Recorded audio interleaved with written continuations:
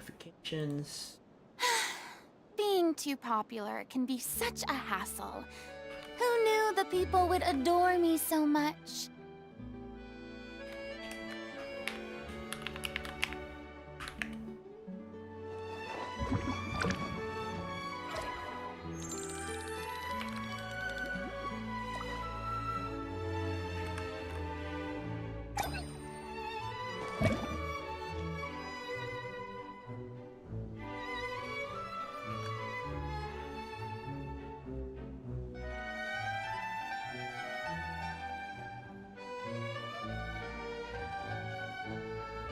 Tea parties are a must for the well-mannered. If you'd like to learn the proper etiquette, I'd be happy to teach you.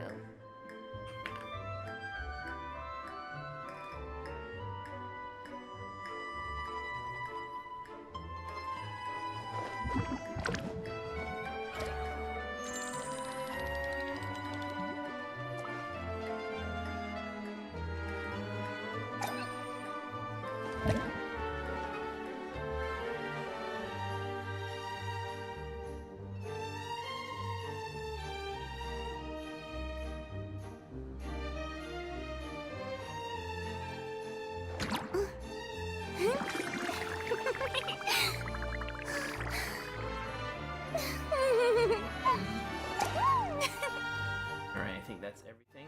Hopefully. I think. So, let's do this. Okay.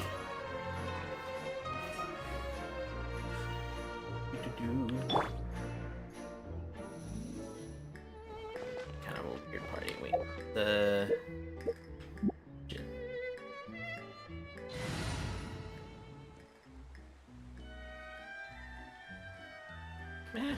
We'll be fine, I guess.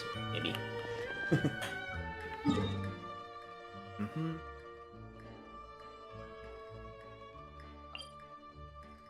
Soloist's Prologue. Okay, so I'm gonna be doing the entire... because I haven't started it at all, so I'm gonna pretty much be doing the entire... Oh boy. You're gonna move! The entire...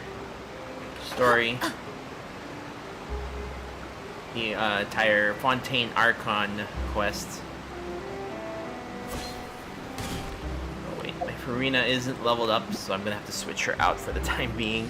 Or switch to a different team, probably. Right now, I don't have any mats for Farina at the moment because I haven't really explored enough of Fontaine. Anyways. Hello there. Excuse me. Are you alright? Huh? I'm fine. Thanks. Oh, okay then. We just noticed that you seem to be worried about something. About many things, actually. But there's nothing I can do but just keep my troubles to myself. I was just reminiscing about a place my brother and I would play when we were kids. It was just atop that hill over there. You're pointing at the sea. Wait, are you saying that you and your brother lived in the water? Either mermaids? No people call the waters around Fontaine a sea. It's actually just an inland lake that's filled with fresh water. And no, I can still see that hill clearly in my memories. Now, it's been completely submerged. He would skip and jump, tossing sand in the wind. The sun shone brightly, and the air was filled with the scent of the sea. But now, the water is gradually swallowing our memories. It won't be long before it swallows us. Sorry. Paimon doesn't really get what you mean. I don't believe we've had the pleasure of meeting. Are you Lynette's new friends? Oh, and you are? Thanks for looking after my sister. She often comes here to reminisce about our childhood, that's all. There's no need for any concern. Allow me to introduce myself. I'm Linny, and this is my sister Lynette. If I had to guess, I'd say you must be travelers from abroad. Nice to meet you. Paimon is Paimon, and this is the Traveler. Fontaine. Hey, Ryle. We were just How's it talking going? with your sister. Even though we didn't really get what she was saying. I see. It's unusual for Lynette to be so willing to talk with anyone. In fact, she seldom speaks at all. I'm usually the only one she ever talks to. Oh, really? Then you two are just like us. Paimon's always the one talking for some reason. Because you always steal all my lines. There's hardly anything left for me to say with you around, Paimon. So that's how you think it is? I also think my brother can be too talkative at times. Seems you were right, Paimon. We are quite similar. So, what did Lynette mean just now when she said that the water is engulfing your memories? And that it won't be long before it engulfs you too? Oh, that. It's from a prophecy that's been circulating in Fontaine for some time now. Well, I suppose prophecy isn't exactly the right word, because that implies a certain amount of uncertainty. There's no doubt about what's happening in Fontaine now. Oh, what's happening? Where to begin?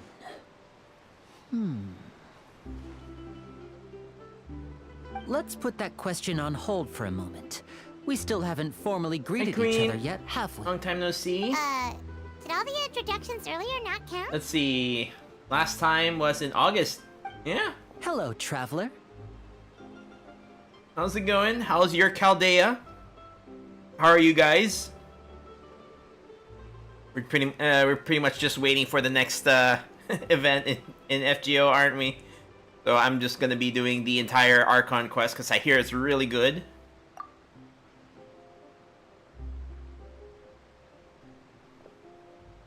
And hello, Paimon. Hey! Why didn't Paimon get a handshake? You're not poking fun at Paimon, are you? Please, don't take offense. Just consider it a sort of etiquette we have here in Fontaine when making new friends. You should remember it. It might prove useful. I don't know. Oh, alright then. Well, Paimon's just happy to have a local friend now. By the way, Artoria, we you were don't just remember? getting ready to go to the I opera mean, house to meet the high kind of get. Archon. I mean, Would you be able to being show us the Castoria, way? Artoria, same, but like you changed your name, so. So you're going to see Lady Farina? No problem at all. In fact, I was planning to go to the opera house later myself. I'll gladly take you once I finish things here. Please follow me.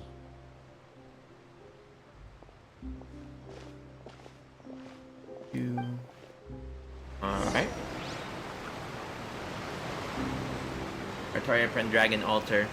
Ah, okay. I remember. But you have to understand, like being an FGO streamer, well, partially an FGO streamer, there are a lot of people in chat with similar names from the franchise, so. You what? said you were going to see Lady Farina? Well, it seems Lady Farina has come to see you. Mm-hmm.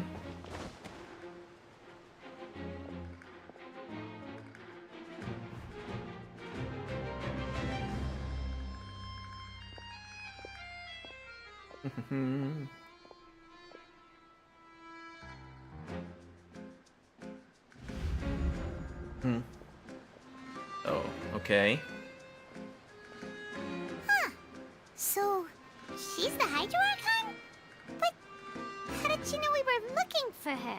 My dear people, rich and poor, those with cup in hand and those with nothing at all, raise your glasses in celebration. If you don't have one, then just raise your hand in lieu.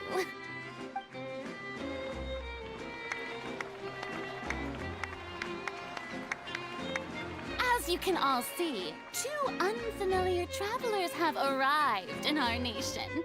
Come, let us make a toast in honor of this traveler and her companion who have journeyed here from distant lands. That's interesting. Is she talking about This is us? very different from where we had to find the Archon, and yet here we go, like right off the bat. I've long heard of the turmoil and chaos you've left in your wake as you visited other nations. But I welcome you nevertheless. No, Turmoil and chaos. I have come to receive Not my fault, you I think. personally. Fear is for insignificant cowards.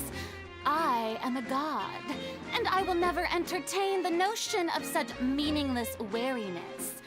You can be rest assured, I see clearly your sincerity. Of course, seeking an audience with me is the most sensible thing to do. It will allow you to truly behold my power and witness my authority. Intelligent people always gather under the correct banner. I, Focalor, hereby welcome you to the nation of Hydro and acknowledge the value and significance of your trip. Now, you may rejoice in this. Finding the Archon was easy enough. Yeah, Paimon still can't believe it. Feels like we've only been here for a few minutes. Technically, I've been here for a few days. I just never went in or talked to Lynette. How should Paimon describe it? A little over the top? Yeah. Miss Hydro Archon? How did you know we were coming? I see. As Outlanders, you inevitably lack even some of the most basic understanding. Don't forget that even the gods can be divided into the mediocre and the excellent. I suppose it's only natural for you to be awestruck by my abilities. You had best stop and consider. Do you really have the noble qualities and etiquette necessary to communicate with a god? All it takes is a flick of my finger for me to know everything about you. Whoa. Talk about sounding high and mighty. Oh? What's with these looks? Perhaps the welcoming ceremony still isn't enough? Is she waiting for us to start talking? Wow, I didn't expect to see Lady Farina here. Wait, does this mean they're the legendary blonde traveler? How did I not notice before? Hey, what's all the commotion? Oh, is that Lady Farina? Of course. That's the blonde traveler. The one all those stories are about. Lady Farina came here to personally see her. Ooh, I've got to see this. Yes, but don't get too excited now. My dear believers and spectators alike tend to get quite rowdy, and despite the noise, I've come to tolerate all their ruckus. You may consider this my reward to all of you.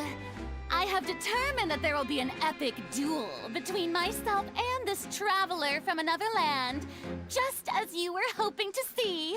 Now she wants to fight? Aren't we getting a little ahead of ourselves? I've got a resume.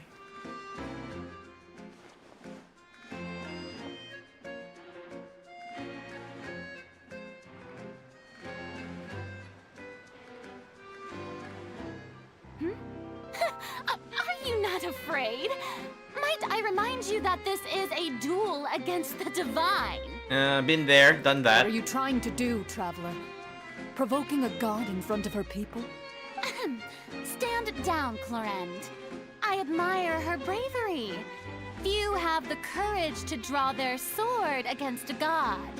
She is obviously a true warrior. Unfortunately, people nowadays only crave to be thrilled. Oh, yeah, she's right. Just a duel. On Araneus, criminals are always requesting duels to defend their honor. They're getting a bit old, to tell the... You see. Then, as the god of justice, Duel in court. All right. Right. This is Fontaine, after all. It's such a grand opera house, it would be a pity not to use it. Why do you care so much about the crowd's reactions? Seems you've spent a little too much time in the opera house. Besides, how exactly do you plan to have a duel in court? You mean you're going to put us on trial? I mean, literally just arrived here. Oh, we have reason to put you on trial. Obvious. According to Fontaine law, no one is permitted to release any flying objects within Fontaine city limits during the first 3 days of each month. You are clearly guilty of violating Wow, this really? law, no? Oh, so that's what they've done wrong. You call that obvious? What kind of law is that? Wait, flying object? You mean Paimon? Precisely! Now, if you two have no objections, then in the name of the Hydro Archon, I order your arrest. My apologies, Lady Farina.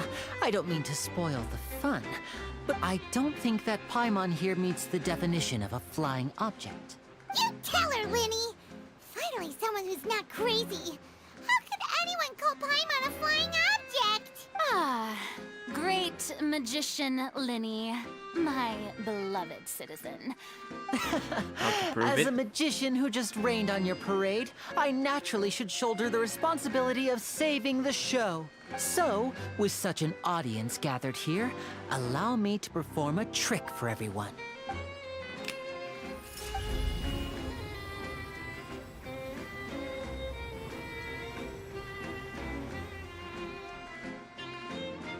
Ta-da! What's that on Paimon's back? Hey, when did Linny do that? And then he patted you on the back.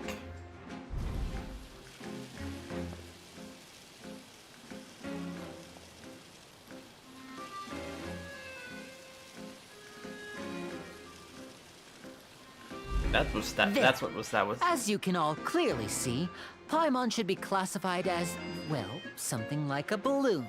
This rope has been in the Traveler's hand all along. It was just that no one could see it before. Huh? You call that mad? Huh? I'm not sure what to think.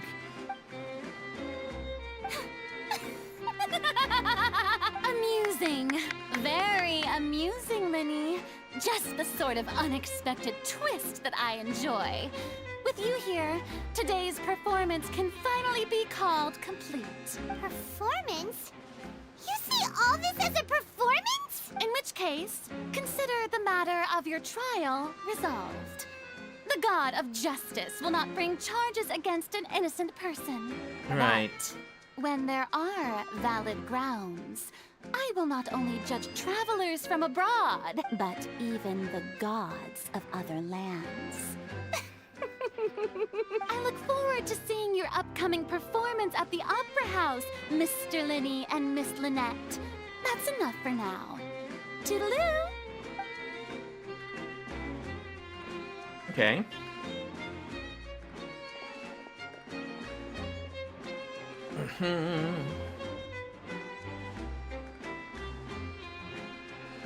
And now just back to everyday lives, I guess. Just like that.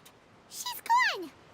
Well, that's the most unpredictable Archon Paimon's ever seen. You never even had a chance to ask her anything.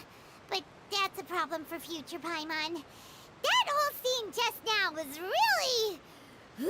Did you know that was gonna happen? Don't mention it. I just happened to remember that there was such a law, so I did a little preparation, just in case. I didn't think it would actually come in handy. So, now do you see what kind of god Lady Farina is?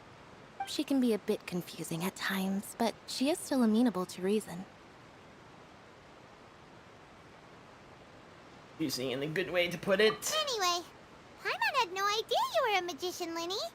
It sounded like you'll be performing at the Opera House, right? I just know a few simple tricks I use to make a living. Lynette is my assistant. It will actually be my first time performing on the most prestigious stage in Fontaine, the Opera House. But isn't the Opera House where criminal trials are held in Fontaine? When there are no public trials being held, the Opera House hosts a variety of other performances. To the people of Fontaine, the line between a trial and a performance can be a little blurred. And speaking of performances, I would be remiss to forego this opportunity gifted by fate. My brother's always excited to make new friends. Oh, sure. We don't really have anything to do now, and we wanted to go to the Opera House anyway. I would be delighted. Splendid. In that case, why don't we go together? Any way I can help? You really mean it? Then I'll take you up on your offer. This is a magical item known as a magic pocket. Perhaps you can help me distribute them to the people here. Okay. Huh? What are they going to use it for? About that... I'm not sure exactly when it began, but a prophecy has been circulating around Fontaine. It says that every person in Fontaine is born with sin. No matter how the nation of justice holds trial after trial, this sin cannot be absolved. Until one day, the water levels in Fontaine will rise, and the sinful people will slowly be drowned. In the end, the people will all be dissolved into the waters, and only the Hydro Archon will remain, weeping on her throne. Only then will the sins of the people of Fontaine be washed away. That sounds pretty gloomy. Yeah. Why are people in Fontaine born with sin? What is that? There are lots of guesses. Some say that the ancestors of Fontaine stole the power of the seas and stirred its wrath. Others say that the people of Fontaine never heeded the first Hydro Archon's warnings and offended Celestia. But here in Fontaine, evidence is what matters. There hasn't been concrete evidence for any of these claims, so they can only be regarded as conjecture. If even the people in Fontaine don't know what sin they committed, wouldn't it be better just to ignore the prophecy completely? Why bother feeling guilty all the time? That's exactly what the people did at first. But in the last few years, the water levels in Fontaine have actually started rising. Many places have already been completely submerged, and now lie beneath the sea. Many people carry on with their lives as before and shrug it off as a natural phenomenon. But my family and I think that the people of Fontaine shouldn't ignore the possibility, which would end up sentencing them to death. We hope that at least the people who reside near the waterfront can move away before it's too late. So, we've started distributing magic pockets to them. As a magical item, these magic pockets have astonishing capacity. I'm sure they will come in handy when people are moving their belongings. Oh, Paimon gets it? Okay. It's like preparing for a rainy day. But Perhaps only absolute power could ever contend with such a catastrophe. Now, if you'd like to help, then please give these magic pockets to anyone nearby. Be sure to convince them to take it, regardless of what they say. I don't know, I feel like that's kind of sketchy, but okay, whatever. Magic pocket, alright, give it to 3 people. Okay. So you're the blonde... Oh, a magic pocket? Thanks.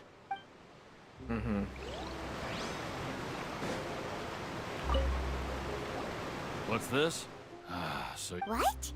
You mean No, I believe in the prophecy. The story said that as time wore on, people desired to live on land and developed blood vessels. So, if you ask me, when the water rises and takes us all, Oh, we hadn't heard that one before. all right, I'll take it. Okay. And the other one is that way.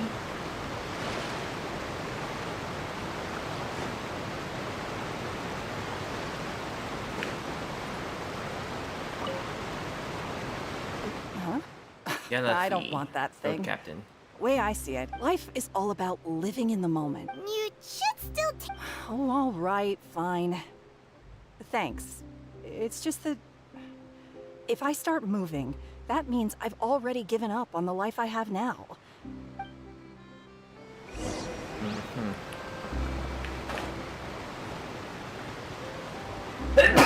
Yeah.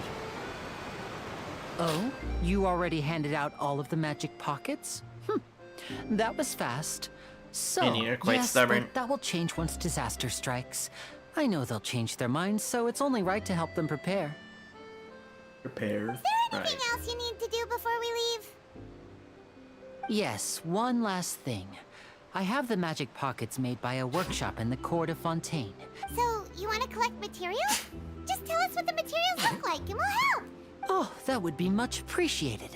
We'll need some Romaritime flowers. I remember seeing them near the waterfront on the east side of the harbor. Okay. Alright. Why not? Let's go. I keep forgetting that they changed how the sprint works. Kinda have to hold it a bit longer. It seems we have to use Hydro to collect Romaritime flowers. Oh.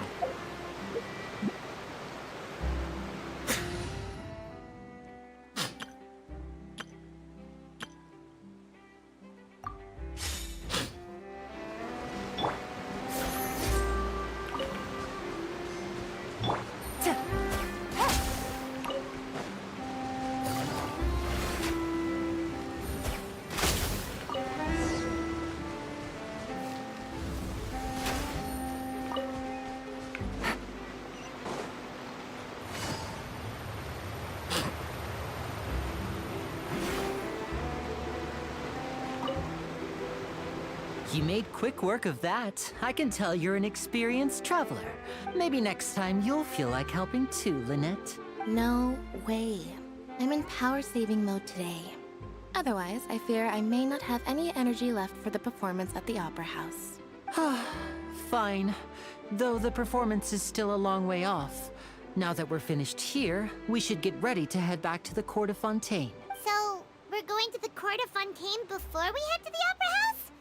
Good. Paimon wants a tour of... Wait, shh. Have you noticed that person over there? The young girl. Okay. Huh? What's wrong? She's obviously a thief. Magicians and thieves practice similar methods. We divert attention, and a distracted audience is one that won't discover what you're really doing. Watch her movements.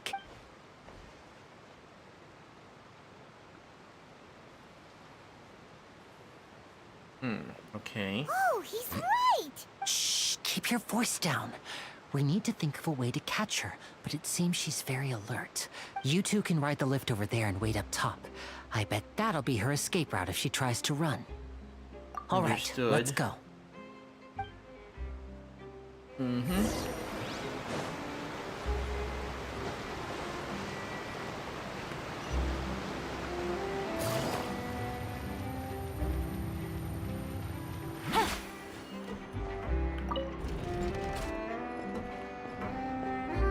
Actually, I should have just probably teleported to the top, because this is a long elevator ride.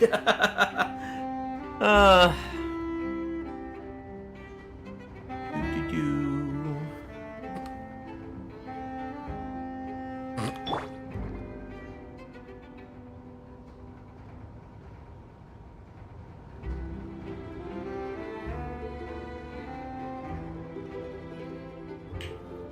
Doo-doo-doo.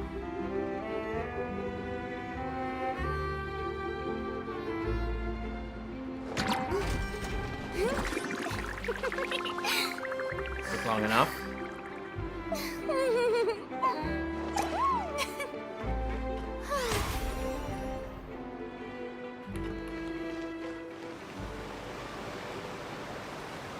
This is the spot where Linny wanted us to wait.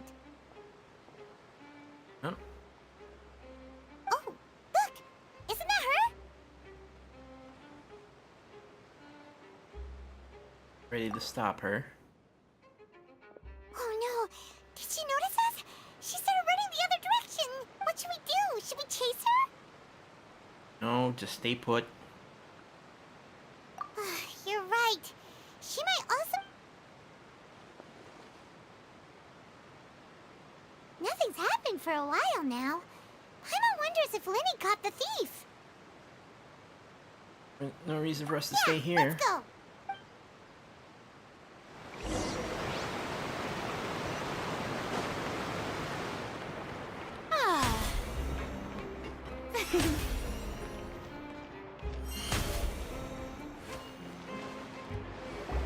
Are you sure that's all she took? You should check to make sure you're not missing anything else. No, that was all. Oh, I can't thank you enough. I didn't notice a thing earlier. Anyway, I should be going now. Oh, were you returning what the thief had stolen? That's right. Pity I wasn't able to catch her. She distracted me by dropping the thing she stole on the ground. By the time I looked back, she was already gone. I saw the general direction she went, but Lenny twisted his ankle, and I needed to make sure he was okay. Oh, did you get hurt, Lenny? I'll be all right. It's just a twisted ankle, that's all. In fact, it's feeling better already. If you want to play at being a hero, at least try not to get hurt doing it. Imagine what would happen if you managed to derail our performance as a result. You're right, you're right. Sorry, Lynette. I have to admit that the thief was even more skilled than I had anticipated. But at least we were able to get the stolen items back, so it wasn't a complete failure. What a slippery little thief. Guess things turned out all right in the end, though. Lenny's initiative paid off. All right, let's put this little detour behind us. Okay.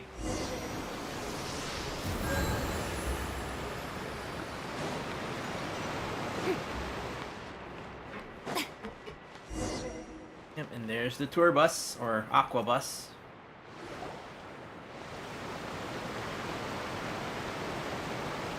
I did take it initially, just to get to the middle, the city in the middle.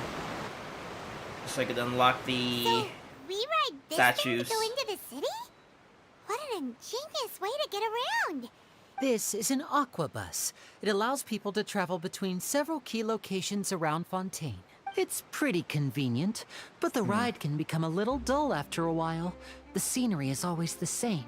So you mean it's still boring even when I'm riding with you? No, that's not what I meant. It's just that, well, you don't really talk that much. Besides, it doesn't really feel like a real trip when it's just the two of us. Whatever. Okay. That's what it's like to be an older brother. It's about time for us to leave. Let's get on board. Okay. Oh.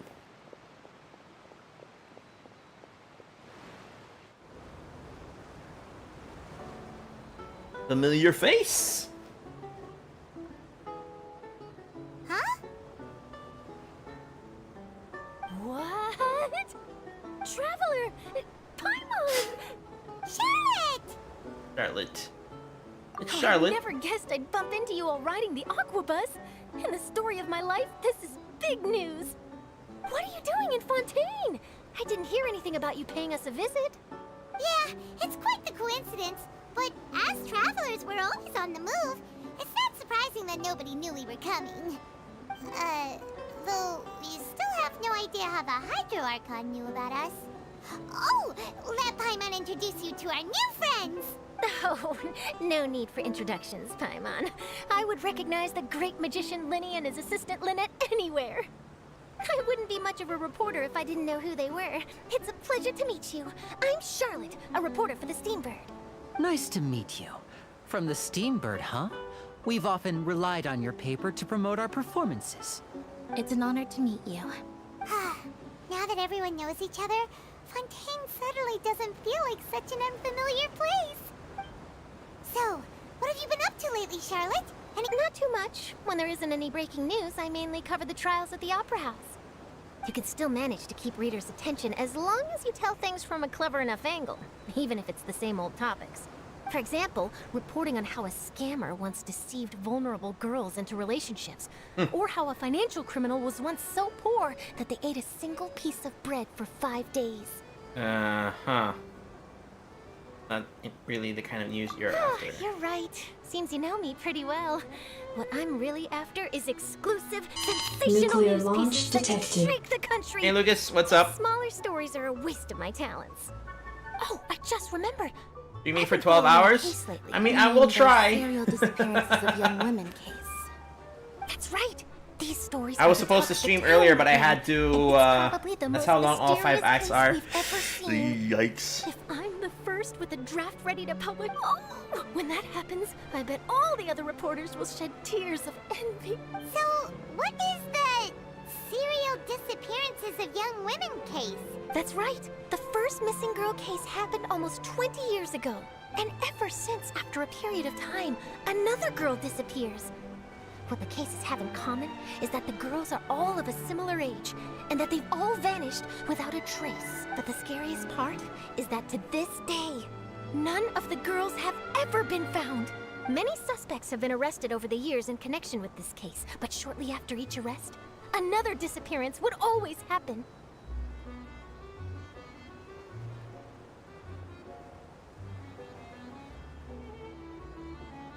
Either copycat criminals? Yes, it's possible. But either way, I believe that every case has some precise truth behind it, waiting to be exposed. Yes, I agree.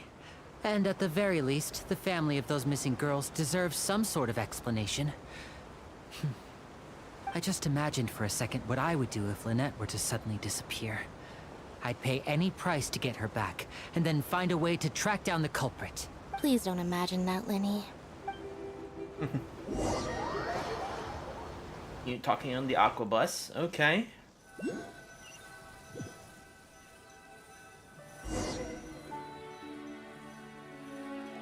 Hey,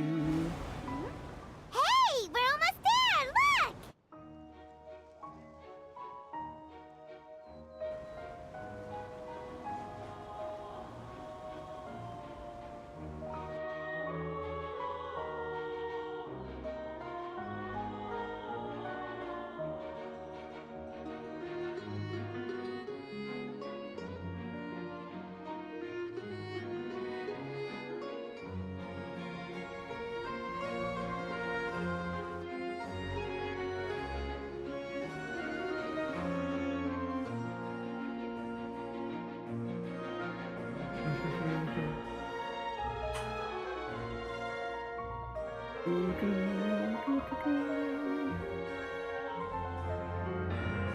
Yeah, if you guys have already gone through the story, no spoilers.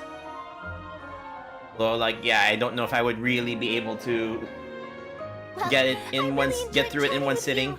Life should be full of pleasant little surprises like this. Yeah, us as well. The ride went by too quickly. Ah, I have an interview to get to. I should get going before I'm... Okay, Hyman hopes we can chat again soon, Charlotte. Bye now. Oh, be sure to stop by and see me at the Steambird when you have time. Got Mule and Arknights finally. Always running around and interviewing everyone. In the stream at least. Okay, If hopefully. you don't mind, how about we stop by my home first? Besides, I still... Sure, we wouldn't mind at all. Alright. Be following them, I guess. Or... Ba-bum.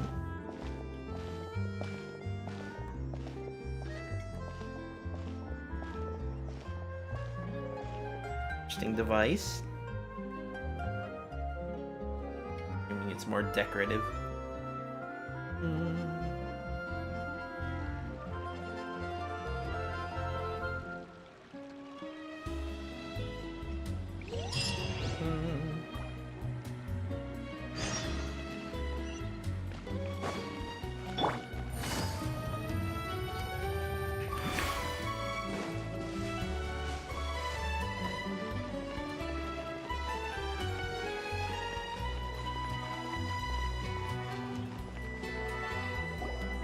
This is our current abode.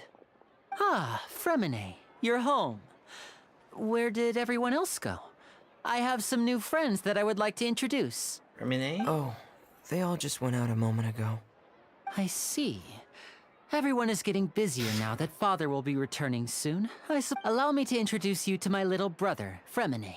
He is a phenomenal diver. Hello. Nice to meet you. Paimon is Paimon, and this is the Traveler. Paimon is You Paimon. sound very proud to have a diver as a brother, Linny. Linny, could you come here for a moment? What is it, Fremine? Do you have something to tell me? Right, you go ahead.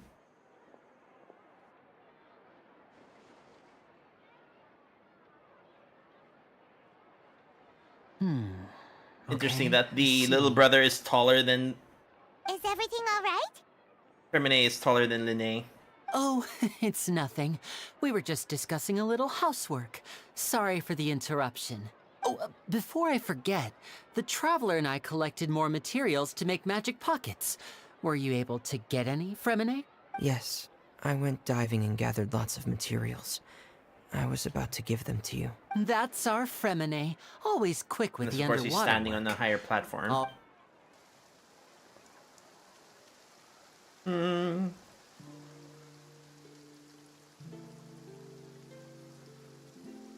Starting to rain.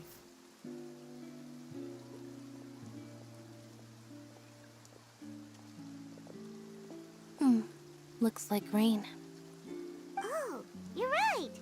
But wasn't it clear and sunny just a moment ago? I'm afraid that's just how it is here. It often rains on days where there are trials being held in the Opera House, but don't worry, it'll clear up soon enough. What's wrong, Fremine? There's a legend about the rain that I tend to believe. It's said that a dragon of water once resided in Fontaine. Though we don't know where the dragon went, every time it weeps, the skies will cloud up and pour out rain. When I was a child, my mother told me that if I wanted to go outside and play, I should yell toward the sky at the top of my lungs. Hydro Dragon! Hydro Dragon! Don't cry! Another one of the elemental dragons. If it's an elemental dragon, then having the power to make it rain wouldn't be very unusual. Let Paimon try something. Hydro Dragon, don't cry!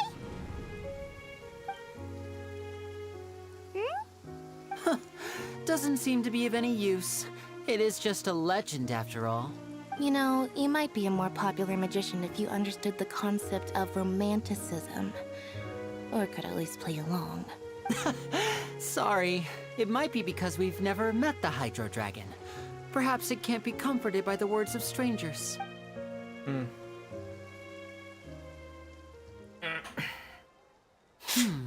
It rained for longer than I suspected. Was there something you needed to do? Yeah, some preparations for the show at the Opera House. I need to find a way to catch the last aqua bus of the day. On the day of the performance, just ride the aqua bus to the island of Araneus. I'll have Lynette meet you at the fountain in front of the Opera House. Yeah, the performance. Are you leaving now? What is it, Fremine? I'm in a hurry. Oh, I get it. You feel nervous delivering the materials for the mat. Perhaps we could trouble the Traveler to help us take these materials to the Beaumont workshop and deliver them to the owner there? I'm afraid that Fremine can be quite introverted, and the boss there tends to be pretty talkative. Fremine has always been a little afraid of her. No trouble at all. Don't worry. Sorry for We're the on the inconvenience. I'm quite useless when it comes to such tasks. I'll think of a way to make it up to you. Oh, no need. Yep, this will be a walk in the park. Our usual, usual daily tasks of helping newly met strangers. Take it easy.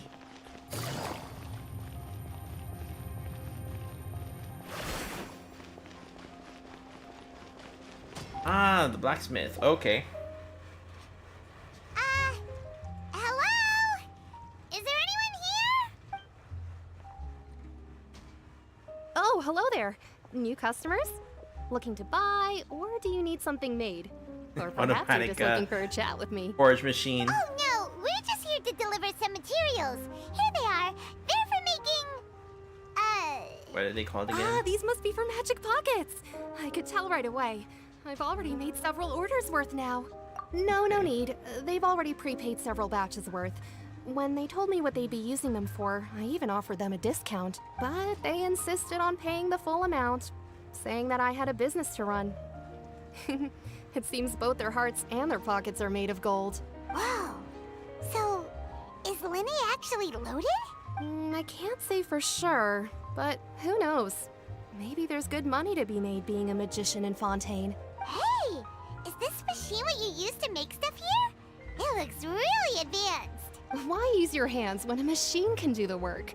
It would be a waste not to use the latest technology. And wasting is a kind of crime. But where does from? Well, it's a little complicated.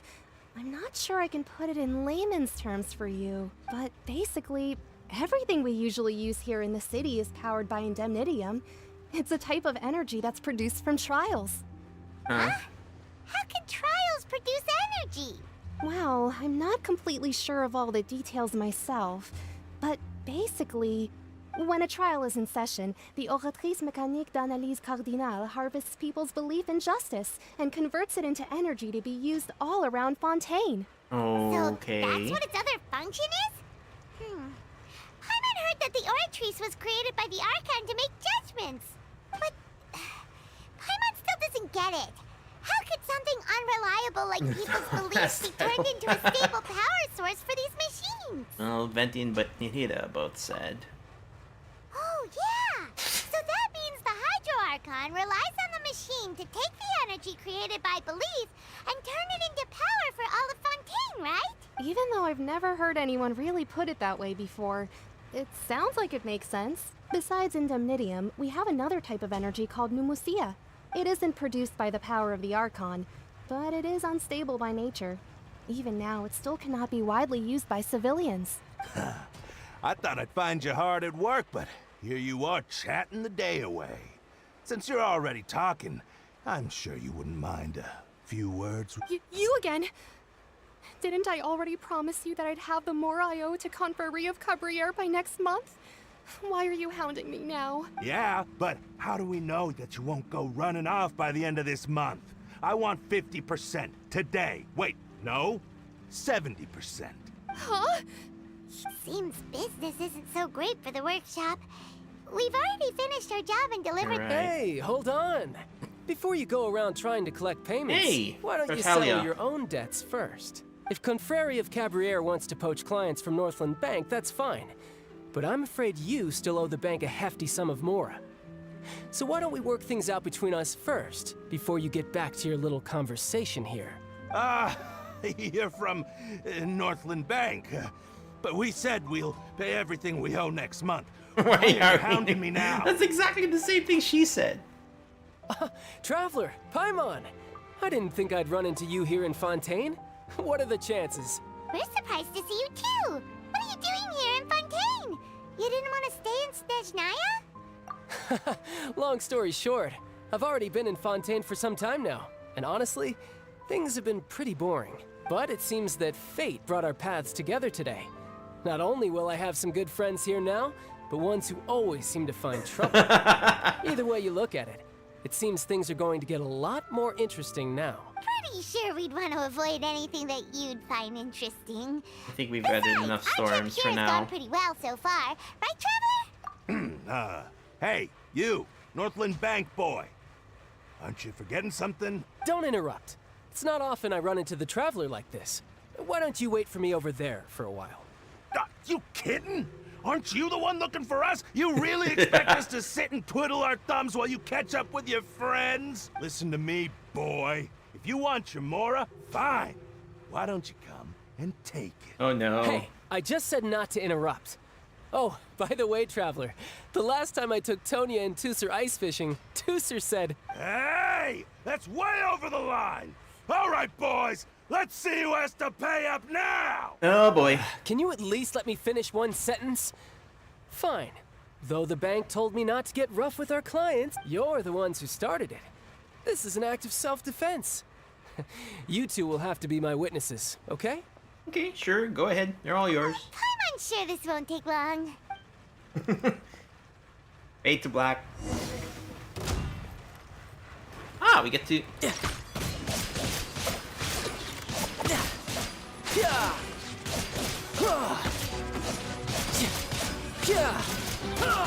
Brace yourself. This is gonna hurt. Yep.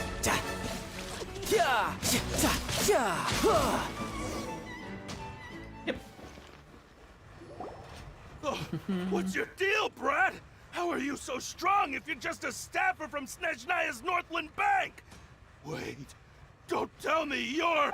Oh, now you notice. It's a little late, don't you think? Just make sure you understand that you don't mess with Northland Bank. Got it?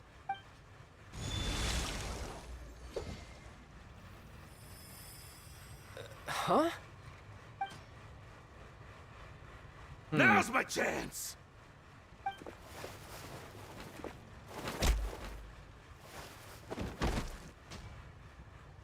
Huh. That was weird.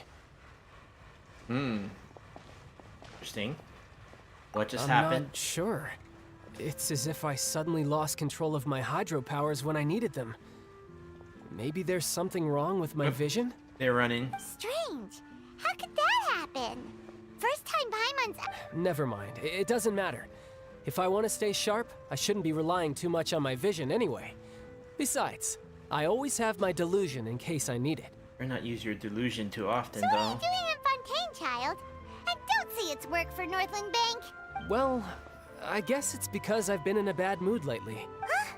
What kind of reason is that? Wait, since when do you feel down about anything? I don't know. Maybe I still have a lot to learn about myself. But recently, there seems to be some sort of restless power stirring inside of me. And I don't know why, but every now and then I feel like I'm in a terrible mood. Maybe you losing control of your vision just now is connected with that power you're feeling inside. That is a possibility.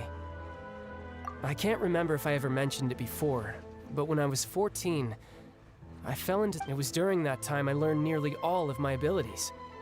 The one who took me under her wing and taught me was named Skirk. She was always quiet and very mysterious. Nobody knew where she came from or what she had been through, and she was always very strict when teaching me combat techniques. One time, I asked her why she was willing to take me on as an apprentice. From what I could make of her answer, it was because I had awakened it, and traces of it remained on me. But what is it? She never explained that, but my guess is that it's related to a dream I saw when I had just fallen into that abyss. Which In my is? dream, I was in the deepest depths of the sea, and the boundless seabed was all around me. But in front of me appeared a whale that was so massive, I felt like I couldn't breathe. A whale? Oh, that sounds familiar! When we fought against you before, you summoned a huge whale that seemed to leap at us. Is that the one? That's just an abstract form of a whale that I create using my elemental powers. It takes that shape because the scene I dreamt of the whale has always been stuck in my mind. I'll never forget it. So you used the Interesting. whale as inspiration for one of your moves? Huh. Seems a little... So why don't you just go ask your master? Maybe... You make it sound so easy. Ever since the incident I experienced there, I've never stopped searching for Master Skirk and that unknown abyss. But it's been years now, and I've still found nothing. Oh, it sounds like some kind of ghost story. Yeah, I'm out of leads at this point, but there's nothing more I can do. It seems that strange encounters in this world tend to be elusive like that. Oh, seems the time really flies when I'm talking with you. I just remembered I have somewhere else I need to be. What? More work for the Northland Bank? And no, it's more of a personal appointment. Lately, I've been sparring with some of Fontaine's official champion duelists whenever I'm feeling bored. Official champion duelist? Yep, in Fontaine, before a criminal goes to court, they're given one chance to defend their honor by requesting a duel with an official champion duelist. The Okay. champion duelists are all powerful fighters selected from among the nation's best. And the duel itself is a no-holds-barred fight with no specified stopping point. So engaging in such a duel is regarded as a symbol of defending your honor. If a criminal manages to win the duel, they'll be acquitted. But if they Sad lose, trial. and the worst-case scenario is that you're simply killed in the duel. Though it's rumored that Fontaine has a death penalty, from what I can tell, no one has ever been officially sentenced to death. So really, the only people who opt to duel are those who have suffered a grave injustice in being accused, or those who greatly value their honor. Otherwise, why gamble with your life? So, do many people actually get out of their trials by winning the duel? Apparently, it's exceedingly rare for anyone to actually win. Fontaine probably enacted this system as a way to show that the nation respects the honor of its citizens. Besides, none of the champion duelists are to be trifled with, which is exactly why I was itching to face them as soon as I got to Fontaine. Apparently, the one I'm meeting today, Clorend, is the strongest of the champion duelists. Ooh. I had been asking her for some time before she finally agreed to face me today. Well, that's Child for ya. Paimon feels like we heard that name somewhere before. When we met the Hydro Archon. Before I forget. Hey, Final. How's it I want you going? to have this. How's your stream? Hope it's going well. Huh? Your vision? You're seriously just giving it away? I'm just worried that it could become uncontrollable again. I'd be pretty upset if it got in the way of my duel. So, I think I'll be better off without it for now. Besides, I just need you to hold on to it for a short while. I'll come retrieve it when I have some time later. Paimon knows what you're up to. You just want an excuse to come talk to us again, don't you? Whatever gave you that idea? I'll be in touch later. Well, good luck with your fight, child. That sneaky guy. He said he's been feeling down lately, but he seemed the same as ever to Paimon. Well, since we don't have much to do for now, we might as well walk around and see the city before Lenny's performance. Yes, but I think I'll just go straight.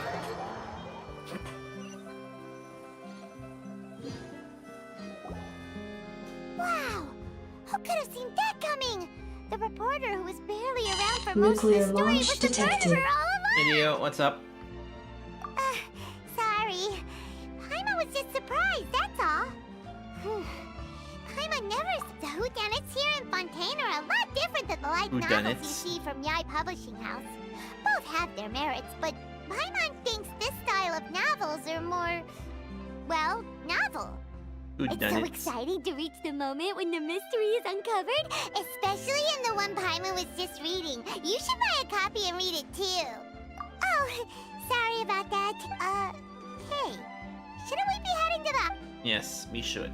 Lenny said that the Opera House is on Aranias, so let's go ride the Aqua Bus!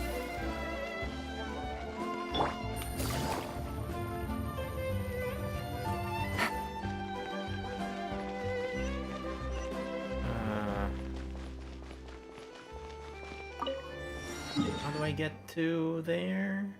I've already taken the Aqua Bus, so let's use this. Yeah, I pretty much only like the only exploring I've done is basically just ride the Aqua Bus, and that's it.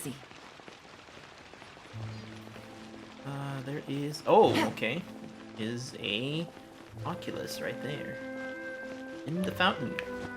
Don't mind if I do.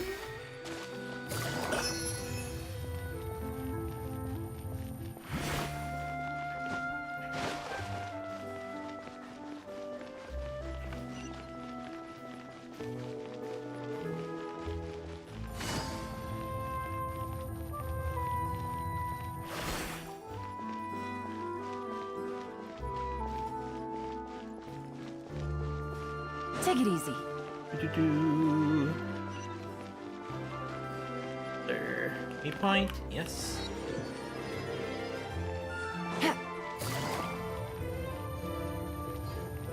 Oh wait. I just noticed. Yeah, there's the waypoint right there. Fancy!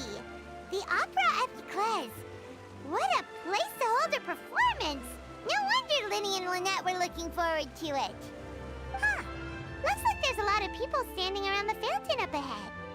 Oh, Archon, please bless us with a bright and healthy child. We pray. I don't know why you always feel the need to ask so much. I'll be happy as long as our child is healthy and lives a peaceful life. I guess if they're our kid, then there's no doubt they'll turn out smart. Maybe this is one of the customs in Fontaine. Vache. Huh? What's wrong? Vache. Vache. Say something? No, Paimon didn't say anything. Are you hearing things? Yes. Welcome to the Fountain of Lucine. All the water flowing through Fontaine converges here. It's customary for newlyweds to come here and wish for children. Lynette! You scared Paimon! Lenny asked me to wait here for you, remember? Right. Need to hear a faint voice. What do just you now. mean? There are a lot of people here right now. Voice was coming from the fountain. Hey, you're not trying to scare Paimon, are you? I see. In fact, you might not be imagining things at all.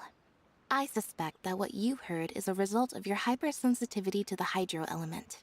It's because of her sensitivity to the hydro element? But what would hearing a voice have to do with elemental power? When do you cry, Paimon? Wait, what? What does that have to do with anything? Just answer me. When do you cry? When Paimon's really sad? Oh, and when Paimon's super happy. Oh, and also when Paimon's really, really scared. Then you should understand that tears contain your most intense emotions. Like I just mentioned, the Fountain of Lucine is where all the flowing water in Fontaine converges. Even the tears that fall to the ground will eventually gather here. So maybe what you heard was the intense emotion coming from someone's tears. That's an interesting explanation. Not sure whether I buy it though. So, what did the voice say? Calling someone's name. If you were hearing their emotions, then Paimon wonders what happened to them. Rather than worrying about them, we should worry about my brother first. If it was the Trailblazer, there would have been an option about Gacha luck. Don't let that calm look of his fool you. He tends to get pretty nervous just before a performance. So chatting with Linny might help him relax a little before he goes on stage. Oh, right. That makes sense. Go. But first,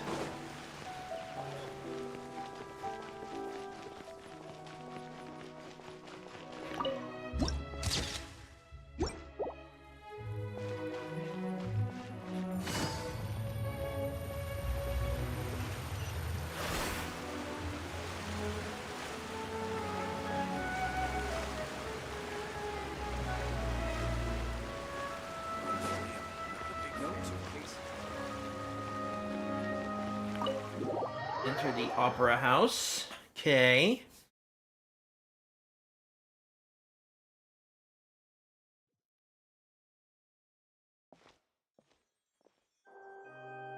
There's Linny. Ah, Traveler and Paimon. Good to see you. I knew you two would come.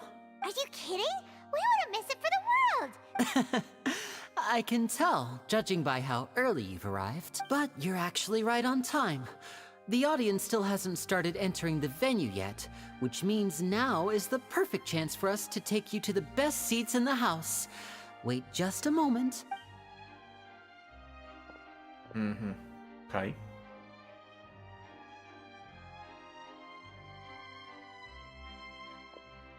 The Opera House has assigned seating, so you always have to make reservations. I've already reserved your seats at...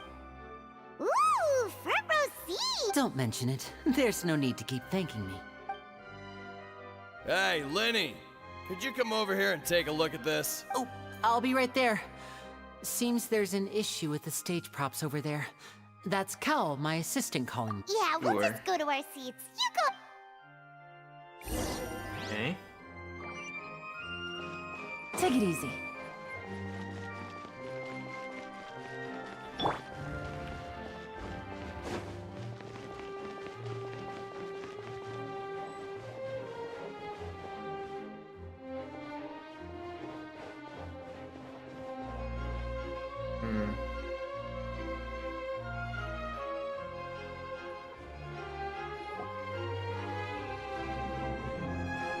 Some theaters has at least 2 empty seats, always reserved for ghosts.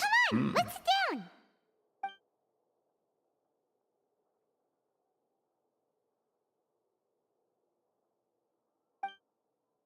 Oh. Hey,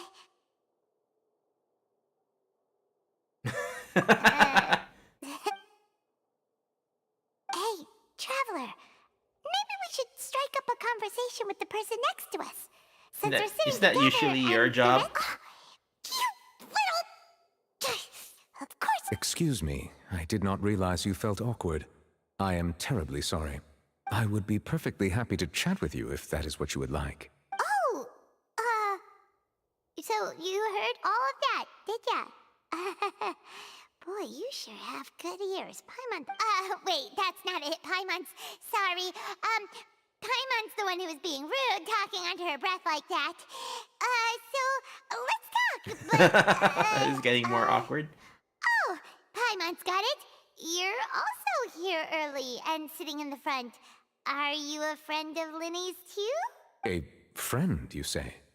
Well, if Mr. Linney would like to be my friend, I would be more than happy to reciprocate. Oh, so you're not friends with Linny, then. Oh, this is getting awkward. Nice to meet you. Paimon is Paimon, and this is the Traveler. We just arrived in Fontaine. Paimon is Paimon. It is an honor to meet you two. I have heard of your deeds across Tevat.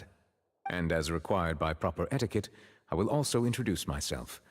I am... Oh, Monsieur Nervillet. What an honor it is to have you Nervillet. here to see my show. Ah, Mr. Linney. I should say it is in fact an honor for me to see your performance in person. Wait, Nervillet? Could he be... I saw you all chatting just now, but it seems you still don't know who Monsieur Nervillet is. Nervillet. Allow me to introduce you to Fontaine's Chief Justice. That seat is always reserved for him.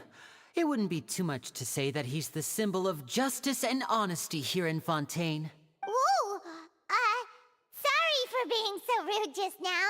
No offense taken. Being Chief Justice is merely what I do for work. Nearly every 90% person of has their people usual mispronounce reserved his seat, name. so I'm not so special, really.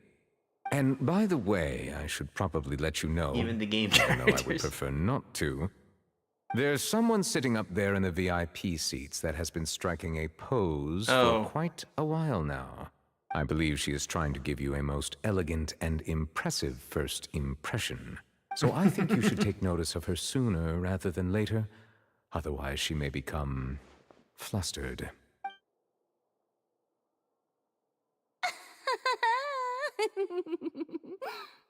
Huh? It's Oh, new. it's Farina, the Hydro New. Archon. Huh. She sure has a smug and satisfied look on her face. Guess she has no idea that you saw right through her act. Very good. That is for the best. No need to pay her any more attention. We may now enjoy the show. Huh? So is this what things are like between the Chief Justice and the Hydro Archon? All right, please wait just a moment longer. I've pretty much finished my preparations, and the Movie. performance will start as soon as the audience has made their way to their seats. Yay! The show's finally about to start! Paimon can hardly wait!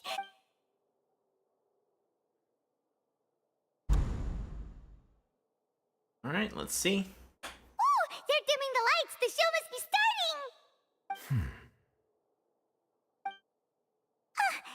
Sorry. Paimon will try to stay quiet. Welcome, one and all, to the Opera Epiclese. I am the star of today's show, Linny. That's a And big over here is my stage. sister, Lynette, who will be working as my wonderful assistant. Please, let's give her a warm welcome. Right. Hello, everyone. I know she may seem to be a little sleepy right now, but that's just a sign that she's nervous. Whatever.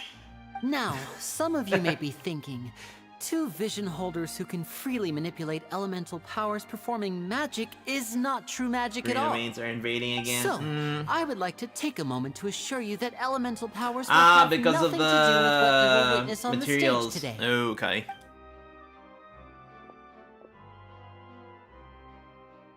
Both Lynette and myself have removed our visions for the show. That way, even the gods won't be able to help us. Oh, good point. That's what makes the show real magic. Now, without further ado, let the show begin. Lynette will now exit the stage to make some preparations. I know you might miss her, but don't worry. She'll be coming right back on stage momentarily. Perhaps in an unexpected way. I'm sure she'll be stealing the spotlight soon enough. Oh, and before I forget, there's one more thing I should say. You never know what can happen in the blink of an eye. Okay. A magician's greatest skill is making things disappear or appear. The possibilities are endless.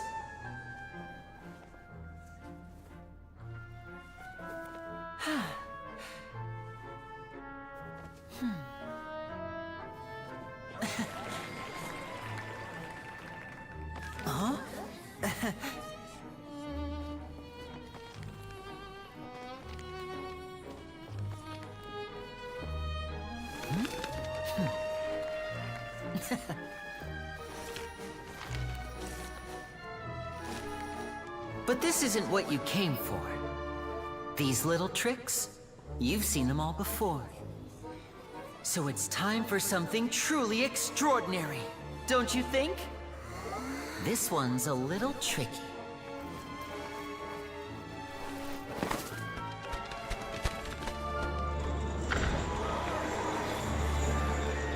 Using this water tank, I shall make my sister vanish completely, right before your very eyes.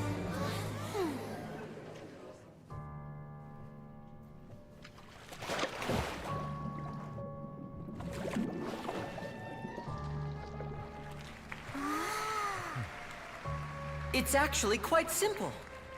She'll just turn into air bubbles and float right out of the top.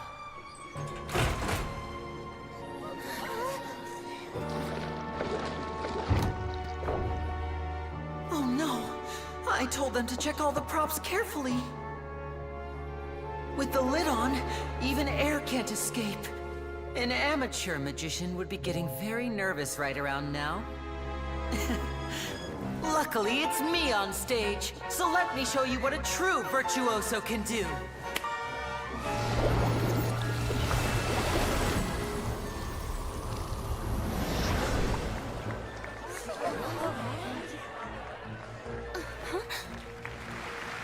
Lynette, are you still there?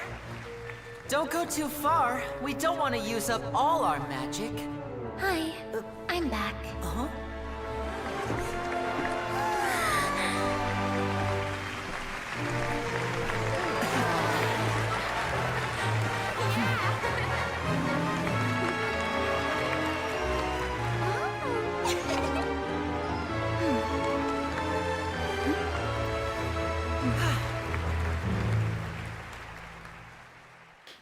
Nice, okay.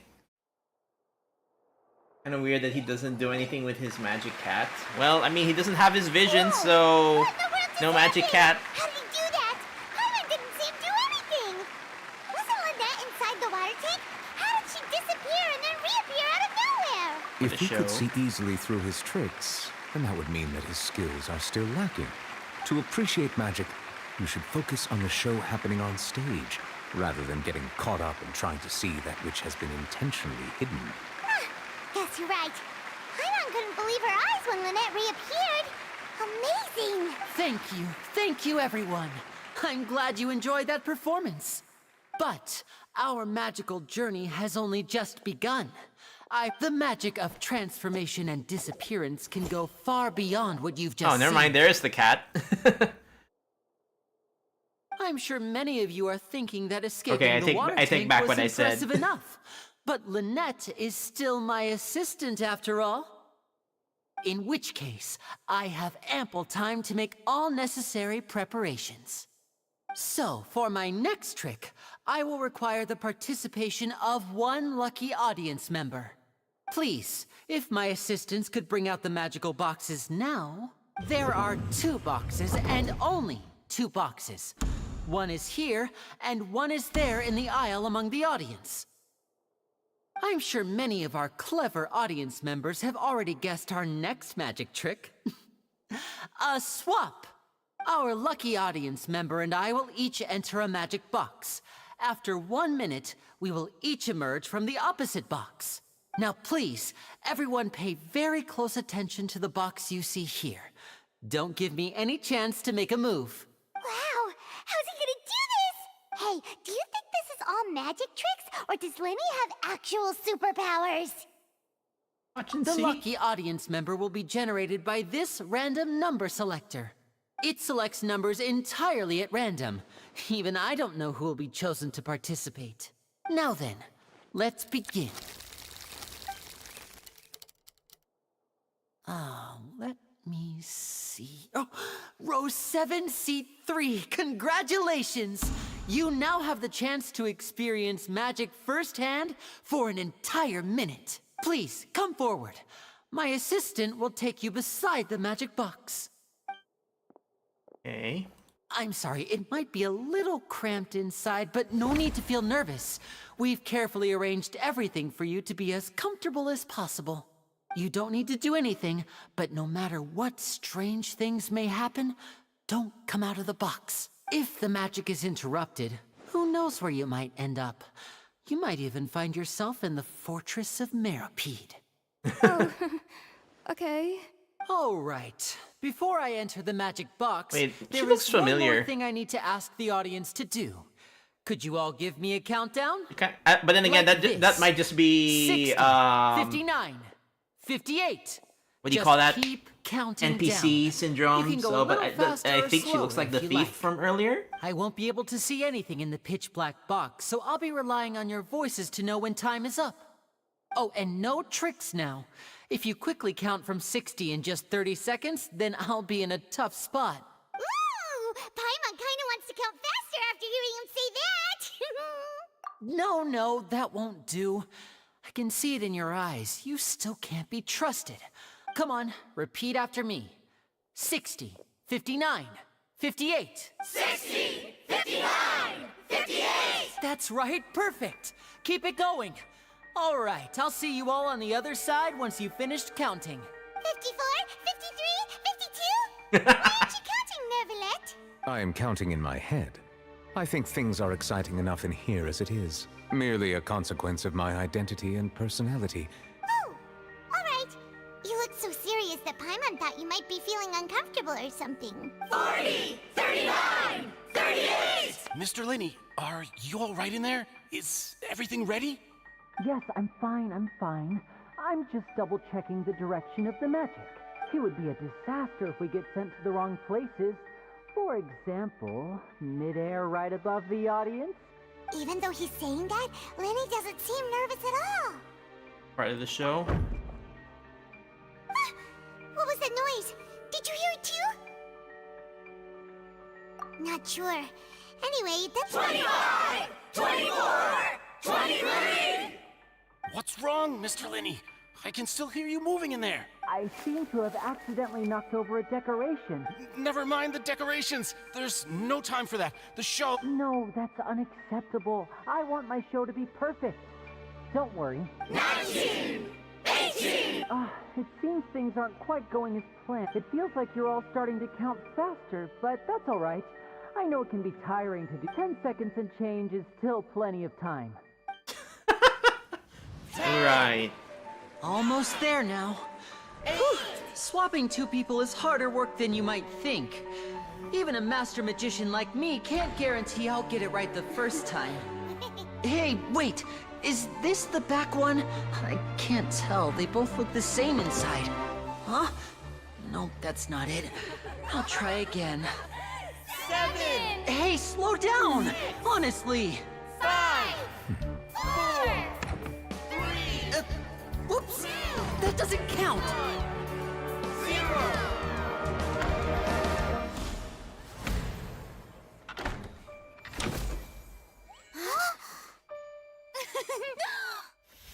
Ta-da!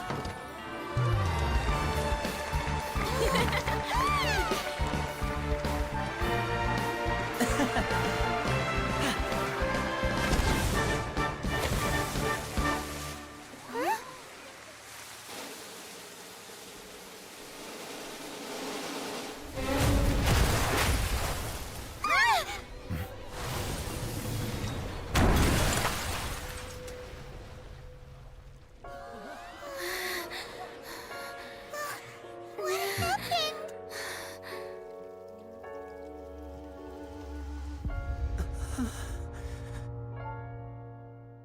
Surprise! Oh boy. Huh? Is this part of the show? Mr. Linney, you're going to use magic to fix... What happened? Oh no. Maybe this isn't part of the show. The girl was still in that box, right?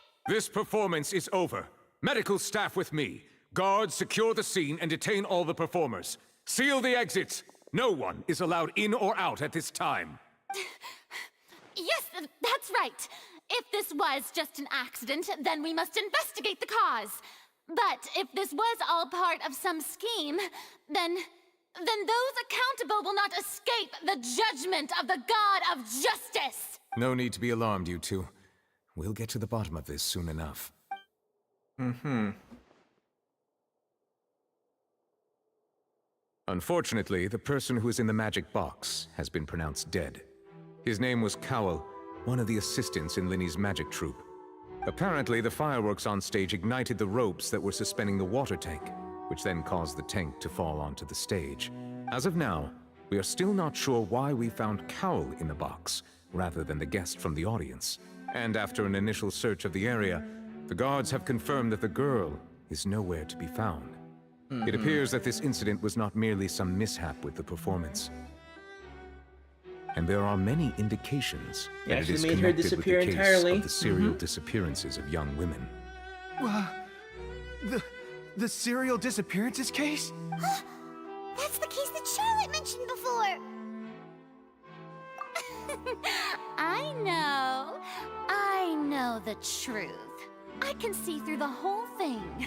Really, using such a shallow and obvious mystery as his finale, I say that our powerful magician, Mr. Linny, is now the prime suspect for the serial disappearances case. Huh? Why me? This whole thing was an accident. No, this all occurred during your magic show, did it not? The missing girl disappeared after being chosen, did she not? The deceased is one of your assistants, is he not? Now that I think about it, that whole speech about magicians making things disappear was nothing more than a provocation, a bald-faced challenge. That can't be right. How can Linny do this? He was in the box on the stage the entire time. We can even hear his voice. Besides, before the show, he told us they would like to catch the criminal behind the disappearances. He couldn't possibly mean catching himself. Save discussion for a later time, please. Lady Farina, may I assume that your comments just now constitute an accusation against Mr. Linny and his associates, and that you are pressing charges? I just think that I think it might be a little early to talk about formally pressing charges. But what Lady Farina said just now makes perfect sense. A kidnapping and murder carried out under the cover of a magic show. I mean, of course, my dear people. But what excites me even more than the obvious truth before our eyes is the opponent I'll be facing. That's right. I mean you, Traveler. You'll support Linny, won't you? After all, he was the one who helped you the first time we met. Fontaine's story is so good. No That's what I've heard. You know, the Traveler and I already had a duel the first time we met. But with Linny's help, our little duel ended in a draw. But draws really are the most boring possible outcome. So, no more draws. Between the two of us, there must be a clear winner and loser. And what better place to hold such a riveting showdown and decide the true Is that the victor first Archon than quest? here? Yep, I'm starting from the very beginning. It wasn't a draw. She obviously lost last time. I understand. Charges have now been pressed, and as such, a trial is in order. Well, Traveler, seems Lady Farina has set you in her sights. But putting her dramatic rhetoric aside for a moment, are you willing to act as Mr. Linny's attorney and defend him in this case? I am, but I don't think I'm qualified. Very well. The trial will be held a day from now in the Opera House. Both sides may investigate the scene to build their cases and search for the truth. Linny and his troupe are all potential suspects and shall remain within the Opera House. The audience may begin to leave in an orderly fashion once they have been cleared by the guards. A day isn't that long. Kind of trial makes Let's see random what outsider kind a of lawyer. case this big shot outlander can build in such a short amount of time. I'm really quite looking forward to hearing. Well, I mean, this is your typical whodunit. You rolled for Farina, so did I. Sorry about everything that happened just now. Of course! Who wouldn't be scared after witnessing an accident like that? Yeah, I'm a little shaken up myself. Wow. I know you already claimed that you would defend me, but now it's just us talking. Tell me, Do you think I could possibly be the murderer? No. Good to hear. Thank you so much for trusting me. Archon of Justice, by the way. I'm sure everyone sees me as the biggest suspect at this point. But if you ask me, the whole thing is mysteries layered upon mysteries, such that all that's left is confusion. I don't know whether what happened there on the stage was purely an accident or not. And I don't know why poor Cal was in the box. As for how that girl chosen from the audience could suddenly disappear, I'm afraid I don't have any answers either. C5, If C6 someone on rerun? tampered I with mean, my good luck. performance, then even a But skilled for and me, knowledgeable I'm magician good. like myself couldn't pull all that Just off in gonna just 1 save minute. for the next character. Very Which is strange. precisely why we need to investigate. As this book says, the impossible could not have happened. Whatever happened must have been that which is possible. Yep. Where did you get the glasses? Paimon bought them when we were reading at the bookshop in the city earlier. Pretty cool, huh? That's pretty much a rephrasing of one of Sherlock's favorite lines, I guess. I think they look cute on you, Paimon. You have good taste, Lynette. That's the right attitude. But with the guards watching our every move, it's going to be especially difficult. Good thing you agreed to be our attorneys. Yes, thank you so much. I'm used to this sort of thing. Just leave it to us. Oh, since we're going to start investigating, Paimon has a question first. Where did Lynette go during the performance? Ah, well, I'm afraid that would involve some of our essential trade secrets as magicians. You can't use that The as a secrets reason. behind our magic are past saving, Linny. Yeah, exactly. I suppose you're right. The truth behind our tricks is going to be important evidence that will be weighted during the trial. Could have been Poirot instead of Tis Sherlock truly a Holmes. pity. As a magician, our magic show is a work of art. Actually, you know, We've poured now that you mention countless that, I hours forget and who spared was no the effort in original. perfecting it. But if But revealing our I secrets will remember help you Poirot uncover the also truth saying that, behind but what I'm more familiar happened, with then Sherlock. it will be but well worth it. Mercure Poirot. We That's- should go that's, somewhere else if we're going to discuss our magic tricks. That was my We'll go speak with the grandma's guards, favorite and in the meantime, detective you can go story investigate to the like stage read or and the watch. seating areas. Alright, let's go have a look while the investigation teams are still here. Detective Paimon is on the case. Or at least I remember we were always watching it when we were at my grandma's house. Hello, officer. How's the investigation going? I see. You must be the traveler that Lady Farina mentioned. Listen, I'll be perfectly honest with you. I'd avoid getting mixed up in this whirlpool of a mess if I were you. Huh? What do you mean? Come with me and you'll see. All The right. deceased is one of Linny's assistants, named Cal. Even though he hadn't joined the troupe long, he was hardworking and everyone generally liked him. The assistants are usually in charge of setting up and inspecting the props, as well as assisting with the show and keeping the crowd engaged. As you probably saw when you were in the audience, the water tank suddenly fell and smashed the box with Cowl inside it. It was Cowl inside. This is the real mystery. We've already searched the scene and were unable to find any traces of the girl. However, if you look carefully, the box was positioned directly under the water tank. The ropes holding the tank were then burned by the pyrotechnics on stage, causing them to snap. All these factors lining up so perfectly makes it hard to see this as a mere accident. If anything, the more logical explanation is that the whole incident was intentionally planned, and Linny is the most likely person to have access to all these areas. But he doesn't have a motive. Are you both good friends of his? Well, you can't say we're good friends, but we've known each other for a little while. So in just a short time, he was not only able to win your trust, but even convince you to act as his attorneys. I know there's no such thing as magic. The real trick of a magician is holding the audience in the palm of their hand. I've seen a lot of cases, and I can tell you that people are the least reliable kind of evidence. Not always Sorry, true. I tend to be pretty straightforward. Anyway, you may investigate the scene of the crime yourselves if you're curious. Oh, what's this? Can you use the case record to confirm your current evidence? Okay.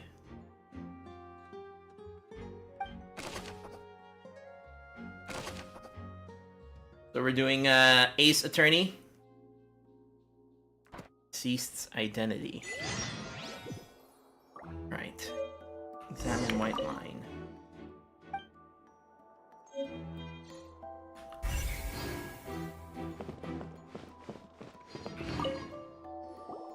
So this is the rope that broke and caused the water tank to fall. The rope looks pretty durable. How can it be burned through so quickly by fireworks? Or like budget LA Noir. Why are you suddenly so serious, Traveler?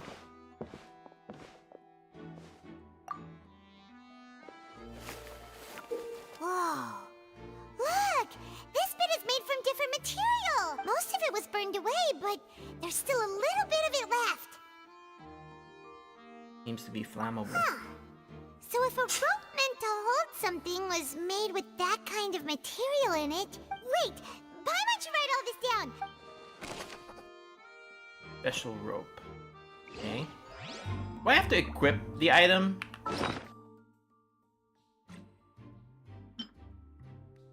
Oh, right. Or it's just...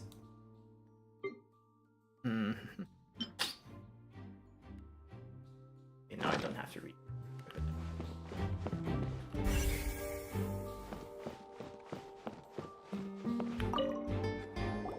Hello there! What... Oh, this location has also been cordoned off because the Magic Troop members are currently considered prime suspects. The seats were all booked in advance, so we were able to deduce the missing woman's identity by checking the guest list. Could you tell us who she Sure. is? It's not like this is confidential information. We will publish it later anyway when we petition the public to help us find the missing person. Her name is Halsey. She's a painter from Fontaine who's made a bit of a name for herself. Apparently, she wasn't a regular at the Opera House, but she'd been feeling some pressure with her work lately, which made her decide to come see the magic show. The Magic Troop members all claim not to know her. We have looked into her social connections. It seems that she has no personal grievances or conflicts of interest with the suspects. Simply put, she wasn't related to the Magic Troop at all, which matches the features of the previous serial disappearances. Were the victims of previous cases also chosen at random? That's how it seems to us, in any case. Apart from the fact that they were all young women of around the same age range, there really weren't any other connections between them. Okay then. Thanks for letting us No need know. to be so formal. If you do happen to see the missing girl, please be sure to contact us. It is of utmost importance that we get to the bottom of these disappearances.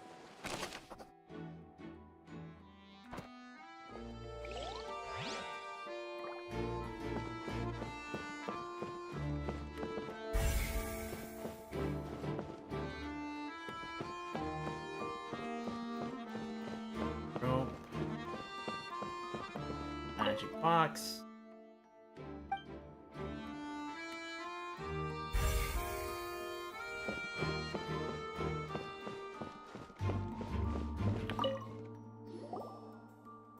The investigation team has some new findings. Turns out there's an issue with the random number selector after all. See, I told you. What if the machine picked some big guy's seat? You think the murderer would have still made his move then? Sorry to interrupt, but we're helping Linny and Lynette with their side of the investigation. What were You're trying to help them? Linny used the machine to pick a random member of the audience during his performance, right? Well, we thought there might be a serious problem with the machine, so we... It turns out that the seat number it picked wasn't random at all. The machine picks that same number every time. I'm sure you already know that you have to make a reservation in advance to get a seat. In other words, Linny knew who would be sitting where from the very beginning. That much checks out. Linny reserved our seats for us too. Let you see why I was saying it'd be tough to make a case for Linny. Thanks. Even though it's... Okay.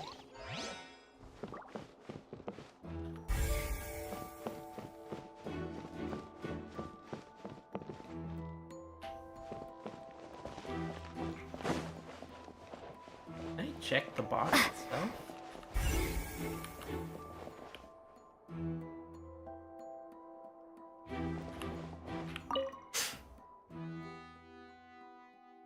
Used in magic shows.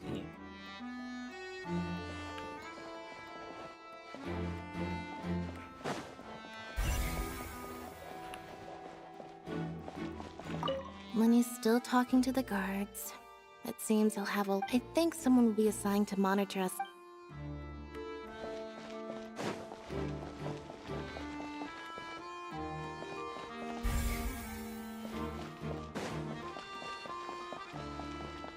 Is there a way to go upstairs? Whoever the murderer was, this rope was obviously tampered with. People needed to register and reserve a seat for the show. That, combined with this number Go selector, outside the doors. could Okay. allow you to pick a young lady instead of some old fogey. Why would it be him? How strange. Gosh, no wonder the serial disappearances never got solved.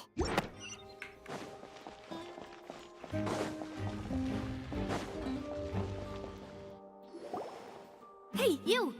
Yes, both of you! Over here! Oh, okay. Huh? You mean us? That's right. If I'm not mistaken, you're also among those who wish to cut down the thorns and pursue the truth. No? Well, you're right on the more about that one, but who are you? From mediating disputes and providing protection to solving conundrums, you name it, Spina di Rosula does it. And I, Navia, have the honor Navia. of being its renowned president. Though those Okay. who play by our rules call me boss. Boss. I'm Silver, her attendant. Pleased to meet you. And I'm Melus. Demoiselle's various daily needs and affairs are under my purview. Huh? Boss? Demoiselle? What gives with the names? Well, I am the second generation president. Malus and the others are still used to my previous title. My apologies, Demoiselle. Should you prefer, boss, I will endeavor to use that instead. No, no need. One second, don't I'm have just to gonna use call the me toilet chat. Just Hopefully, I Navia won't have is to pick fine. a dialogue choice. Okay, if you say so. Not that we're members of Spina di Rosula anyway. All merely trifling details. Never mind. Now, back to the situation at hand.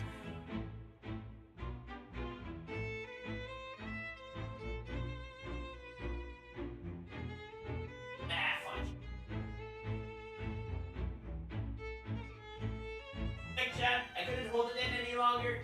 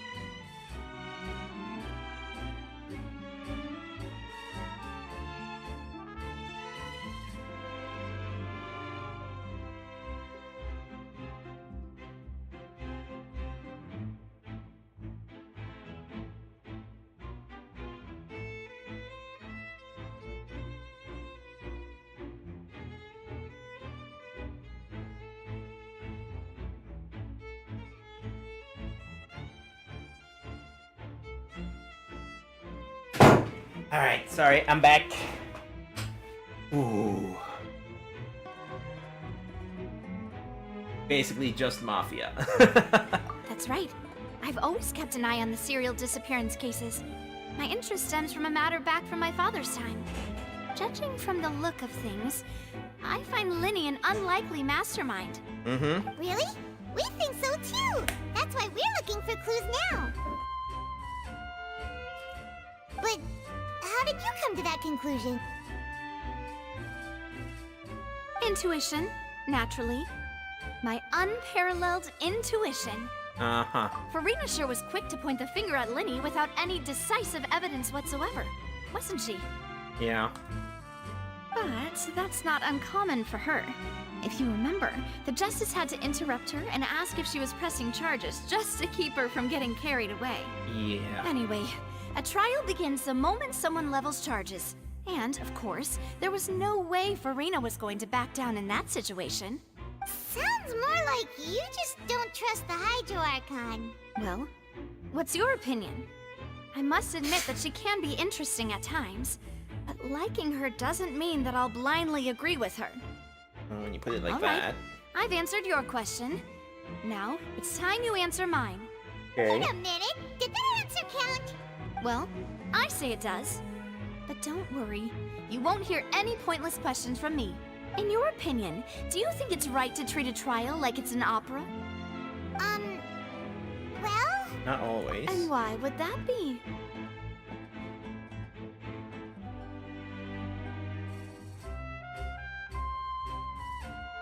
Something serious like a trial shouldn't be treated like entertainment. See, Silver and Maloose? I told you they'd be different. Most astute of you, demoiselle. I too think that the Traveler's response was most excellent. No matter how wonderful the script or how fervent the audience's expectations may be, the trials that go on stage here must be based in fact. And if that can be done, boss, then... All right, that's quite enough, Maloose. Anyway, I like your answer. You passed with flying colors. Now, I need to make some preparations, following which our joint investigation shall commence. You two shall be my assistants. Okay, Since when did we become assistants? Yeah. Oh, well, I can be the assistant. Sure. Or your companion, if you like. I'm really not that fussy. That's more like it. I think you're missing the point, Paimon. Far be it from me to brag, but I believe that Demoiselle's intuition will be instrumental in uncovering the truth. You wish to save a friend from false accusations, and we wish to unravel the disappearances. In this sense, our goals are aligned. You have a point. And what about you over there? What do you think? You seem like you've got something on your mind. I have nothing to add. Oh, alrighty then. We'll be making some preparations first.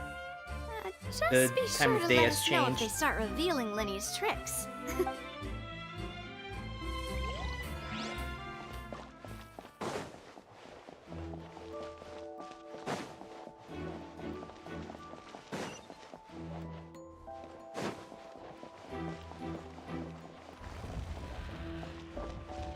Why would it be him? Whoever the murderer was.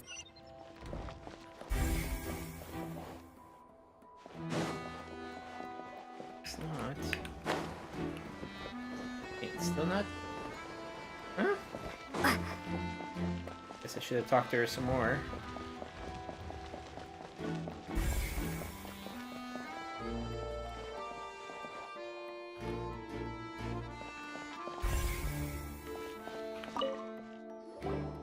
Sorry, but Interesting. no one can freely enter or exit the Opera House at the moment. No, we're not leaving. We're representing Linny and Lynette as attorneys, so were you always guarding this entrance? Yes, after the Chief Justice gave the order, everyone coming in or out must undergo a strict inspection. So, the missing girl couldn't have left from here. At least, not from that point on. About during the show. I doubt there was much opportunity then either. How can you be so sure, Well, because I was in charge of security near the entrance at that time. I couldn't see Linny's performance from here, which was quite a shame. Just my luck. But still, I did not abandon my post. And I stayed put no matter how loud the applause was. If someone had so much as even approached the door, I would have noticed it, let alone if they had tried to leave. We Melazines are good at that sort of thing, you know. So, it's safe to say the girl couldn't have left through Is here. there a prosecutor named Von Karma by any chance? No. Alright, thank you for your help. This will be useful info. No one left the Opera House during the magic show. Incident happened. Only those. Okay. Alright.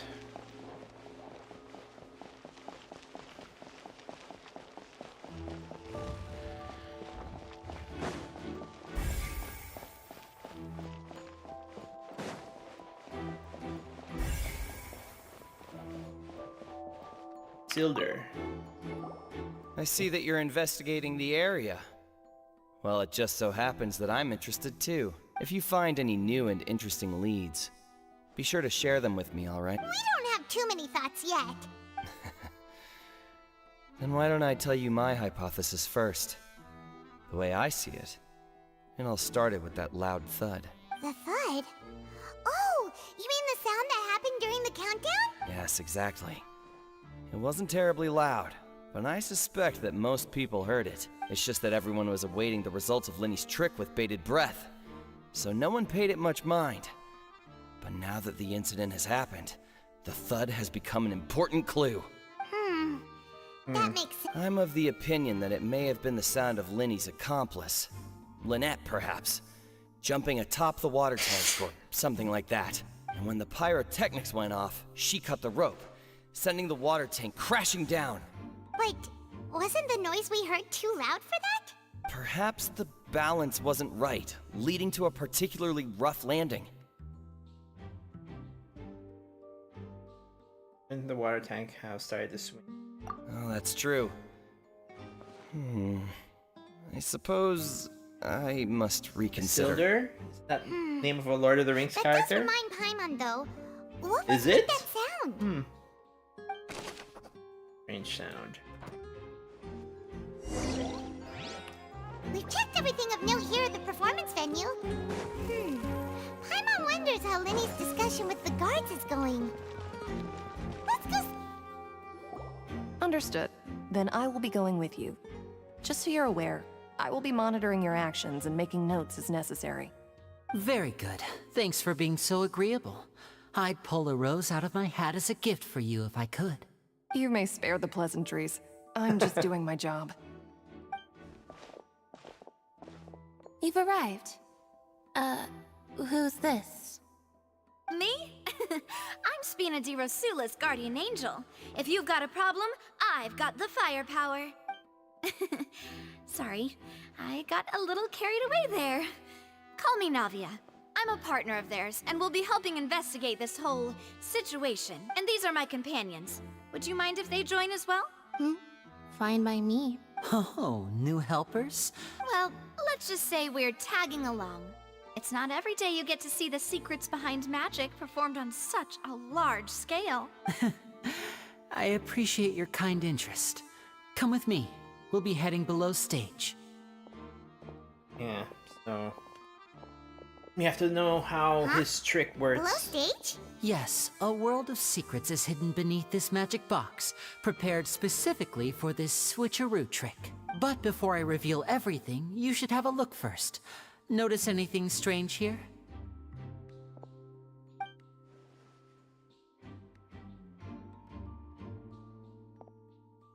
I'm not trying to be dramatic. Remembering the details of a trick will help you understand the methods used to perform it more easily. Huh. Weren't there balloons and other decorations here? Where did all that go? Ah, good eye. Yeah. That said, you're still far from discovering the answer. The back of the doors. The back? You mean the inside of the door? What's different about it? Paimon didn't notice anything. Very good indeed. I thought you might not be able to catch that, given that you were sitting in the first row. The back of this door was patterned. Those patterns are now gone, replaced by a smooth wooden board. So, if you put 2 and 2 together, what do you get? There's another box inside this one. Exactly. All right, let's go. I'll tell you how it works as we head down. Oh, so there was a passageway under the magic box! 2 boxes together. I knew you'd figure out most of it as soon as you saw this place. The 2 magic boxes are positioned right above the 2 entrances of the tunnel. See this flatbed trolley? The box with the lucky audience member in it would be shuttled over to the other side using the trolley. This trolley can raise and lower and even rotate, ensuring that the box will face in the right direction. I see. So that's the purpose of the box inside another box. Precisely. The inner box would descend after the audience member was put inside and be moved along the trolley, all while the outer box would remain on stage as if nothing had ever changed. So that's how you did it! Once the box was lowered, the trolley would store some energy through this device here, with which it would complete the rest of the steps. The audience member would only be able to feel some slight movements in the dark, and by the time she walked out, she would already be back on stage. What about your side of the trick? Right! You were talking that whole time, and you even came out for a moment near the end! Ah, yes. A phonograph operated by Lynette was used to achieve that effect. My assistant and I had already scripted our conversation beforehand. When the countdown began, I had already gone to the opposite box via a tunnel using that ladder. And what about Lynette? Where was she? I was in the mezzanine space in the back of the box. Oh, interesting! That's how we were able to coordinate Linny's lines with the assistant. And, by the way, I was the one who walked out of the box at the end. I mean, we are twins. All it takes is a change of clothes and no one can tell who's who. And that's my favorite part of this trick. Only Lynette and I can perform it. So that's how it all worked! Wow, every detail you revealed was more amazing than the last! Lynette would briefly walk out of the box and then go back in, jumping into the tunnel and escaping before the box on the trolley could finish ascending. And then I walk out of the other box in the audience area, and the trick would be complete. The operative word here being would. But as you saw, Cal was in the box, not our audience member. She, on the other hand, mysteriously vanished. We really don't know how that happened. If not for that interlude, this would have been an astonishing trick. I probably never would have figured out how you pulled it off. And yet, to think that someone was able to use this magic trick to commit a crime. Could we have a look around? I think we can come up with some more leads. This is the scene of the crime, so Linny and Lynette are not permitted to stay here. I'll escort them back up. Yes, of course. No need to be so strict now. I won't disappear into thin air, you know. And all of a sudden, he goes inside his hat. Thanks, everyone. We're counting on you. The magic trick. And on-stage magic box structure. And the audience side magic box structure. Okay.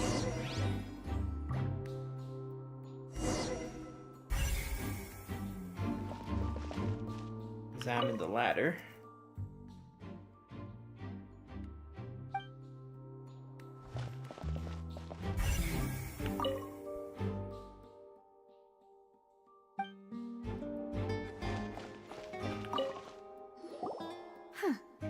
What's this?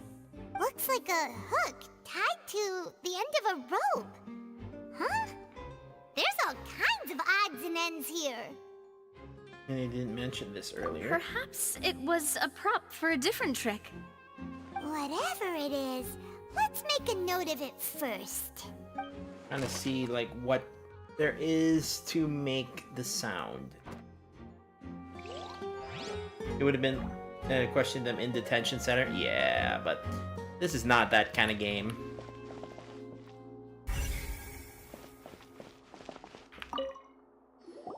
The floor is wet. Please be careful not to slip. Speaking of which, why would there be water here?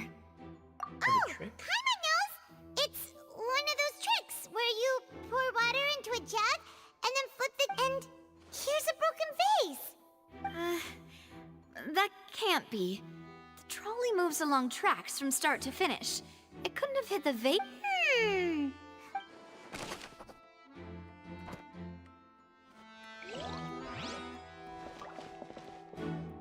Investigate clothing. Oh, these are the clothes that the lady chosen from the audience was wearing, right? Her clothes are here, but she's nowhere to be found. I didn't mention guest having a wardrobe. Right. And do you really need to do that if you're kidnapping them? Ugh, this is so confusing.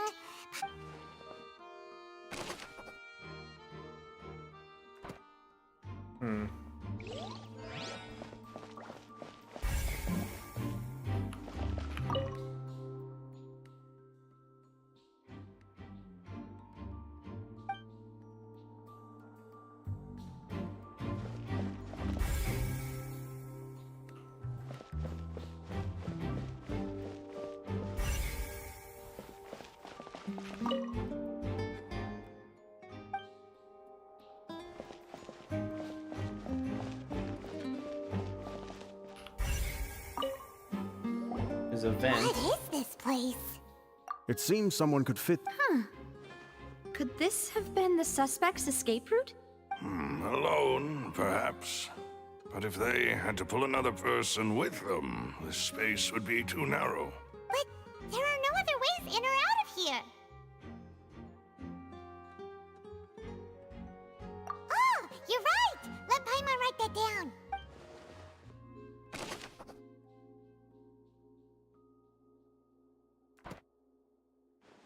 They vented among us. Seems we're just about done investing.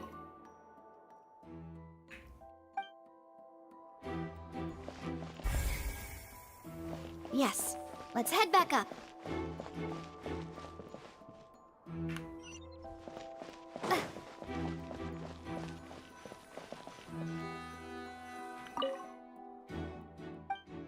Sure.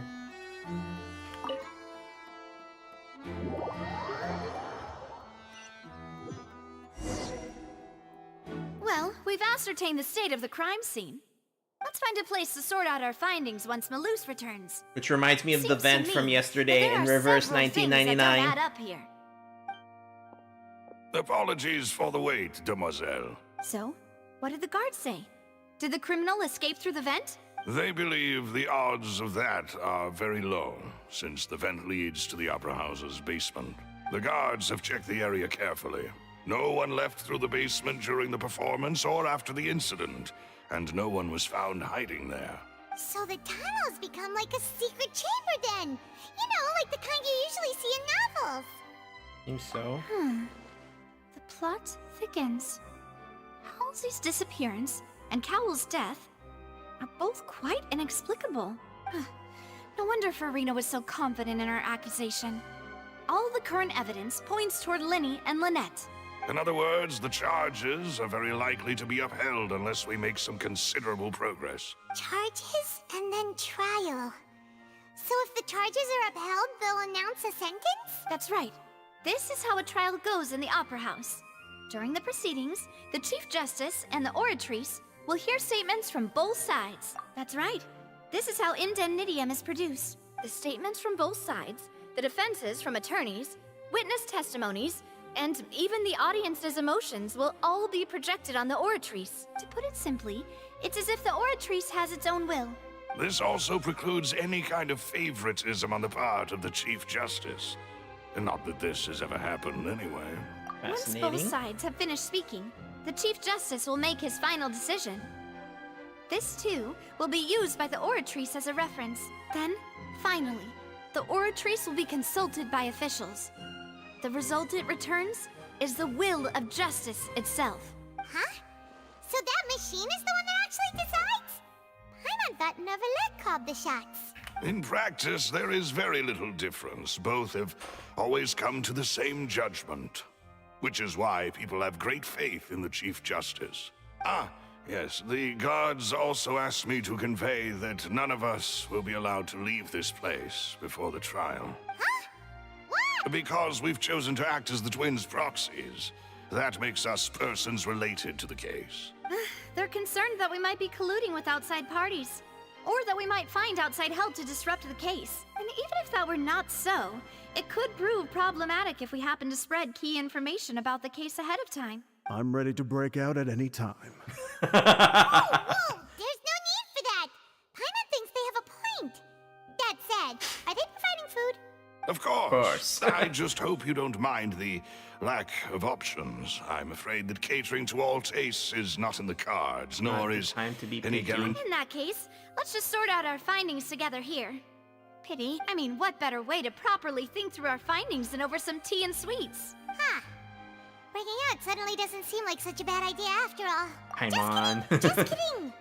Paimon will still do her best, even if there are no snacks. What do you mean, no snacks? Of course we'll have snacks. If we cannot buy some, then we'll simply make some. Huh? Here? Understood, demoiselle. Everyone, please come with me. Of course.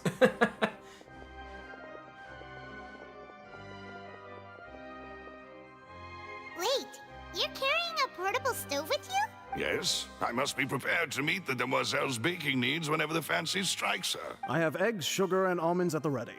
Good work, you two. Then I'll get to it. Please sit tight for a moment. You'll get to taste my awesome snacks soon enough. These three are quite the interesting group. Must be a spina di relusa.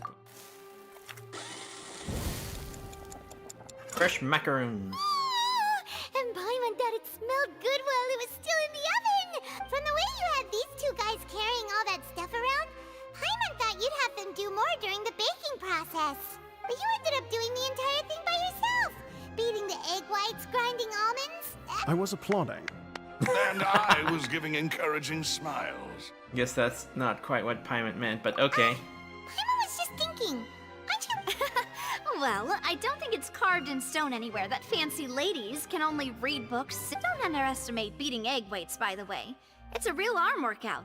Anyway, give these a try. Fresh out of the oven. Only 3? Well, eating too many sweet treats might send all that sugar to your head. Tea is ready to be served as well. This is Demoiselle's favorite. Thank you. No need for concern. I'm merely doing as I should. Okay. All right then. However, we can assume that Oh, Lenny and Lynette we're already 2 hours in. Could have committed the crimes, of course. Exactly! And I'm assuming this is only Act 1. Right when everyone was watching!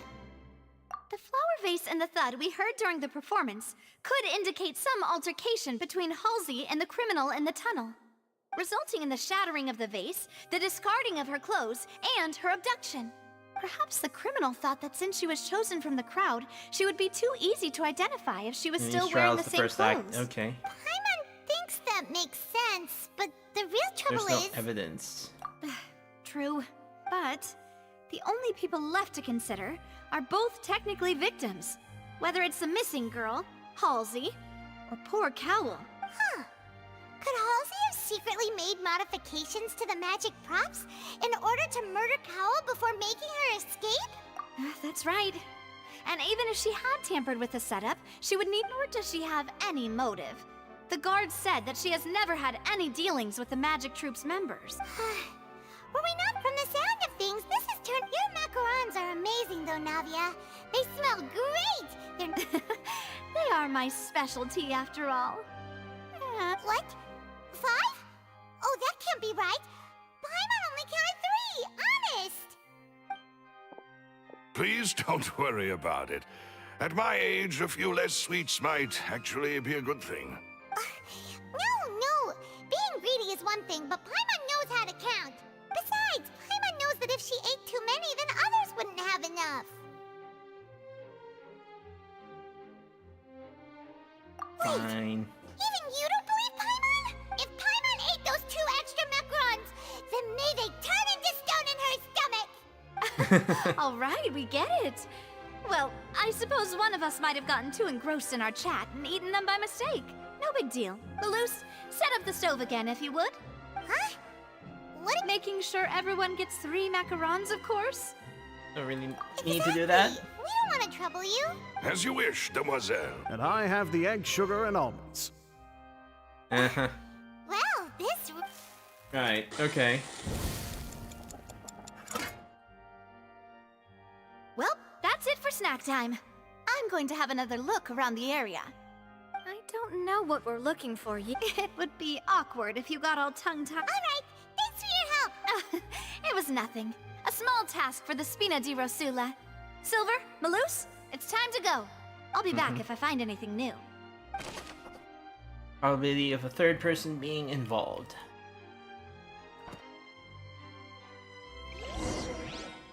All right, It's time to put our heads together. We've got to get our defense ready for the trial. Oh, it's probably gonna be a long and difficult case.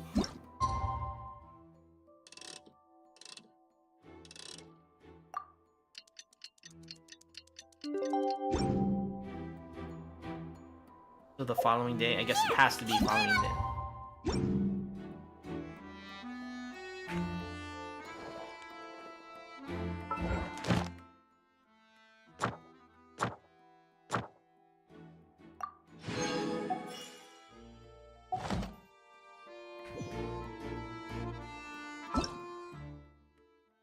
Oh, that's a lot of stuff.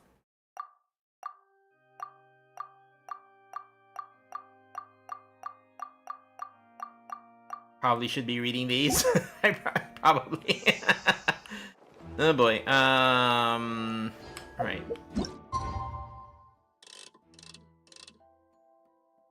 Tomato. Tomato for sure.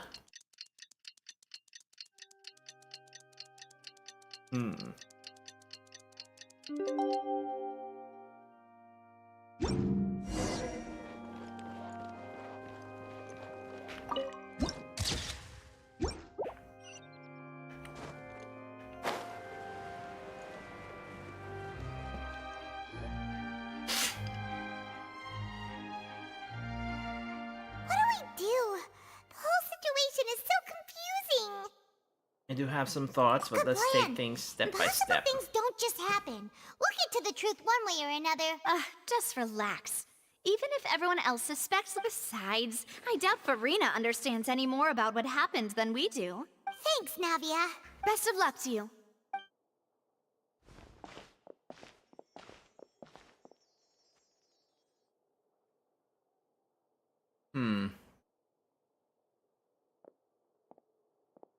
Ah, finally, you're back.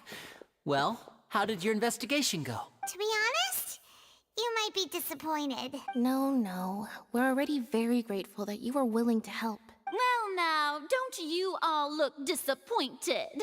Don't tell me that your investigation came up empty-handed. That was to be expected, of course. The guilty can never produce proof of their innocence. But don't let that stop you. I shall be terribly disappointed should you, my most anticipated foe, concede so easily. Since both parties are present, I declare that the trial regarding the magic show incident is now in session. Firstly, in order for the audience to understand the causes and results of the incident, could we please have Mr. Linney explain the trick?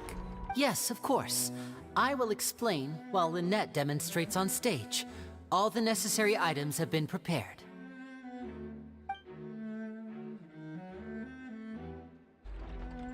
Thank you, Mr. Linney. In that case, I take your statement to be that you ran to and remained hidden within the magic box in the audience stands once the trick began, and thus could not have committed the crime. Is this correct? Yes, that's correct, Your Honor. In that case, I call upon the prosecution. Lady Farina, do you wish to refute his statement in any way? Why, of course I do. Allow me to take the first shot and break this case wide open. Mr. Linney is clearly lying. Objection! There's no way you could have been in the box the whole time if you were to abduct Halsey and murder Cowell. In fact, I'd say you were hardly in that tunnel at all. That is simply your hypothesis based on the presumption that I'm guilty. Oh, is that so? And if I may ask, what did you hear while you were inside your box? The roaring countdown of the crowd, of course. That's how I kept track of the time and built anticipation for the finale. And you didn't hear anything else at all? Nothing that might leave an impression of any kind? No, nothing. I see. But when the count reached 30 seconds or so, there was a thud. One so loud that I believe practically everyone heard it. Huh? Hey, hang on. Something's not right here. Yeah, I'm sure he could have heard a noise that loud from inside the box. I was right by the box, and I definitely heard the thud. Look at those scales. Could those mean... Well then, ladies and gentlemen, allow me to use the words of the magician himself. You never know what can happen in the blink of an eye. Indeed, it seems his alibi can also collapse in the blink of an eye. Of course, I have armed myself to do far more than smash your alibi. Confidence cannot go unfounded, and my foundations are rock solid. Tell me, aren't you and Lynette actually from the House of the Hearth? The House of the Hearth? You're Fatui. No wonder they did something like this. So the serial disappearances were the Fatui's doing. Now it all makes sense. I've got a feeling that what happened on stage probably wasn't just an accident. That's irrelevant. Our identities have nothing to do with what happened. Indeed. Then perhaps you could tell us everything that happened during that 1 minute. Your first priority is to prove yourself innocent after all. I'm sure there is little that needs to be kept secret now. The Outlander is speechless. My, oh my, don't they look flabbergasted? Now comes the infighting and discord, I suppose. Inner monologue. Good thing I made all those preparations. Seems the all-nighter I pulled last night is really paying off. Hey, Linny! Why didn't you tell us this before? Order! Order! Mr. Linney, allow me to reestablish the facts. First, when the thud was heard in the Opera House, you were neither in the box nor the tunnel. Second, you and Ms. Lynette are both members of the House of the Hearth. Are these claims true?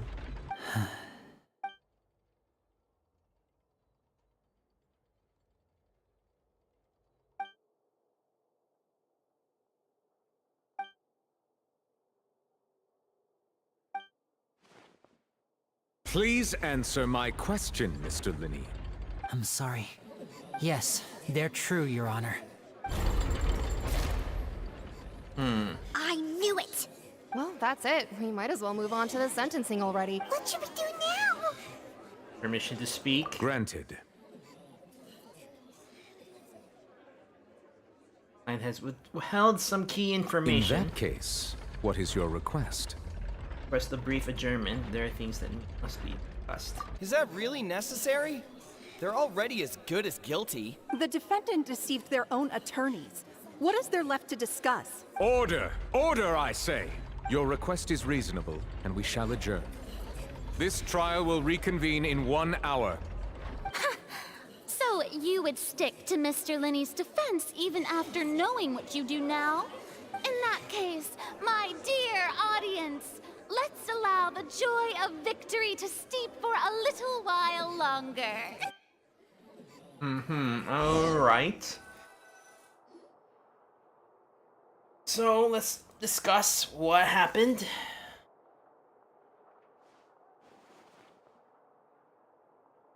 Well, this is awkward. I didn't think the Hydro Archon would dig all that up. I'm sorry, Traveler and Paimon. Yeah, sorry. Paimon doesn't know where to start. We trusted you two. We based our entire reasoning on the assumption that you weren't bad guys. Not to set the wrong tone or anything, but Paimon's really mad! I'm very sorry. I know you're angry, and reasonably so, but please, let me explain. I know you've clashed with the Fatui several times before. I wouldn't be surprised if just hearing the word is enough to make you upset. But our organization is very, very large, and the Harbingers have very different personalities and goals. Right now, we want to save people. As many as we can. That's right. I'm sure we're on the same page when it comes to this nation and the disaster that its people might face. I knew if it weren't for our respective identities, we could become good friends. That's why I didn't wish to flat out lie to you, but chose to hide some details instead. The truth is very important, but being completely transparent about everything would see us spending more effort than we need to. How can we know this is another lie? Right. So, you be the judge. Heck, if I were you, I fear that I'd even struggle to trust me at this point. You met a Fatus who works as a magician, a trickster by trade.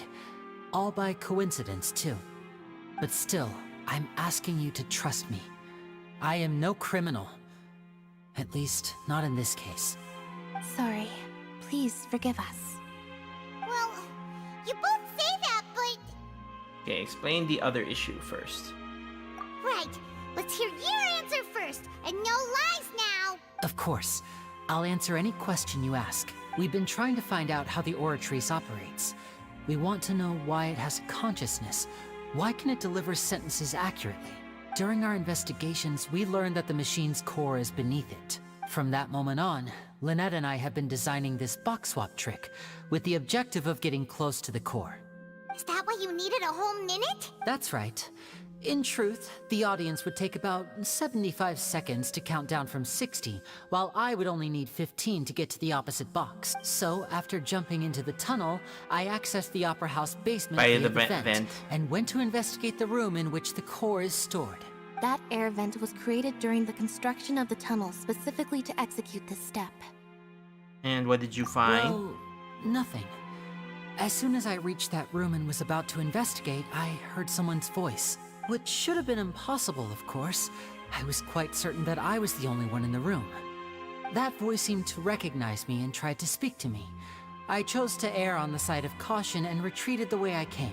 On the way back, I saw the broken vase and the clothes on the ground, but the countdown was almost finished, so there wasn't time to give it any thought. After that, the homicide occurred just as you saw. Well, that explains why you didn't hear the thud. Why do you want to understand how the Oratrice operates? Because of that prophecy I told you about, of course. We must know all we can about this nation's secrets in order to deal with that prophesized crisis. That's the only way we can save everyone. So, there you have it. The whole truth. I swear, I didn't hide anything from you this time. It was never my wish to proceed under this cloud of mistrust either. But like I said earlier, you can be the judge. If you want to leave because you don't trust the Fatui, there's nothing I can do to stop you. Well, Traveler, you decide. Paimon will follow your lead however you choose. Believe in the facts. I'll defend you from charges. Okay, thank you. Thanks for giving us a chance. The current problem is that the scales are tipped pretty badly against you two. If we want to refute the Hydro Archon's accusations, we're gonna need a seriously watertight defense!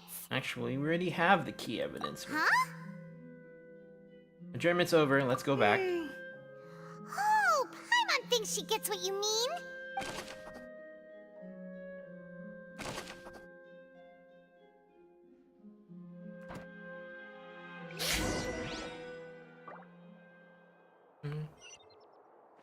Alright.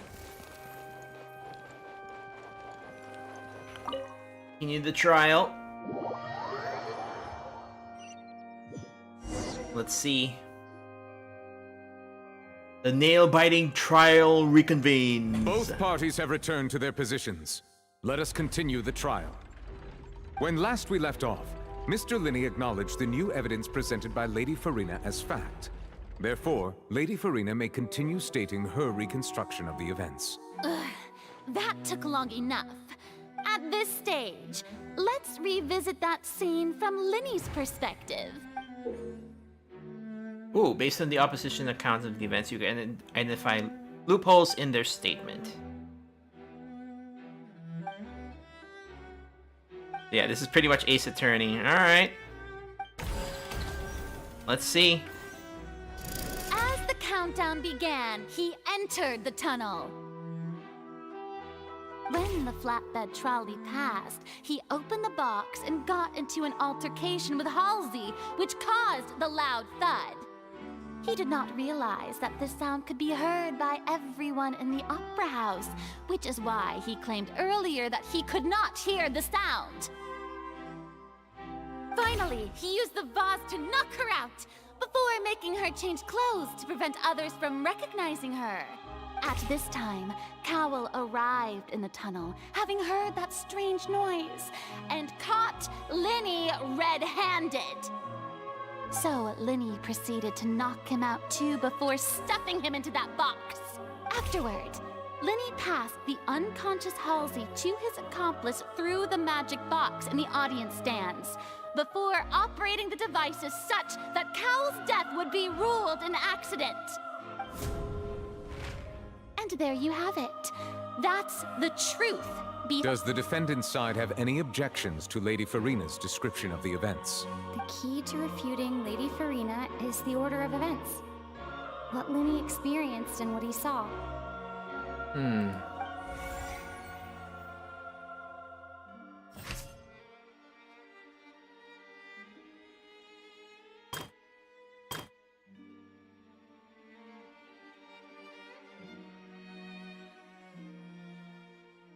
Wait.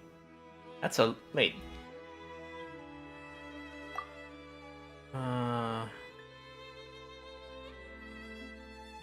Not witness the crime taking place. Okay. According to Linny, he left via the vent after entering the tunnel. He couldn't have had that altercation with Halsey.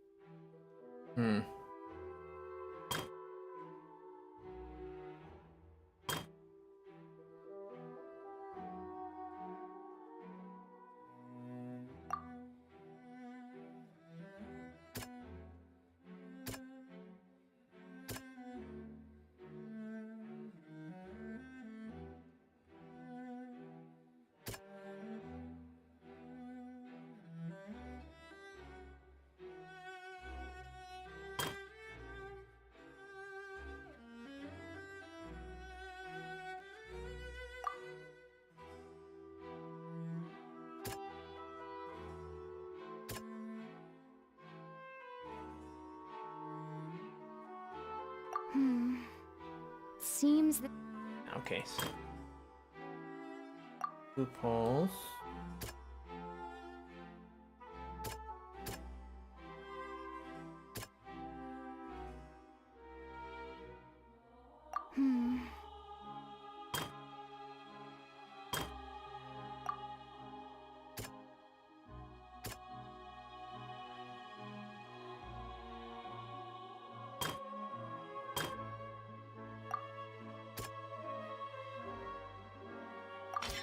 Linny went to the room that contains the Oratrice's core. This is the actual truth. Yeah. And then...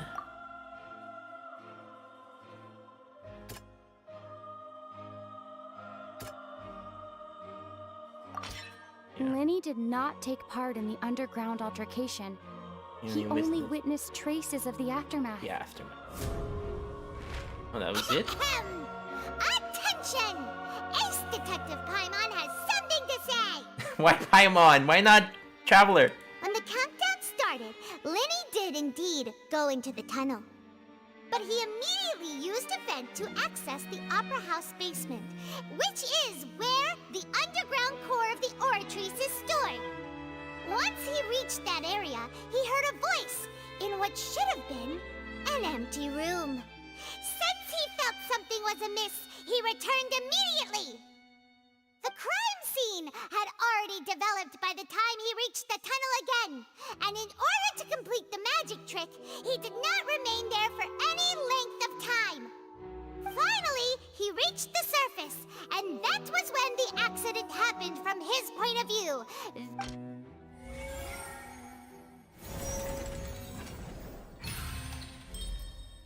Successful refutation.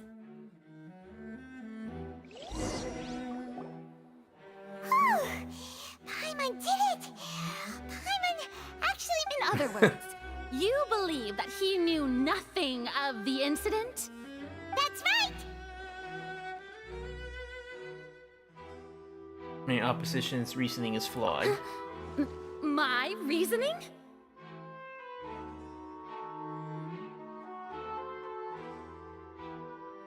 You say that Cal bumped into... If that's the case, then if Cowell hadn't entered the tunnel, who was the entire setup meant to kill? Assuming Assuming that what you say is true, Linny only needed to kidnap the young girl to cause a new disappearance case. What would the point of killing someone on stage be? Oh, they have a point. That's right, you tell him! And that's why they're partners of mine.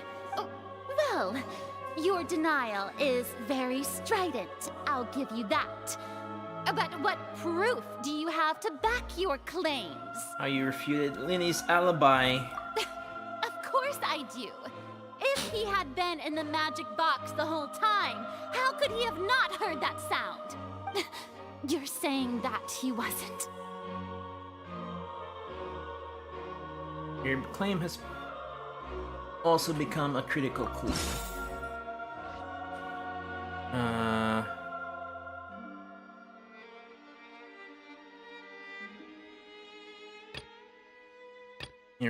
Irrelevant.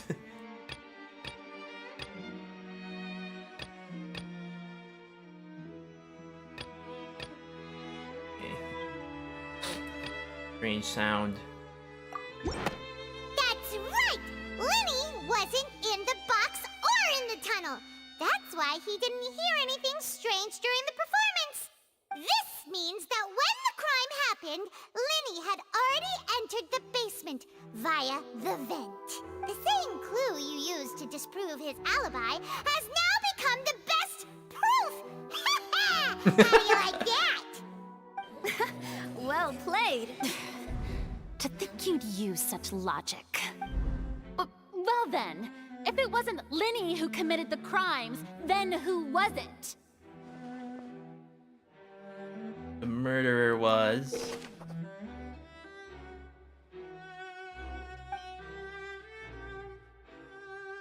Verify the correctness of your decision. If you have made mistakes, you must make another selection from the remaining options.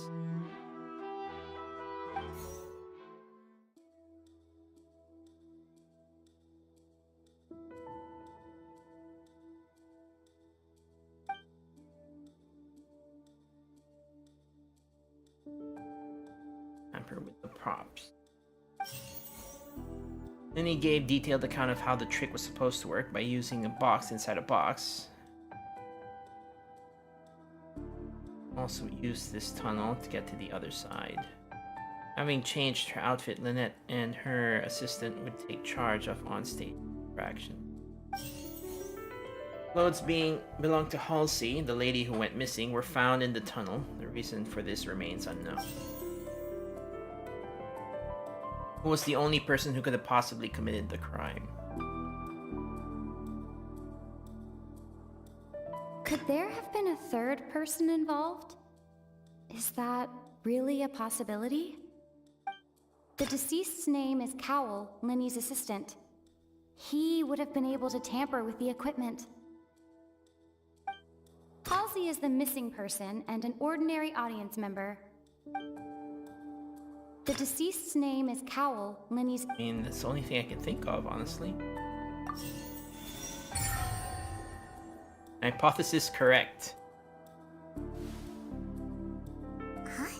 Huh? That can't be right. Are you serious?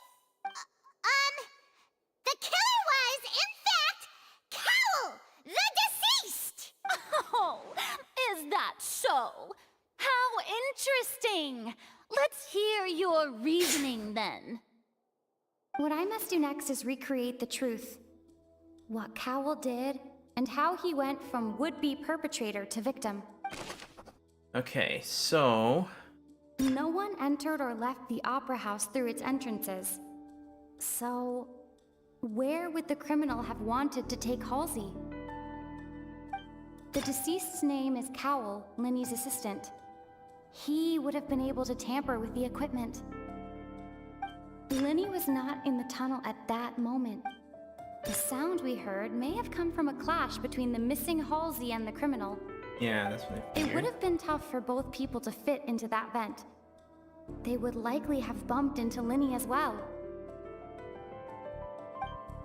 The deceased's name is Cowell. Wait. The deceased's name is Cowell, Linny's assistant. He would have been able to tamper with the equipment. Lenny was not in the tunnel at that moment. How can we envisage Lenny having been unable to interfere with the crime? How can I prove there was an altercation? The sound we heard may have come from a cloud. Who is the prime suspect currently? The deceased's name is Cowell. Halsey. Where did the missing Halsey go? Halsey's clothing was in the tunnel. So, there must have been some fear that she would attract attention. Hypothesis incorrect. This is the... It would have been tough for both people to fit into that vent. No one entered or left the opera house through its end. Nope, okay, so yeah, it was the... It would have been tough for both people to... Hypothesis incorrect.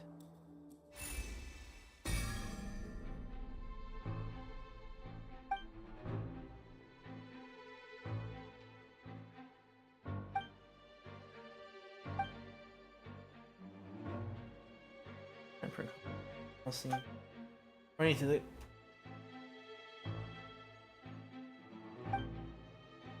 New box in full view of the audit is pretty much guaranteed. What's wrong, Traveler? Are you still having trouble figuring things out? Where in the world did Halsey go? I see how it is. Look, since we're at a dead end, why not consider a different track? Just like the trick as it transpired, the end result must have been utterly different from the magician's initial design. If only we knew how Halsey disappeared. Well, that would be nice, but the tunnel only has 3 exits. And it's not like this is a magic trick where you can just make a real live person disappear. You know, Escaping the water tank. Excuse my interruption, dear opponents.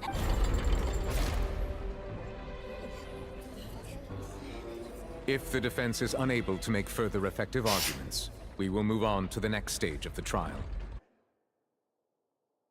Objection! Or no, hold it!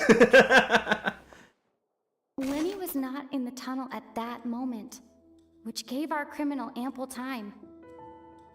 The sound we heard may have come from a clash between them. The deceased's name is Cowell, Lenny's assistant.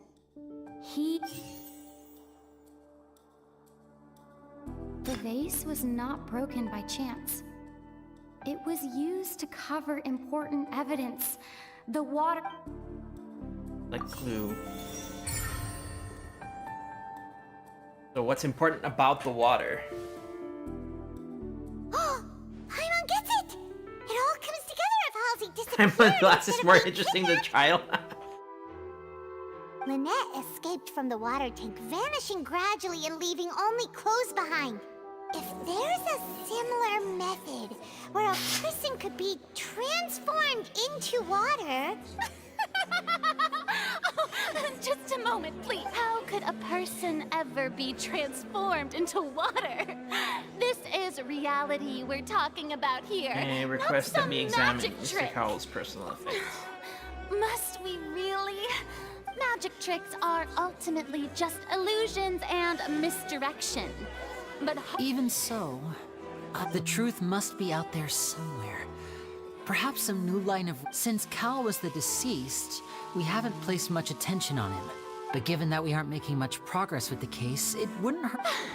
People really do come up with all sorts of harebrained schemes when at the end... Nevertheless, I believe that this is a reasonable request on the part of an attorney. Since the trial does indeed appear to be at an impasse, I believe that additional evidence may help us make more progress.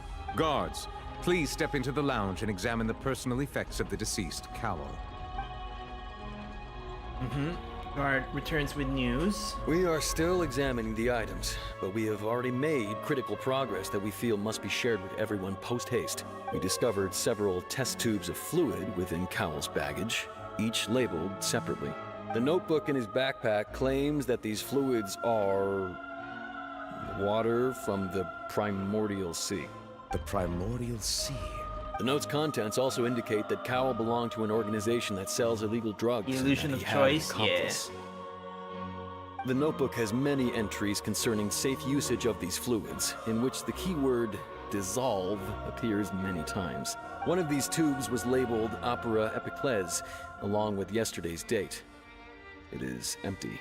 The notes also state that these dissolution properties work exclusively on people from Fontaine. It's likely that Halsey was chosen as some sort of test subject. As such, we believe that the defense's hypothesis is, in fact, supported by sufficient evidence. You've gotta be kidding! People dissolving into water? Could something so ridiculous actually be true? Wait a moment. This reminds me of a certain prophecy, but it's just a coincidence, isn't it? Huh. If people can become water, does that mean that the water tank's real use was as a means to hide water stains? And if Cowl was targeting that girl... Wait just a minute. Could that mean... You two, with me, quick! Demoiselle, wait! What about your partners? Let's go. Just trust... Order! Order! It is undeniable that further examination of the deceased's personal effects has yielded some surprising results, but we cannot yet verify the veracity of these clues. Still, let us assume that these clues are indeed authentic, albeit with the understanding that Ms. Halsey has yet to be found. Guards, please continue examining the items along these lines. Mr. Linney, it appears your hypothesis is supported by the evidence, so please continue speaking. Of course. Thank you, Your Honor. If we uphold this hypothesis, I believe that many of this case's seemingly unrelated clues can be connected together. Right! Like the metal hook! That one didn't make sense at all. Let's think about this. Cowell's methods must have something to do with that water from the primordial sea. Who's the prime suspect currently? The deceased's name is Cowl. Linny's Timing of the dissolution. Now it seems like the hook rope was not meant for another magic trick. But Ah, okay, so when the box moved, it was tied to the hook, and when the box moved, it triggered something, maybe. And did you solve? the water from the primordial sea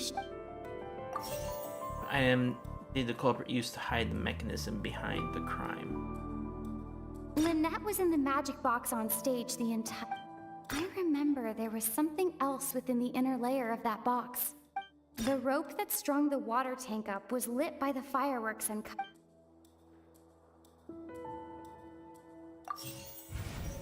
Nope.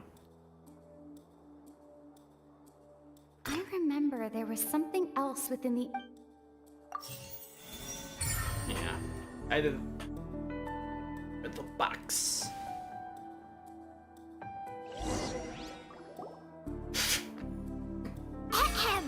It's Ace Detective Paimon's time to shine again!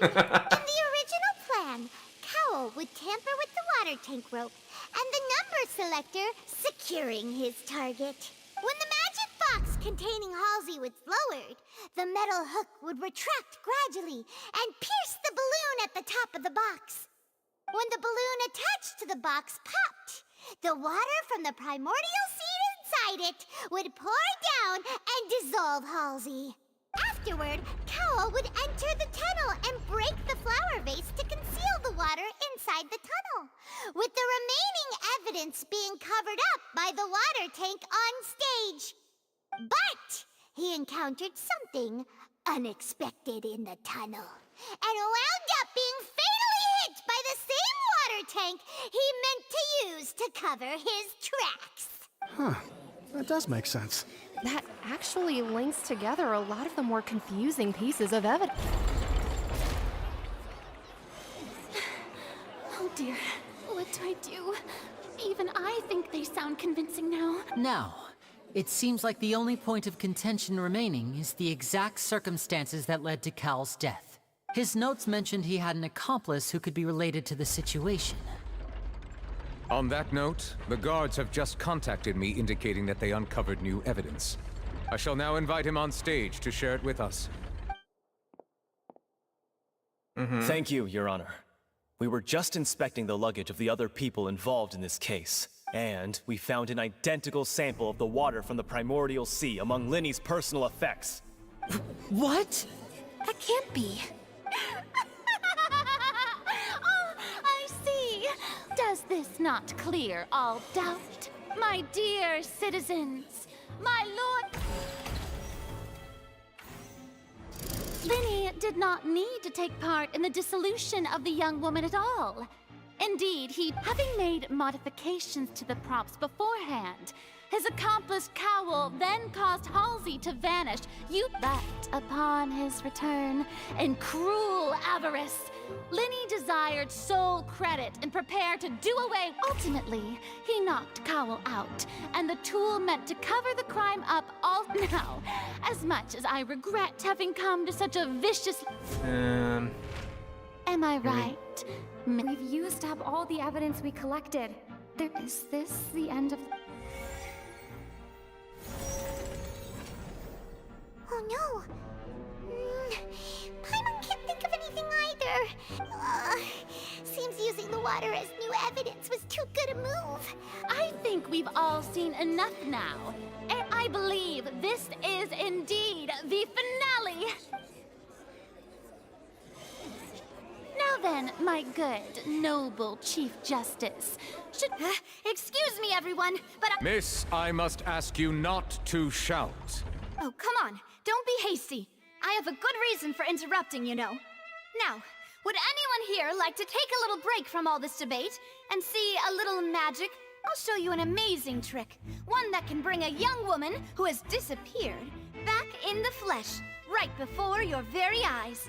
Please, do the honors, Mr. Linny, if you would be so kind. What in the world is she... No offense, miss, but miracles like that are beyond my scope as a magician. Come on now, don't be silly. Magic is all about misdirection, isn't it? Once everyone believes the illusion, can't magic reveal the truth to them once again? And wouldn't such a trick be the most marvelous finale to today's performance? Come on, Linny and Lynette, give it another go. Don't worry. Spina di Rasula has made the necessary arrangements on your behalf. But, as the magic makers and stars of the show, I think I should leave the final performance to you. I understand.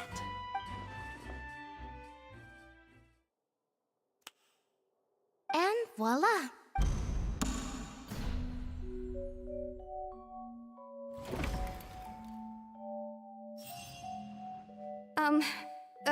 Sorry for the interruption. Wait, isn't that Halsey? So the whole thing about people dissolving wasn't true after all? To be clear, I'm only here because this person told me that if I testified, the merit of doing so would lessen my sentence. I was hiding outside this room listening to the proceedings because I was afraid that I would be the one put on trial. I was just feeling happy that no one had noticed me. And then before I knew it, she caught me. That'll teach you to underestimate us three. Where should I begin? I'm sorry. I'm the one who killed Cowell. I admit it. What? Why? Firstly, my name isn't Halsey. It's Lillian, and I'm originally from Mondstadt. I heard that Linny's show was gonna be a real thriller, but I missed the chance to buy a ticket, so I stole one. That's how I make a living. I steal stuff here and there. And yeah, I've she's the never thief. been caught Okay. before. But I was noticed at the harbor a few days ago, and I barely got away. Linny was the one who caught me in the act. Hey, no wonder you look familiar. Yeah, I thought it was just NPC NPC syndrome, but yeah. Okay. Well, and I thought that would have been the end of it, but then the number selector chose me. He even mentioned the Fortress of Meripede. That's a prison, isn't it? So you can imagine how shocked I was. I thought he was onto me for sure. So I played along with the show while looking for an opening to flee. But then I got water poured on me for no reason, and then someone jumped into the tunnel to nab me. I wasn't going to take that lying down, so I knocked him out and stuffed him into the box. There was nowhere to run from there, though, so I had to change my clothes and hide in a box containing performance costumes. I slipped out after the first guard arrived at the scene I was like and wondering continued about hiding the inside the opera house. box in the ground, underground. Even hide in there? They practice at concealment, probably. But I swear I didn't know that the water tank would fall down. Really, I swear it. Had I known that, I wouldn't have put him in the magic box. I may be a thief, but I'm no killer. Well, that makes everything pretty clear now, doesn't it? This time, we need to tell the entire story from Lillian's perspective. Okay. Identify loopholes.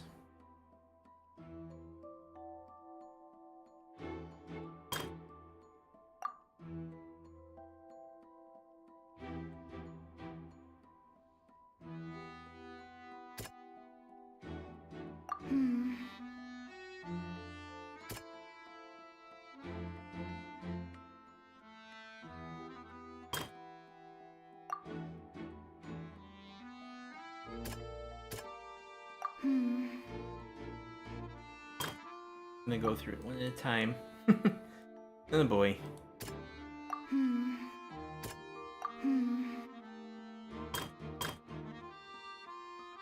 Halsey have reacted.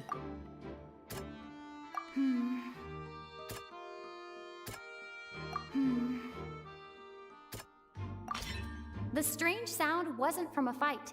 It was Lillian's attempt to break out when she was frightened.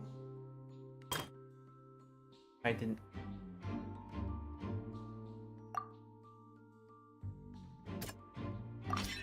The flower vase was not broken to cover anything up, but was smashed during the struggle between Lillian and Cowell.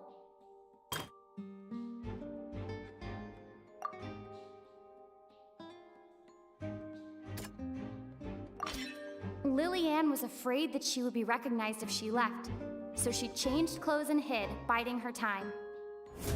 There we go. And it's Ace Detective Paimon time! Having been selected out of the blue, Lillian panicked. Her panic only intensified after she entered the tunnel and had water poured on her head. So she kicked the door open, producing the thud we all heard. Hearing the commotion, Cowell leapt into the tunnel, only to discover that Lillian had not dissolved. He did not know that Lillian was not from Fontaine, but was a thief who made her way in by stealing a ticket. Mistakenly believing that the water from the primordial sea needed time to take effect, he tried to force Lillian back into the box. The two broke the flower vase during the struggle, but Lillian came out on top, knocking Cowell out and putting him in the box. With no way of escaping, she changed her clothes and hid in the costume trunk until the performance ended.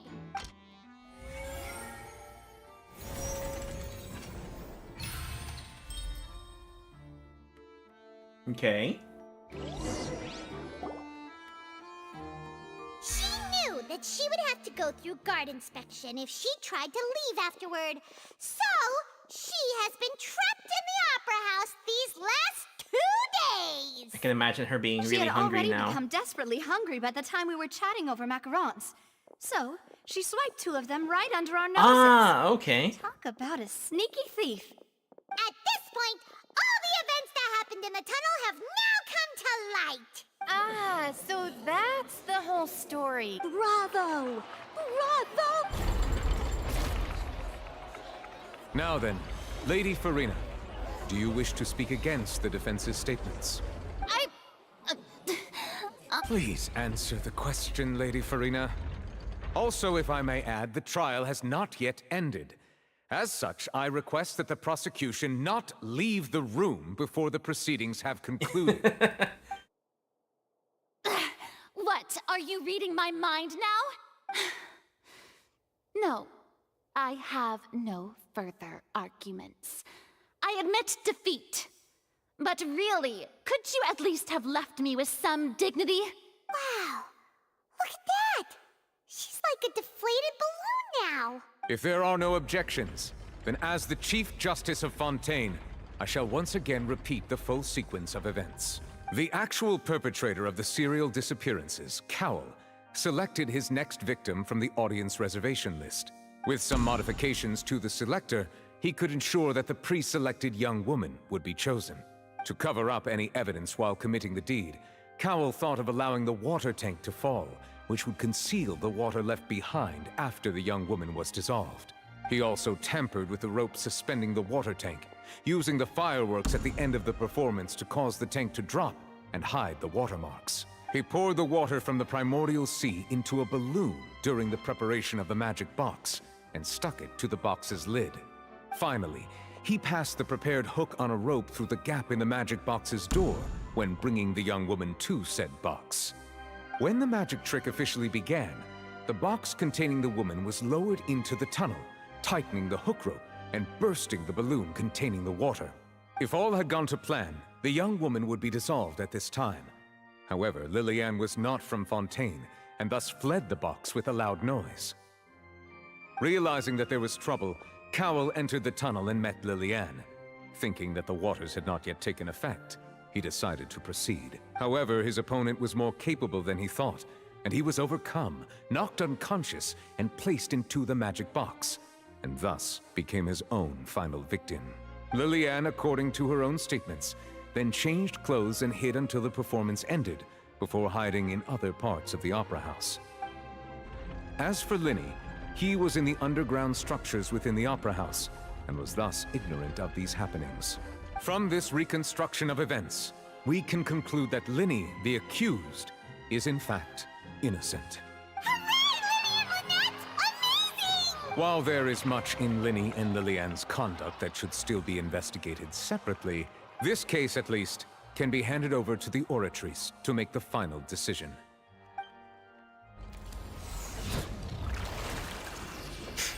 That just looked like the Stariel summoning.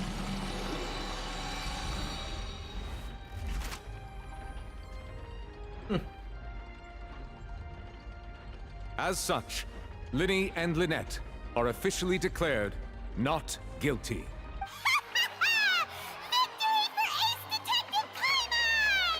Great work, partners. Thank you all. Thank you so much. Not celebrate just yet. Next, I think we deserve an explanation, Guard Vaughn. How did you find the water from the primordial sea in Linny's baggage? Right! Your discovery caused me to make a serious mistake, you know. Or was that not a discovery, but false evidence that you dared to bring before this court?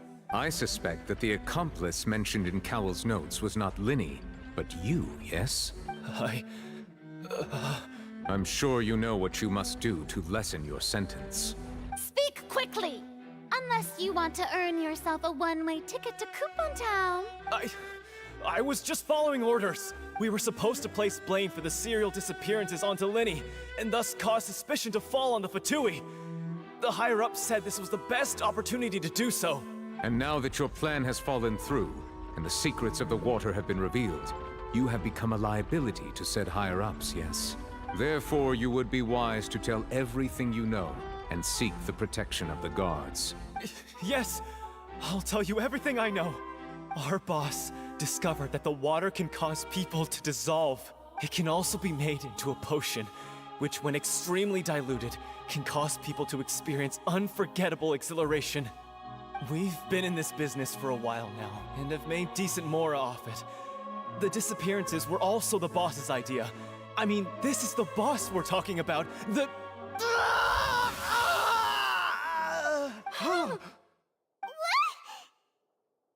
Turned into water. And now he can no longer talk. Such ruthlessness. I shouldn't have expected any less of them.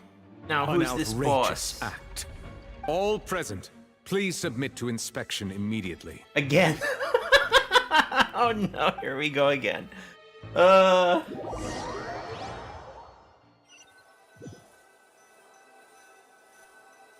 Inspection again. So, we're just going back now? Not needed here anymore. That's true. Traveler, Paimon, please wait. Linny. I know you may not want to speak to me right now. Maybe you don't, but still. Let me thank you again for defending me to the end, even after you learned that I'm a member of the Fatui. I want to see anyone be falsely accused. I guess. But regardless, I'd like the opportunity to set things straight. I didn't approach you with any ulterior motives or ill intent. I've spoken to you as myself, just plain Linny this entire time. As for why I'm a Fatus, it's because the goals of the House of the Hearth align with those of an orphan like me. That's all. That was how Father, who you might know as the Knave, approached recruiting us back then too. The Knave? The one who controls the House of the Hearth? She's your father? Father? Quote unquote? That's right. And since we're here, I was wondering, back when our parents first died, Lynette and I were left wandering the streets. To survive, I took to surreptitiously observing an older street performer who did magic. It took me several days to figure out how he pulled off his amazing tricks. I took my sister through several streets until we found a crowded corner, and we began to perform magic tricks there. To my surprise, we proved to be pretty popular, and we could at least stop worrying about where our next meal would come from for a time. Before long, an aristocrat came to me and claimed that he wished to take us in after watching my performances. So you went from orphans to nobility just like that? That was how we felt at first too.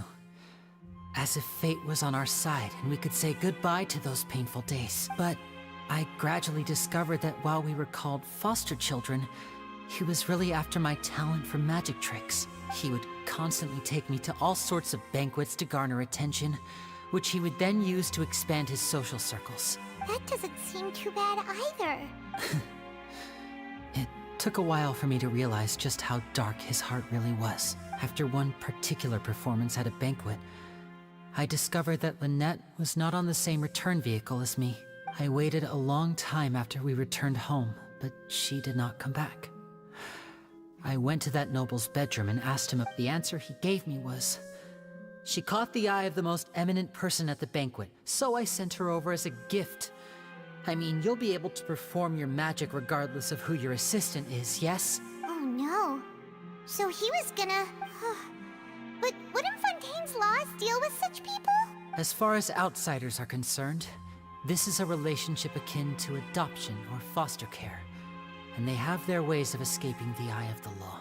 So what happened? I managed to ferret out the location of the mansion of that so-called eminent person and hurried through the night.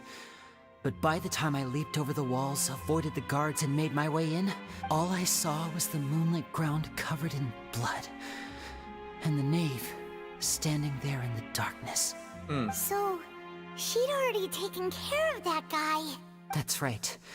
She had rescued my sister before she could come to any harm, and had even discovered several girls hidden in a basement, all of them orphans. Father, I mean, the Knave, might have seen something in me, and so she made me an offer. The House of the Hearth welcomes you, for your interests align with ours. Here, none will ever betray you. Indeed, betrayal shall never be permitted here. I was hesitant to trust her. I mean, I had just been betrayed by nobles. But she was also quick to destroy the noble who had taken us in at first, giving us back our freedom. Oh, so that's how the two of you joined the House of the Hearth. Knave is after the Gnosis, isn't she? She has her own plans. She has gained permission from the Sarita to first use the Gnosis's power when she obtains it. She plans to use it to find a way to break the prophecy and save Fontaine. So, she believes in that prophecy too? That's right. The whole House of the Hearth is currently working to combat that crisis. Today's case has also proven that people from Fontaine can indeed dissolve into some sort of water, thus further supporting the prophecy. Everyone at Hotel Bouffe d'été, including the Knave, has their roots in Fontaine. And we will always defend our homeland. To us orphans, the only connection we have left to this world, apart from our family, is our homeland. So, from small deeds like distributing magic pockets to huge schemes like stealing a Gnosis, everything is aimed at dealing with that prophecy. Sorry, but I still can't completely trust you. It's all right. I understand. The only thing I can do is relate all this to you. I just hope you can understand that even as a member of the House, I have never stopped making my own decisions, and that I believe what I'm doing is right. If you should need anything at all in the future, feel free to find me. I will do my best to help you, as plain Linny. And I understand. Bye, Linny!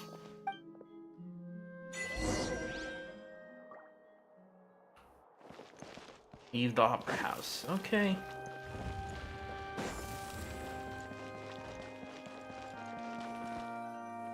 Anything else gonna happen? Hey there. Ah, Navia, What of was course. with the disappearing act you pulled right as the trial ended? Were you looking for us, Navia? Well, this whole thing isn't exactly over, is it? I do feel that we're getting closer to solving the serial disappearances case, though. Don't you think so, too? Huh? What's wrong, my dear partner?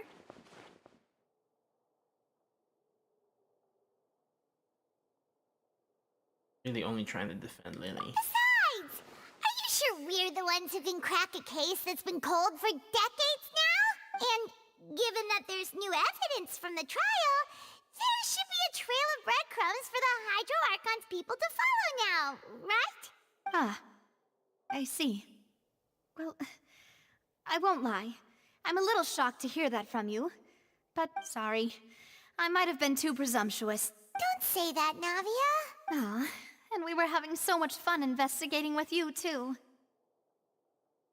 It was like having new waters flowing into a stagnant mire, causing new hope to spring forth, and the reflection in the murk to become clearer. Sorry about that. I'm a bit prone to nostalgia. Don't mind me. Wait, shall we have a farewell meal? You know, to commemorate our time as partners? Huh? Do we really need to get that formal? Well, I'd just like to have a proper ending to every important memory. That way there are no regrets later. Anyway, it would just be a meal, so it shouldn't take up too much of your time. Go have that meal then. You don't have to twist Paimon's arm. If Boss Navia's treating, count Paimon in! Oh, wonderful. In that case, why don't we return to the court of Fontaine and head to the Hotel de Boer? I believe we'll make it just in time for dinner. All right then, let's have our farewell meal. And time changed again. Alright, and this is offerings. Hydro sigils. Oh, okay.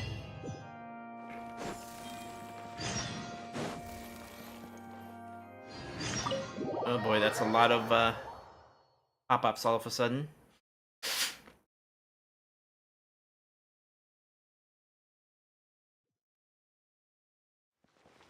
I'm assuming this is still part 1. We're not yet done. Oh boy. Let's teleport. I don't want to take too long.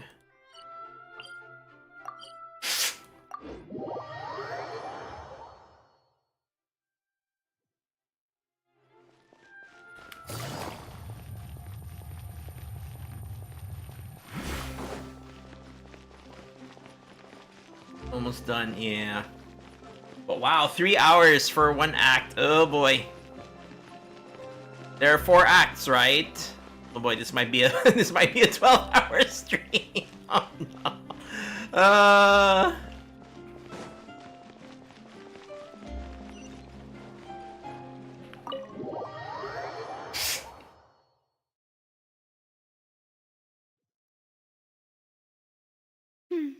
I came here several times with my father when I was little, but stopped eating here as often after growing up. I hope the food here will be to your taste. Oh, don't worry. We haven't eaten at a hotel like this in a while. Paimon's getting excited already. In that case, I'll go order for us first. Please wait here a moment. Ooh, everything looks so good. People in Fontaine sure know how to enjoy life. Why, of course. Go ahead, try whatever you like. If the food's good, I'll make a group reservation for the rest of Spina di Rosula next time. And if it's not? Well, then I'll still bring everyone. Albeit with only 1 dish per table. You, sure have your own way of... Oh, we called this a farewell meal, but we could also treat it like a victory feast, right? We did just win that case after all. Certainly worth celebrating. Oh, true. Very true. In that case, boss, we'll have another 2 dishes. Huh? Paimon didn't mean that you... Speaking of cases, do you think that the mastermind behind the serial disappearances will get caught soon now that this has all happened? Well, we've certainly taken a big step forward, but I feel that's about it. We know that there's an organization that means to dissolve these young women, but we still don't know what they are really after. If it hadn't happened right in front of us, Paimon wouldn't have ever believed that a person could be dissolved like... Right? Yet it was because this was such a preposterous notion that the investigation could never really move forward before. Ugh. If only that guy could have finished speaking! We were... In such investigations, even the smallest step can seem like a yawning chasm if the trail of clues is cut off. To be honest, I don't have high hopes for any follow-up that the authorities might conduct. It's not that I don't have faith in their ability, it's just that a different perspective is required in some matters. It's easy to guard against and deceive a single narrow perspective. A shift in thinking is required at such times in order to produce a breakthrough, which is exactly why the Spina di Rosula exist. Those highfalutin folk are not all-knowing. Seems Paimon thought things were simpler than they actually are. It's all right. Well, this was supposed to be a farewell meal, so I doubt you have further interest in this business, right? Let's talk about something else. Like, what are your future plans? I wanted to ask the Hydro Archon for some information. That's true. We didn't have a chance to speak to her after the trial ended. It didn't really seem like the right time or place to do it anyway. I see. So, your primary objective, which has been foiled so far, was to have a chat with the Hydro Archon. I've heard that there's a long line of people waiting to meet Lady Farina. I suspect you'll be waiting for quite a while, considering that you missed your chance today. Yeah, we've heard that she's super popular here in Fontaine, and that it'll be tough getting any of her time. Well, would you consider some more, unique ways? Guess that's Spina di Rosula's boss for you. Chock full of sketchy ideas. Well, one way would be to infiltrate a performance troupe at the Opera House, only to abandon your act at the play's climax and ask to speak to her after the performance. I'm sure Lady Farina would be eager to see the ending, and would agree in order to finish watching the play. Don't you think? Could you suggest something a little more practical? All right, here's another. Find a way to conceal yourselves under her bed. Then wake her up in the dead of night and demand answers. Don't let her go back to sleep until she answers all your questions. I can personally testify that this one works. When I'm sleepy, I'll do anything as long as I can finally get some sleep. That might work, but that's not really the problem. The problem is we don't want to get ourselves arrested. Valid point. I overlooked that part. All right, no more joking around. You did defeat her in court, clearing citizens of hers from false accusations. False accusations she had nearly upheld personally. I imagine that she feels quite ashamed about the whole thing. You mean that if we catch her while she's on a break, she might be too embarrassed to refuse? Worth a try. Why don't we give it a try after this meal? Huh? Paimon, did you drink my Fanta? Was this your drink? Sorry about that. Paimon wasn't really paying attention and the cup was right next to Paimon. Would you like to order another? No, it's fine. We're just about done here. Alright. Honestly, Paimon wouldn't recommend Fanta anyway. It tastes kind of salty and icky. The drink also tasted that way too. Is that so? Well, in that case, we'll have to blacklist the Fanta here then. If we're all finished eating, then I'll go pay. That's suspicious. Yeah, we're stuffed.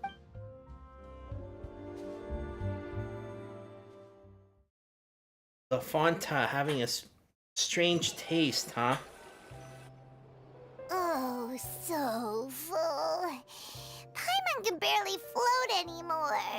You try walking, you know. Nah, that would be so normal. You know, like you. Okay. As for expenses this month... Hey, Navia! What are you... Oh, nothing. It was just a meal, you know? Nothing the Spina di Rosula can't cover. Really? She sounded kind of like Mona there for a little bit. Let's get ready to try So this is goodbye, huh? Well, if you do encounter any other trouble in Fontaine, you're always welcome to contact the Spina di Rosula.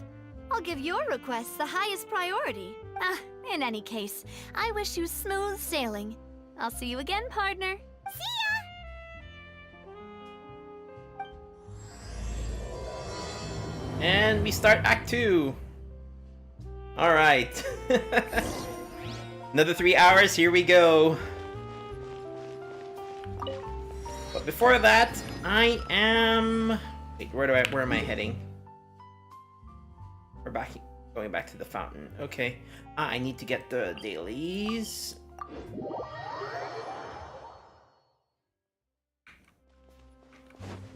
Oh, right Ad there. Astra. Nice. Thank you for complete. Okay. And okay, before I continue, give me a sec, chat. I'm just gonna take a quick break. I'm gonna get some water, maybe some snacks, so at least I have something to snack on while we're enjoying the story. So, and more like 4, really, for the next one. Oh well, okay. I guess I'm really gonna need something to help me stay awake. So, let's see. It's 10:30. Well, 11:30. 1, 2, 3. Gonna be 3 a.m. probably finish part 4, but we'll see. All right. I'll be right back, chat. Okay. I'll be right back. Good roll. All right, maybe I'll take one more day off and knock out the rest of the work once I'm feeling up to it. I'll think about it.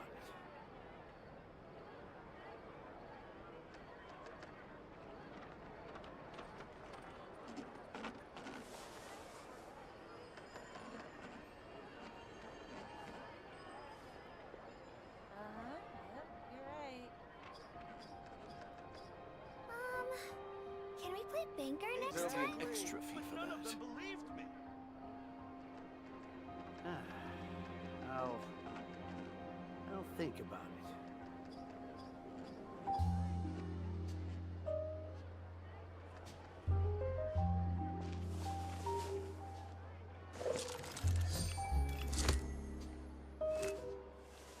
There'll be an extra fee for that. Yep, you're right. Exactly. But none of them believed me. Error.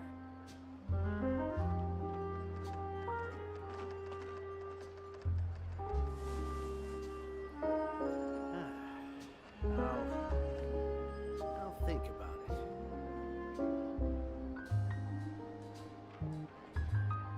There'll be an extra fee for that. Exactly. But none of them believed me.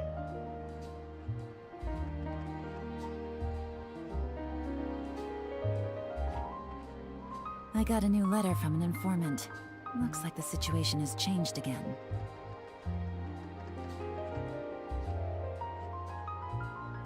There'll be an extra fee for that. I'll think about it. Exactly. But none of them believed me.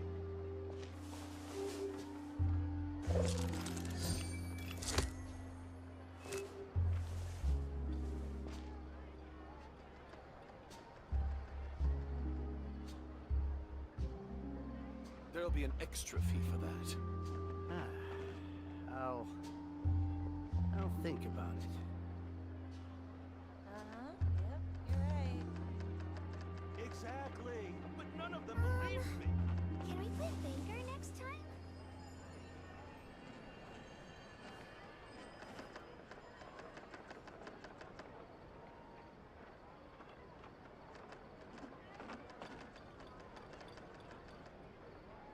Error. There'll be an extra fee for that. You're right. Good roll.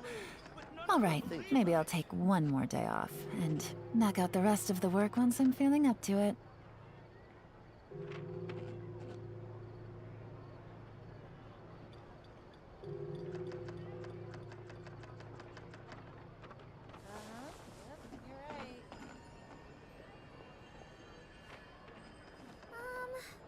Can There'll we be play an extra banker fee next for time? that.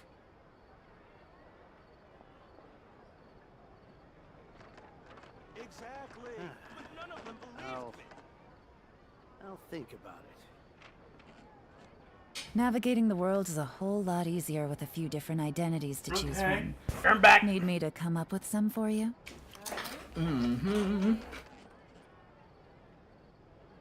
There'll be an extra fee for that. Alright, so we're heading to the fountain. Alright.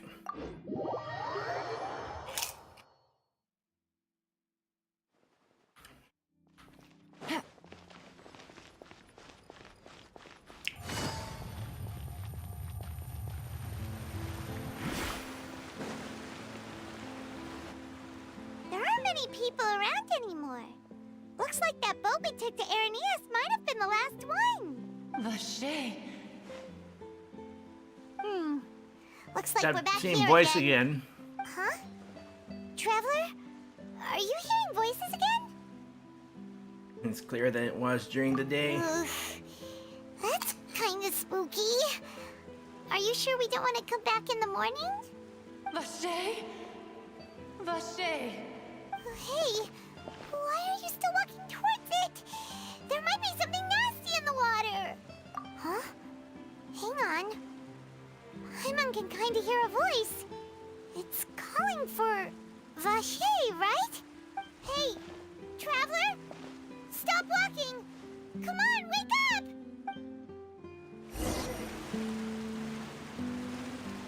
That part. Oh! The Oceanid. Are you my dear Vache? No, wait. You seem to be someone else. Do you know Vache? Do you know where my love is? I'm afraid not. Wait.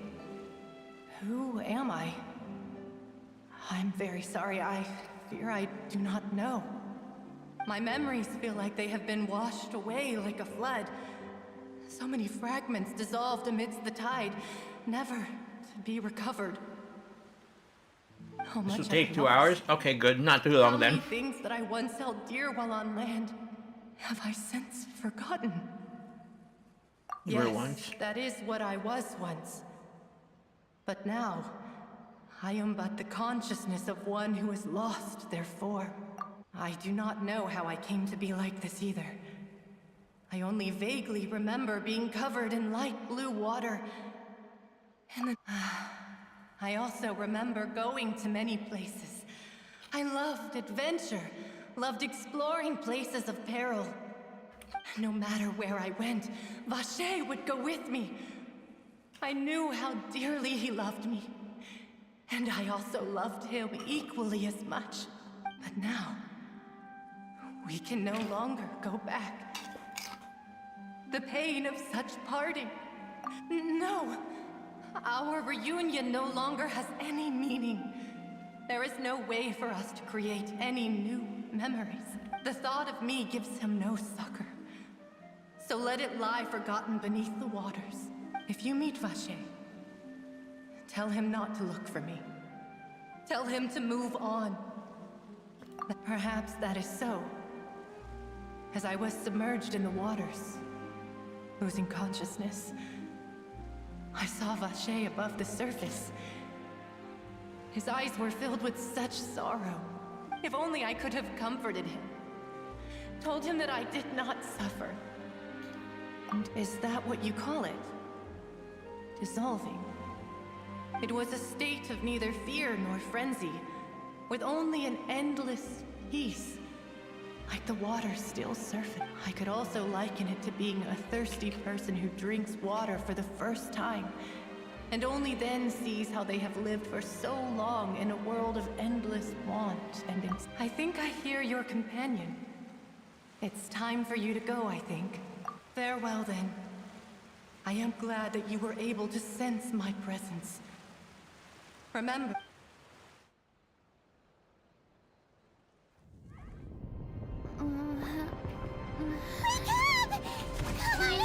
Whoa, what the heck?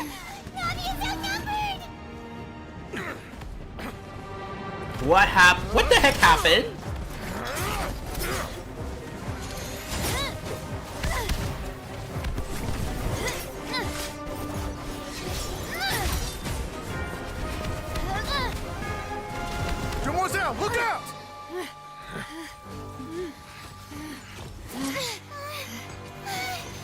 Dear God, it's a whole army of Gardamex.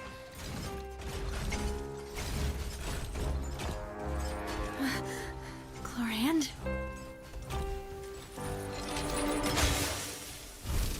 Oh. He broken.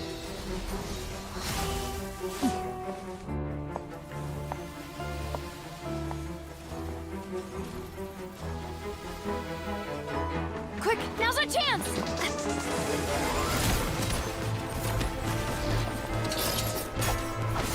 Wow. Bullet slicing.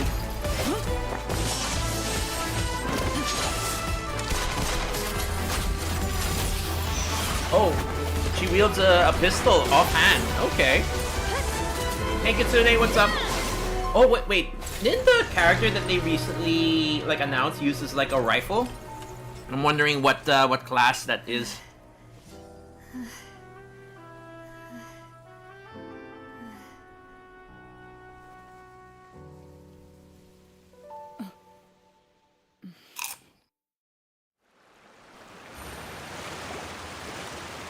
I should thank you for lending us your sword there, Chlorand. But before I do so, could you explain how you managed to show up here? Getting new PC, nice. Followed you. It seemed to me that danger has followed you more closely as of late. I believe that following someone without their knowledge is actually called stalking, is it not? Mr. Callus's last wish was for me to ensure your safety, and I will not betray his trust. He would do the same, were he alive today. Do not speak of my father! Sorry, Demoiselle. I was not strong enough. Thank you for your aid, Miss Clorand, but do keep an eye out for your manner of speech. I believe we all wish to avoid unnecessary emotional harm. Sorry, I did not consider your feelings. Whatever. What else do you know? How did you come to the conclusion that I'd be in grave danger? I doubt I know much more than you. But I believe that the mastermind behind the serial disappearances is very powerful. Your performance tonight will almost certainly attract their attention. Huh. I'm sure they've known about me. To be honest, I'm shocked it's taken them this long to act against me. And what about these Gardamex? I thought only those associated with the Maison Gardiennage could control them. None of these mecha have serial numbers. I was sure to check a moment ago. They are not the ones used by the authorities to enforce the law. I can only conclude that some powerful or wealthy party must have obtained them via illegal means, deploying them as a private force of sorts. What? Your point being that they're out of Spina di Rosula's league, then? Yes. Be careful, and do not act rashly. I will continue investigating, no matter what. We will bring the truth to light. Regardless, thank you for your help today, Clorand. But if you get any ideas, tell me first. I don't much appreciate being followed. I do not think that they'll strike again anytime soon. So I shall stop following you. Good day, all. Okay. Right. I suppose that's the best news we've gotten today. Demoiselle, I believe that Miss Clorand was being sincere with you. If we tried, we could attempt to thaw relations a little. I know, she's... So, what just happened? Oh, thank goodness! Paimon thought we were done for! Those Gardamex came out of nowhere while you were unconscious, and Nadia and her gang saved us! Oh, okay, that explains and there it. was that champion duelist named Clorand who came out to save us too! We got lucky there. Paimon probably couldn't have fought them off otherwise. Thanks for the rescue, Navia. Oh, come now. Forget all that polite talk. That wasn't really a farewell meal we had back there. Not for me, anyway. In truth, I hope that every meal we have together shall be a victory feast. As such, we're still partners.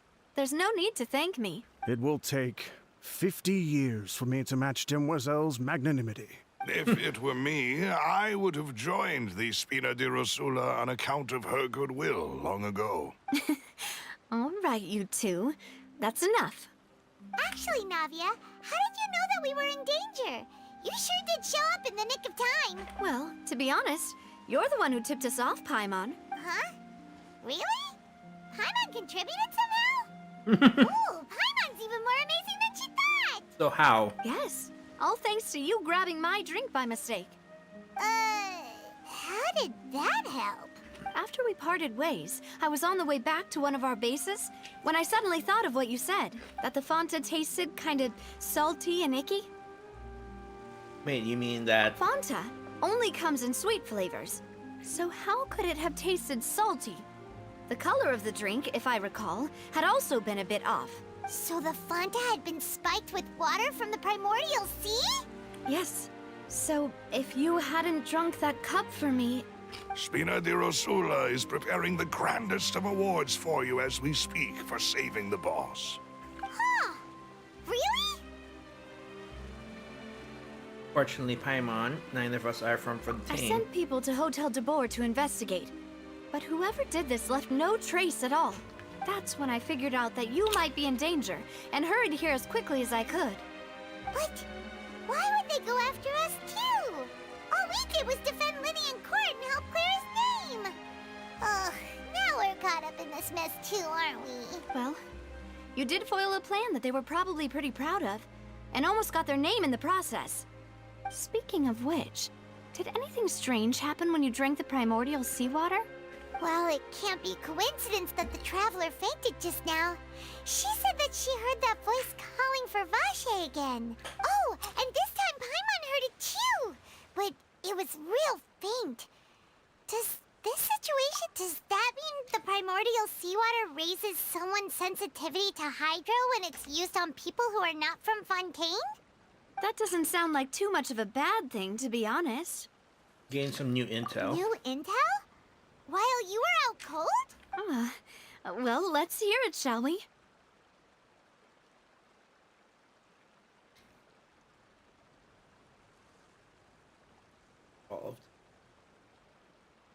Oh, that is important. Vache. That name doesn't ring a bell. I suppose he hasn't stepped forward as a witness in court lately. Since he saw that young woman dissolve, he was at least at the crime scene. But he never gave testimony or any information regarding people dissolving in the primordial seawater. Could he have been threatened? If he's still alive. Yes, thank you. This is very important information indeed. We will continue to investigate. Alright, partner. Oh, you mean you'll help us investigate? Well, you did say that our farewell meal didn't really count. That means we're still partners, right? And besides, we're in this now whether we like it or not. You're not gonna let those people who targeted us get off the hook so easily, are you, Traveler? I see. Yep. Demoiselle, do try not to look quite so pleased. You are the face of Spina di Rosula, after all. You talk too much. Well, in that case, let's head back to one of our bases, shall we? I'll arrange accommodations for you. We also have some plans to go over, and hopefully we can deepen our bonds as partners. But we'll take that one step at a time, I guess. Don't worry, you two. With us around, our base is definitely secure.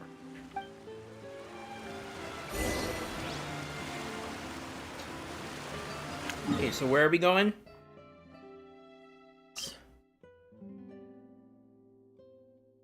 Probably need to do these, don't I? I'll get to them eventually, I guess, if I do the story, so I don't have to do it right now. I think, maybe.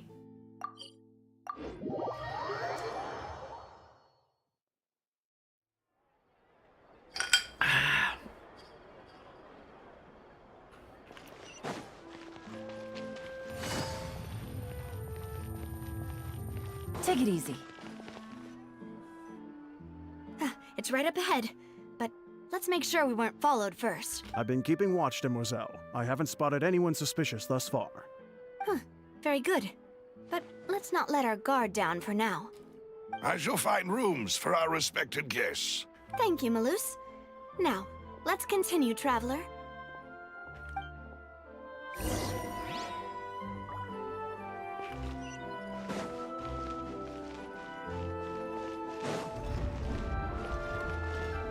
Wait, what?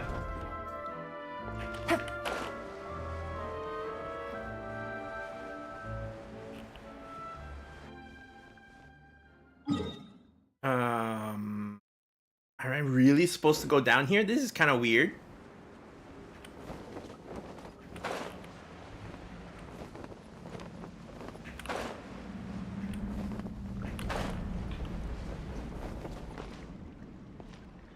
Guess so.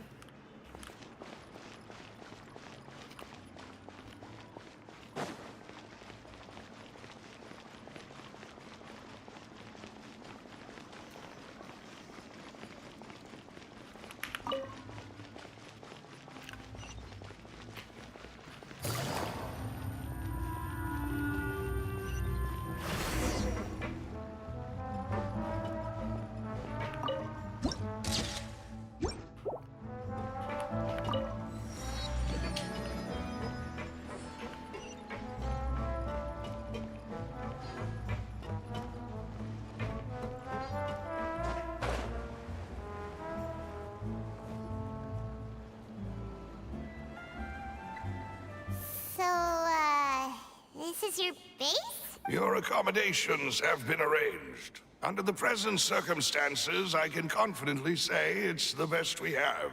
Thank you. Well, our funds have been a little tight lately. After all, we don't allow illegal or unethical profiteering. In fact, our funds often come from citizenry who support us. Seems like it's tough times for everyone. But if you have the support of the people, that does sound like it's worth it. To be honest, our financial situation was a lot better back when my father was in charge a few years ago. I'm afraid I'm not quite his equal. Your father... he was the previous boss of Spina di Rosula, right? How did he... Demoiselle, if you'll allow me to explain. No. I'll explain it myself. I suppose I couldn't run from this topic forever. And as partners, this is something I hope they can understand. My father's name is Callus. Yes, the same one they call Callus the Unfaithful in the streets. 3 years ago, he was accused of murdering his own friend. But he chose a duel to defend his honor instead of standing trial. He died in the duelist's ring. Oh no. But I do not believe my father was a murderer. I'm sure he was set up. At the time, I believed that if he only stood trial and was duly investigated, something amiss would crop up and prove his innocence. But strangely, he not only requested the duel himself, but rumor has it that even after being seriously injured, to the point where he could be deemed as having lost the duel, he refused to surrender, determined to die in the arena. 3 years later, I still don't understand why he did that. How could he protect his honor if he's dead? If anything, he gave up his chance to defend himself. Does seem quite odd. The closest piece of info I have is that my father had been investigating the serial disappearances case at the time of his death. Ah, so that's why you're so determined to get to the bottom of that case. That's right. I've also tried to investigate the murder my father was implicated in. But I haven't found a single new clue in my countless reviews of the investigation records. However, I believe that if the murder case is related to those behind the disappearances, they must know something. I must know what really happened. Was my father coerced? Framed? Even if he really did kill his friend, I must get to the truth. If only he'd been more open with me when he was still alive. He even hid the fact that my mother died due to complications when giving birth to me. And now, here I am investigating his death. You really are a handful, aren't you, Pop? Demoiselle, please, if there is anything I can do, anything at all. I also will never believe that Master Callus murdered anyone. Master Callus did so much good in life, yet all it took was one murder case for him to be dubbed Callus the Unfaithful. Even our supporters decreased greatly due to that incident, hence our strained finances at present. Wait, if Callus was such a good man, wouldn't people at at least be a little suspicious when he was accused? No. Perhaps people just revel in that kind of drama. It's not something exclusive to people from Fontaine, really. People love watching the evil turn over a new leaf, but they also enjoy watching good people fall into an abyss from one slip-up just as much. But how could... never mind. If Callus was really falsely accused, we have to find the truth. He didn't deserve to have that happen. Gonna get some more water. There is one other thing. Master Callus's opponent in the duel was Ms. Clorand. Oh, her? Well, then, isn't that as good as saying that she was the one who killed him?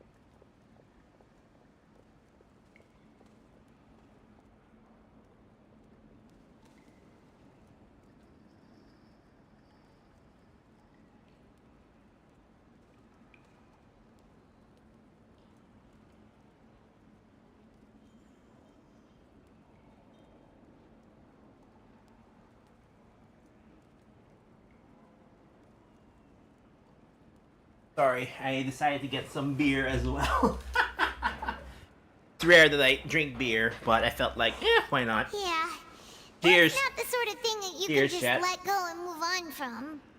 Ms. Clorand has always placed great emphasis on the honorable nature of the duel. If her opponent doesn't yield, she will not stop either. She knew Master Callus beforehand and greatly respected him, but seeing how he was resolute in the arena, there was only ever one choice she could have made. It's not that I don't understand her at all, but I just can't deal with this yet. Don't worry, Navia. Paimon knows how you feel. You don't have to force yourself to do that. Afterward, Ms. Clorand told us that at the start of the duel, Master Callus requested that she ensure Demoiselle Navia's safety. And that indicates... Yes, that is our understanding as well. Oh, Papa. What madness drove you to ask the person who killed you to take care of me? All right, anyway, that's the information I wanted to share with you. Even if it did sound like I was just complaining towards the end. I understand how important this is. Thanks. You two should go and rest. This was quite a day after all. Yeah! Paimon's beat. Please, relax and get some This sleep. must be the one We I will ensure started you rest so sound. much about. Yeah, Azazel. No, it ain't. Rest. Alright. I need to double check something. Oh no. Paimon slept so well. I need to check my dailies in PGR. I don't think I done them yet. Huh? Navia? Where did the other two go? I sent them back to Poisson. It's Spina de Rosula's place of origin, and where we have our headquarters. There's not much for them to do here at the moment. Paimon gets the feeling that you're just trying to get them off your back. But never mind that. When did you get back? Were you waiting here the whole time? No, I just returned after going out for a while. I did some investigating yesterday regarding the name Vacher. Wait, so you didn't sleep at all? How could I after having such critical new evidence appear? Guess Paimon wasn't speaking for everyone just now, huh? Unfortunately, this name seems to have been wiped from existence. It doesn't seem to have a match anywhere. I suspect that those behind this have already taken steps to hinder an investigation from this angle. But that does prove that this Vacher person is a key witness in the incident. Does Vacher? that mean we're too late, though? No. There is one ray of hope. One place in Fontaine that they would find almost impossible to threaten, no matter how much they wanted to. And that is the archives kept by Chief Justice Neuvillette. A place where detailed files on all the cases in recent years are kept. If the Oceanid you met is one of the young women who went missing recently, we should be able to find some related information there. Mm-hmm. Yeah. So Neuvillette maintains an archive of case files? Whew. Guess that's the hard-working Chief Justice for you. In that case, let's go talk to him, shall we? Aren't you coming along, Navia? Did you get tired? No, it's nothing. Let's go see the Honorable Chief Justice. Ooh.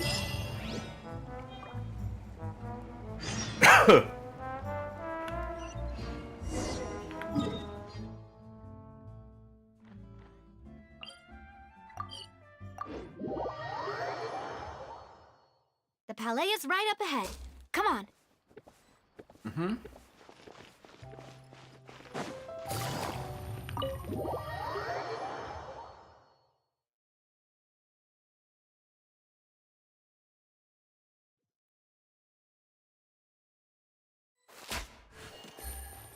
The Chief Justice's office.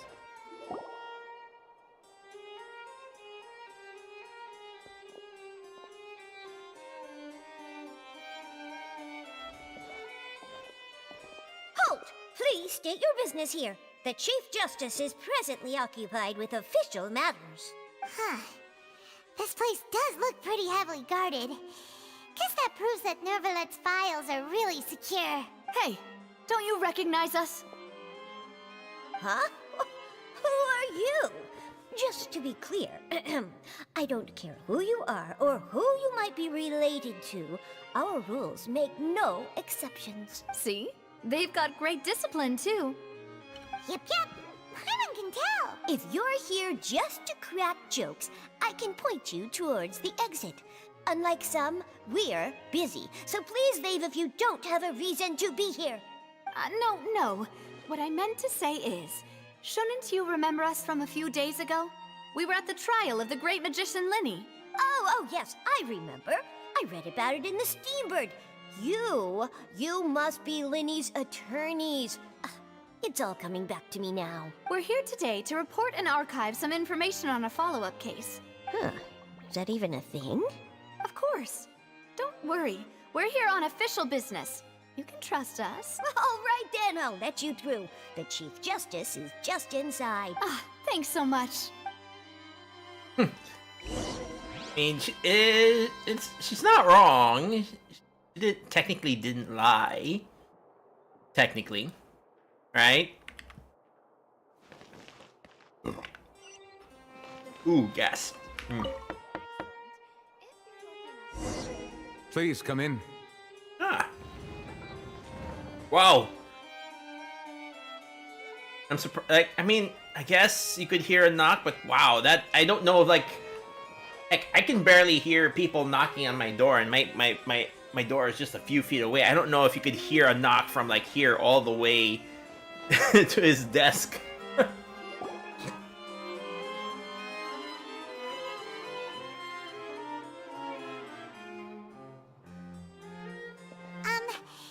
to barge in, Monsieur Neuvillette.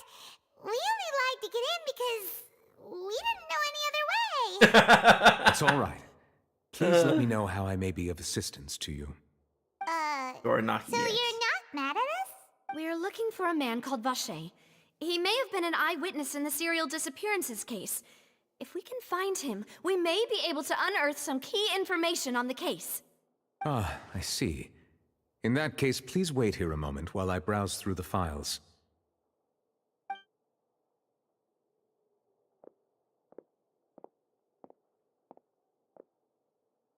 Who knew that Neuvillette would be so easy to talk to?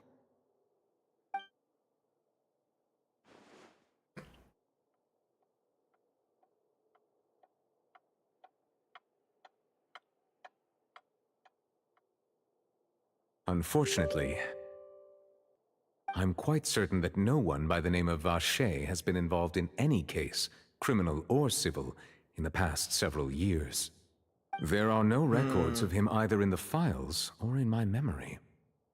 So we're back to square one. Traveler, what if it was really just a dream? Is that so? All right then. Thank you so much, Monsieur Neuvillette. We'll take our leave now. Ahem.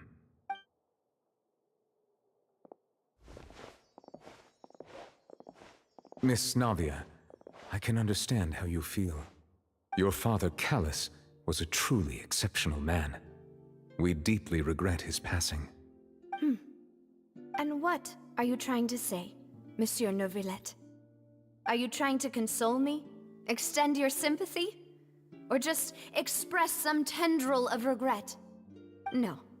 You are not trying to do any of that. I can hear it in your voice. There's no emotion behind your words. You only said those things because you felt like you should. It's just like last time. After my father took his place in the duelist ring, I pushed through the guards to talk to you as a last resort. You even told me then that you thought there was something fishy with the case, yet you still allowed the duel to go ahead. In your eyes, the value of a human life is nothing compared to those cold laws you hold so dear. If you truly regret my father's death, then why didn't you call a stop to the duel? Why didn't you give me the power to stop him from throwing his life away? Why did you just let him die, despised and hated by all? Everything was hanging on a thread at that moment. Just the tiniest effort could have changed everything. There are still so many things I never got to tell him.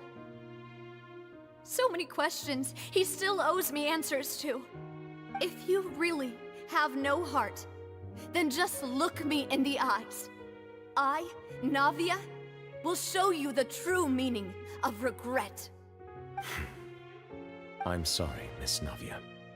You and my father are truly alike. You keep all kinds of things in your heart and never say a word to anyone. It's not so much that you can't feel, but that you would never express anything. Oh well. In any case, everyone already knows full well the apathy of the Chief Justice. My apologies for taking my emotions out on you, Monsieur Chief Justice. Let's go, Traveler and Paimon.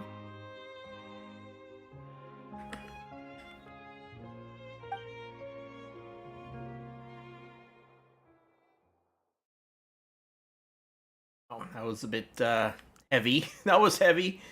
Good boy.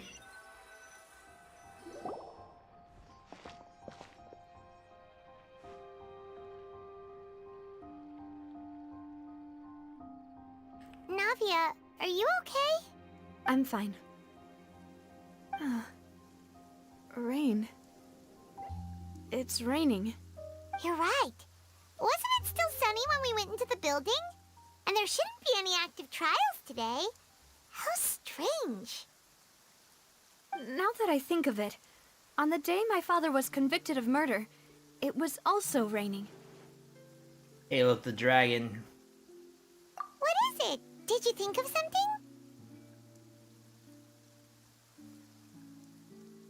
Outside when it happened? Yeah, he was outside. It was uncovered and the rain could fall there. Why? Do you think the rain could have affected the crime scene? That thought has occurred to us before. We've even expanded the search area to try to account for that, but didn't find anything of value. Something you didn't know at the time. Oh? Wait. You don't mean... The fact that people can be turned into water. So you're saying that the true murderer could have been turned into water? And then got washed away with the rain? Yeah. And if that's what had happened, then no one would have believed your dad, even if he explained what he saw to the authorities. I really think I found a true genius for a partner. You're completely right. How did I not connect the dots earlier? All right, let's go to Poisson. With this new lead in mind, we'll get to the bottom of my father's case for sure. Yeah, we're gonna make progress for Do you want to go with me now? Or do you want to head over by yourself later? You go while the idea is still Great. fresh. Let's go then. Might be like, you might see a few pauses here and there, chat. I'm just working on some stuff I need, like on another screen. You know, gotcha dailies and such. So where are we going?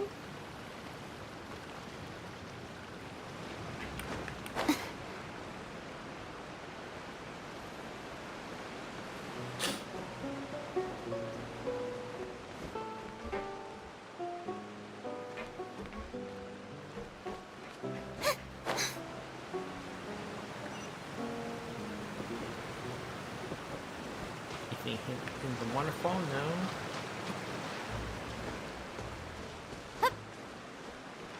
I'm guessing maybe. Oh wait. 1 second, chat. Just need to fill these quickly. All right. I haven't unlocked the autoplay for that specific stage just yet. So maybe it's even lower. Oh.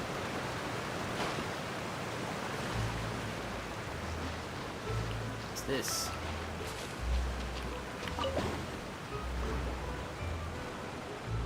Okay. That's new.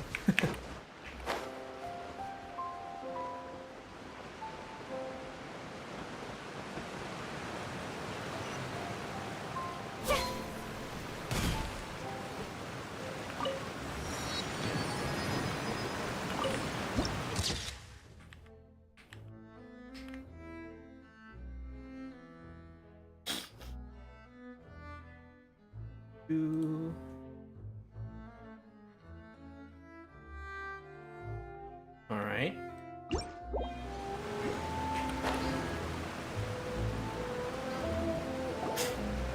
Whoa! What a huge ship! Why would a ship be anchored at a place like this? There's no need to be so surprised. While it may look like a ship, it's actually Spina di Rosula's headquarters. My father was the one who asked for it to be built like this. Perhaps our taste in exterior design is the only thing we occasionally had in common. A gigantic and glamorous ship embodies discovery, opportunity, ambition, and conquest. It symbolizes Spina di Rosula's bright and limitless future. And Paimon thought you were bluffing when you said Spina di Rosula had a glorious past. Paimon was confused why a group with such a history would live in the sewers. But now that Paimon has seen this ship for herself, she's been convinced. Well, Poisson is where Spina di Rosula began, after all. It's our main base, our home. All right.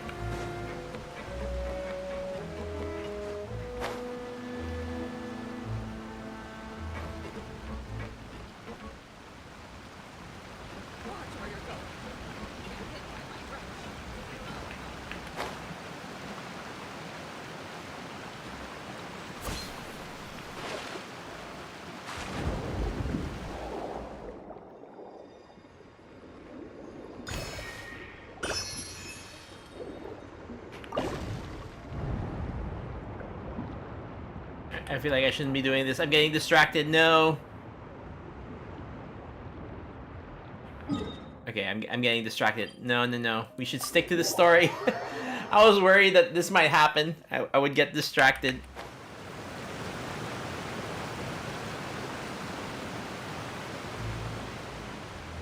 I hope chat helps me remember not to get distracted. Intel is just like teachers. Yeah. We can start.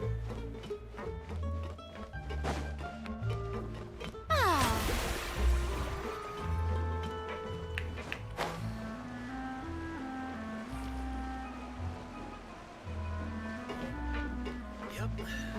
Might have it.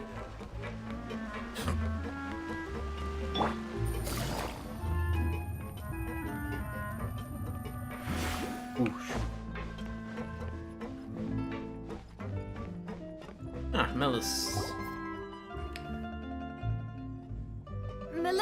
we're back. Loose. Apologies for the wait, demoiselle, and our most important partners. You said before that you still had some business at the court. What brings you back to Poisson so quickly? About that. It's because my partner here reminded me of something really important. You still remember, right, Balus? On that night, it was raining? Yes, the case was quite similar to that of Mr. Linney's. Both were what you'd... Could you tell us a bit more about what happened before? Yeah, of course. Many years ago, something called synth began to gain popularity in Poisson. At a glance, it was a kind of drink that could excite your mood and produce many pleasant hallucinations. Wait! Didn't that guard guy who turned into water also mention that the primordial water could be used to produce some kind of potion? Yeah. Yes, he did. Considering what we know now, it's almost certain that synth is created using water from the primordial sea. If you drink synth for an extended amount of time, you'll suffer many side effects, such as losing the ability to focus or control your emotions. And if you were to stop drinking it completely, you'll experience flashes of paranoia and anxiety while lacking energy to do anything. It's an extremely dangerous substance. As he oversaw Poisson, my father was compelled to put a stop to synth abuse and called for a complete ban of it. Boss's uncompromising attitude incurred the synth vendor's wrath, but no matter how much they threatened or bribed him, he refused to yield. Not only that, Boss became determined to find the mastermind behind the synth operation and put an end to the problem once and for all. Yes, but the enemy was very cunning. So he could never get anything out of the dealers, all of whom only sold the stuff and weren't privy to the rest of the operation. Recognizing that, my father decided to contact the dealers in secret and cultivate personal relationships with them. Finally, he was able to convince someone to become his informant. The man's name was Jacques. He felt greatly ashamed about his work after seeing many families destroyed by synth abuse. That night, my father hosted a banquet at his countryside estate. He planned to meet up and exchange information with Jacques over some food. But then, we heard 2 gunshots from the courtyard. We raced to the scene and found my father, still holding a gun, and Jacques, who was already dead on the ground. Huh? How did that happen? Sounds just like Lenny's case, doesn't it? In both cases, the culprit seemed obvious, but neither appeared to have any motive at all. Looking back on it, though, I now believe the most important clue was something we all overlooked at the time. There were pieces of clothing left at the scene. It could have belonged to someone who got dissolved. Precisely. It's all thanks to you that I made the connection now. Back then, we all just thought they were some costumes that Jacques used to disguise himself at the banquet. But, considering it now, it's almost certain that they belong to a third person at the scene. With one extra person, we'll also need to reconsider why the 2 shots were fired. You're right. We still don't know what happened. But my intuition tells me that we're on the right track to figure... Jacques was an empathetic man who was infinitely remorseful for his past actions. It's unlikely that he turned on Boss with 0 warning. I think this third person is probably the key to the full truth. On that note, however, even though this will not please you, demoiselle, as your and your father's butler, I must still offer a word of warning. Our opponent is insidious and cruel. They are extremely difficult to deal with, and Boss has already lost his life trying to bring them to justice. Even though Spina de Rosula has lost most of its former glory, Poisson has welcomed a new time of peace, and we have been allowed to live out our lives. There is no need to follow your father's path. It would be both wise and in line with Boss's wishes to step back and give up on the case. If that's indeed what he wished for, then he should have told me that himself. Was I not the closest person to him? And yet, I was the one most kept in the dark. What was the point of him dying without sharing any of the secrets he knew? Did he... Synth is still here. Callous the Unfaithful is still his epithet. Did he think I'd just accept his meaningless death? I've never accepted that. I want to find out the... Navia. This is indeed the best moment to act. Your partner appears to be quite reliable, and more importantly, Demoiselle, I think you're also ready to take this on. So you do know something else, Malus? Yes, I do. In fact, even before that banquet, Boss already knew of the connection between Synth and the serial disappearances case. But what drove all the tensions to the boiling point was the revelation that you, Demoiselle, had been selected as the next target to disappear. What?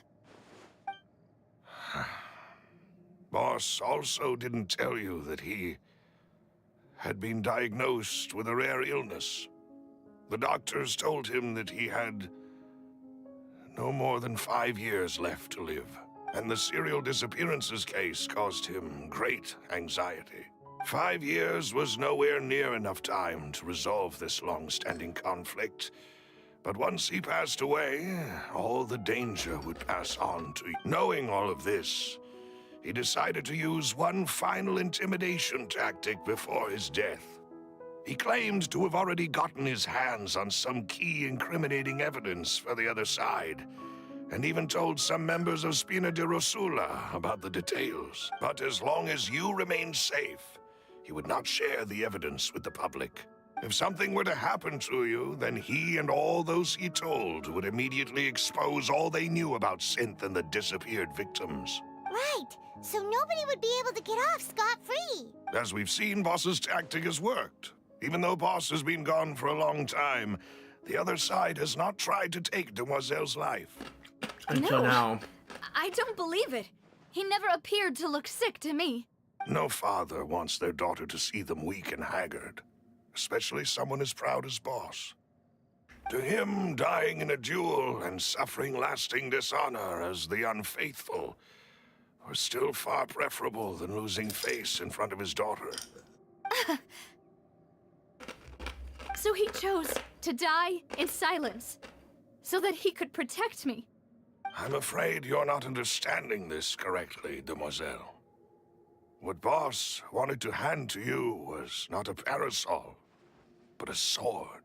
If Boss's spirit could hear you telling me that you want to find the answer for the sake of everyone involved, I'm sure he'd be extremely proud. That fool. Couldn't he have just given it to me straight? No.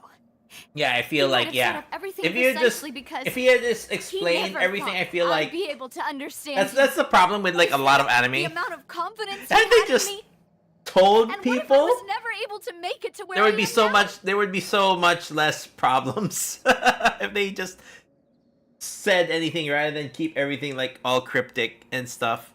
Yeah. I suppose that's true. With the way he'd set things up, if I had wanted, I could have just lived out my life without a care in the world. But thankfully, he rarely talked to me about complex matters, and thus understood little of me as a person. In this case, he really didn't need to give me an easy way out. Malus, what was the key evidence that he shared with you? It's the location where Synth is produced. Essentially, it's the enemy's headquarters. When he was threatening the enemy, Boss didn't share the specifics of the incriminating evidence he found. But if you want to use it against the enemy, you'll still have to take several things into consideration. Truth is too much. If we know where the place is, can't we just go storming There might be in? still more, huh? You mustn't Hey, forget Megan, Will, that how's it we're going? fighting against a mysterious and dangerous organization that's been in operation for decades. There's no telling what might be lying in wait at their headquarters. We also have no idea what kind of evidence we may be able to find inside, nor what people we may be able to capture. But a single visit to their headquarters would be tantamount to a formal declaration of war. The worst case would be that we leave empty-handed, but also open ourselves up to full retaliation. Then, in that case, why not work with the Fontaine authorities? Well, you saw one of them dissolve during Mr. Linney's case. We have no idea just how thoroughly they may have been infiltrated. That's true. Seems my father really had no choice. But things are different now. It should be a lot easier to prove the other side's guilt, now that we've connected Synth with the disappearances case. You sound like you've put a lot of thought into this, Maloose. I am the butler, after all. I live but to serve the boss and Demoiselle's will. I've always been willing to take on any kind of risk for your sake. But considering my relative lack of ability, I've spent my time keeping secrets, performing basic investigations, and waiting for the right time to come. Thank you for all of that, Maloose. Have you discovered anything new in the past few years? Let me think. One conclusion I came to was that the enemy must be quite familiar with Spina di Rosula, or at least have an informant planted here. Oh, it when better I not be announced Silver. orders to the organization's members on Demoiselle's behalf, I used to deliberately keep a few people in the dark and observe the reactions of the synth vendors. If the vendors didn't change their plans, then the individuals informed of our orders must be innocent. If the vendors packed up and fled, however, then someone must have given them the news. After several rounds of testing and investigative tracing, I've narrowed the suspect list down to 3 people. The first is Florent, Spina di Rosula's senior advisor. Huh? Florent? Yes, surprising, isn't it? He was one of the people Boss trusted the most, which also means that he was someone who understood Boss really well. Thanks to his position within Boss's innermost circle, he always knew our upcoming plans and could thus avoid capture this whole time. There's someone else like him too. Marcel, the head of Confrérie of Cabrières. Uncle Marcel. Okay. What's a confriere? It's a guild in Poisson. Boss helped it to grow to its current size and prominence. In the beginning, they were only reselling some daily goods, but now they're one of the richest guilds around with a lot of business connections in the city. So, they're like a sister organization of Spina di Rosula? Yes, you can say that. When we were fighting against the synth dealers, they provided us with plenty of support. It's a bit difficult to imagine someone using their own money to hunt down themselves. The final suspect is Thierry, the man responsible for coordinating information between Spina di Rosula and the guards. Okay. Although the guards mostly leave us to our own devices, there are still many activities we have to report to the local authorities. Since Thierry is always in the know about our current activities, he could theoretically always plan one step ahead. I see. These are all people who I communicate with quite regularly. To think that the enemy we've been fighting against has been right next to me all along, among those I trust the most. It's almost too hard to believe. If you want to investigate them, please take every precaution to not alert the quarry. Judging from our experience, the enemy is extremely cautious. Of course. And thank you, Maloose. You've provided us with a lot of great information. You're too kind, my lady. I'm just doing my duty. And before I forget, proving Boss's innocence would also mean clearing him of blame in Jacques' death. After that incident, Jacques' wife and daughter were taken into the Spina's care. They still live in Poisson today. If it might help, you could also pay them a visit. I can make the necessary arrangements. Oh, thank you so much, Maloose. You really are the best. A new case awaits, my dear partner. I hope we can work together to uncover the truth. All this case records. Okay.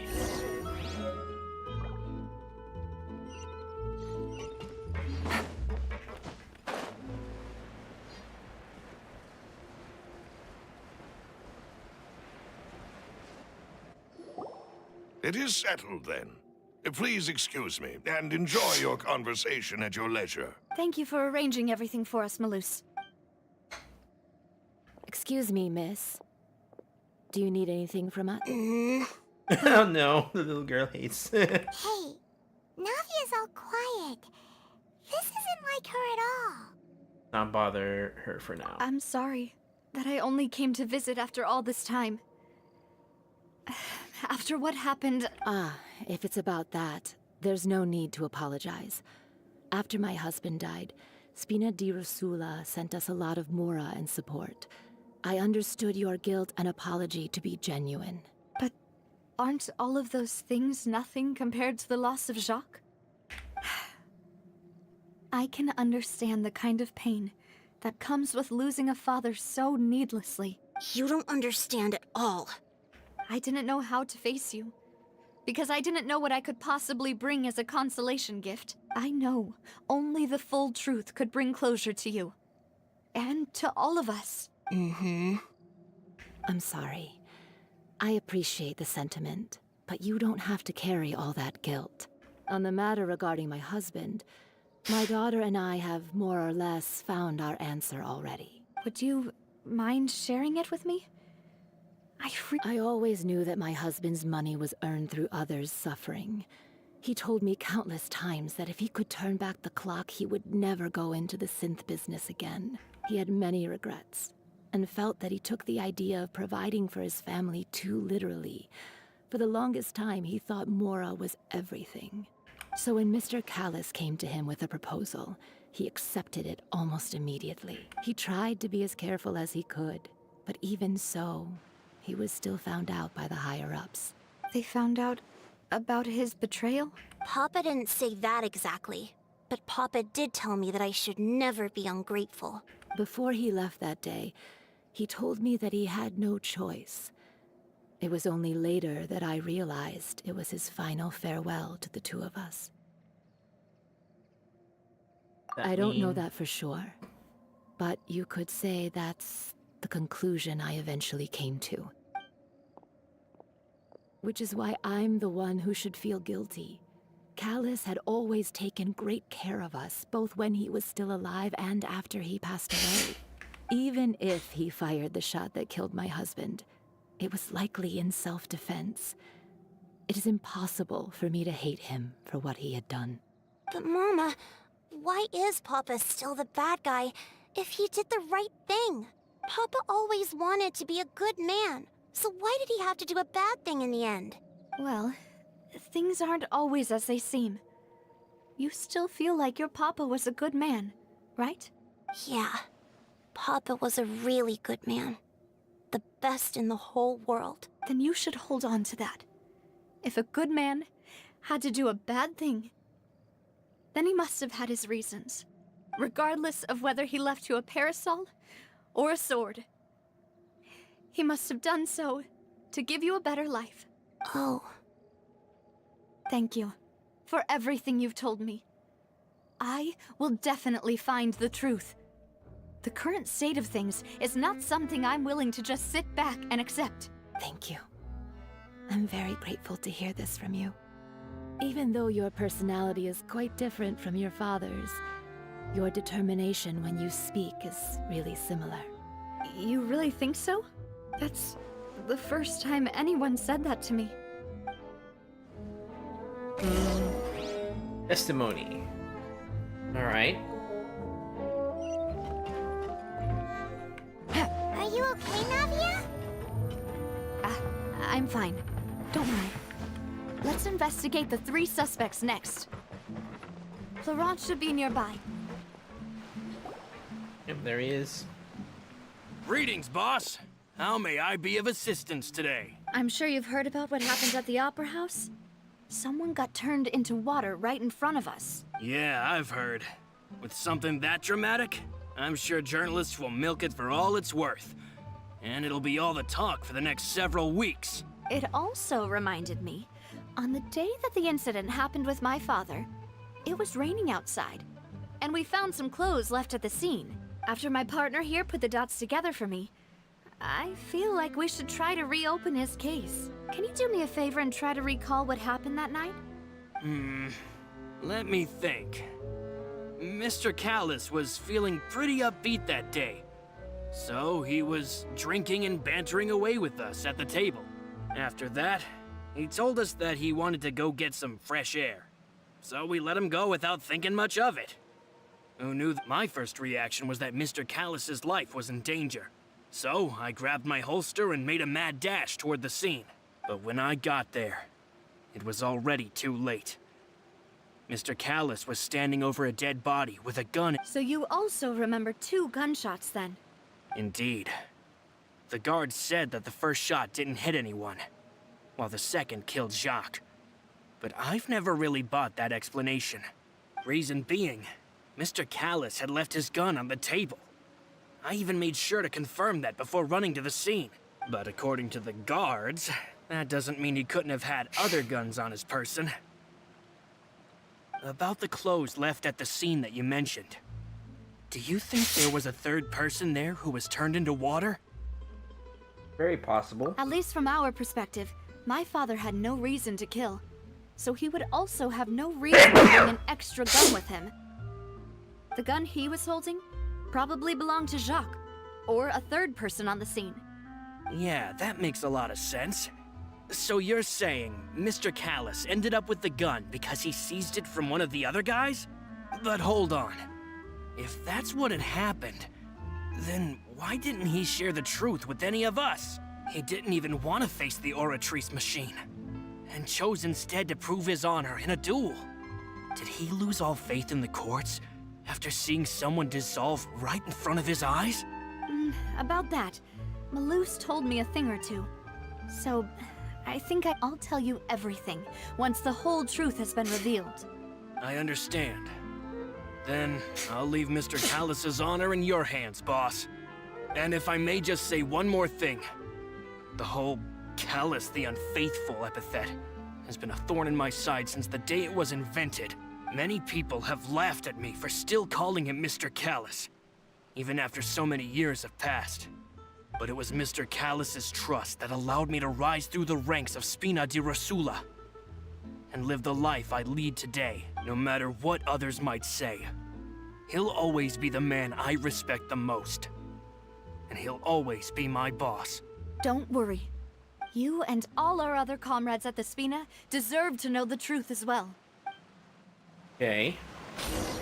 So far, okay, we'll see how his truth holds up. Or how his statement holds up. Oh, you're gonna have to travel quite far.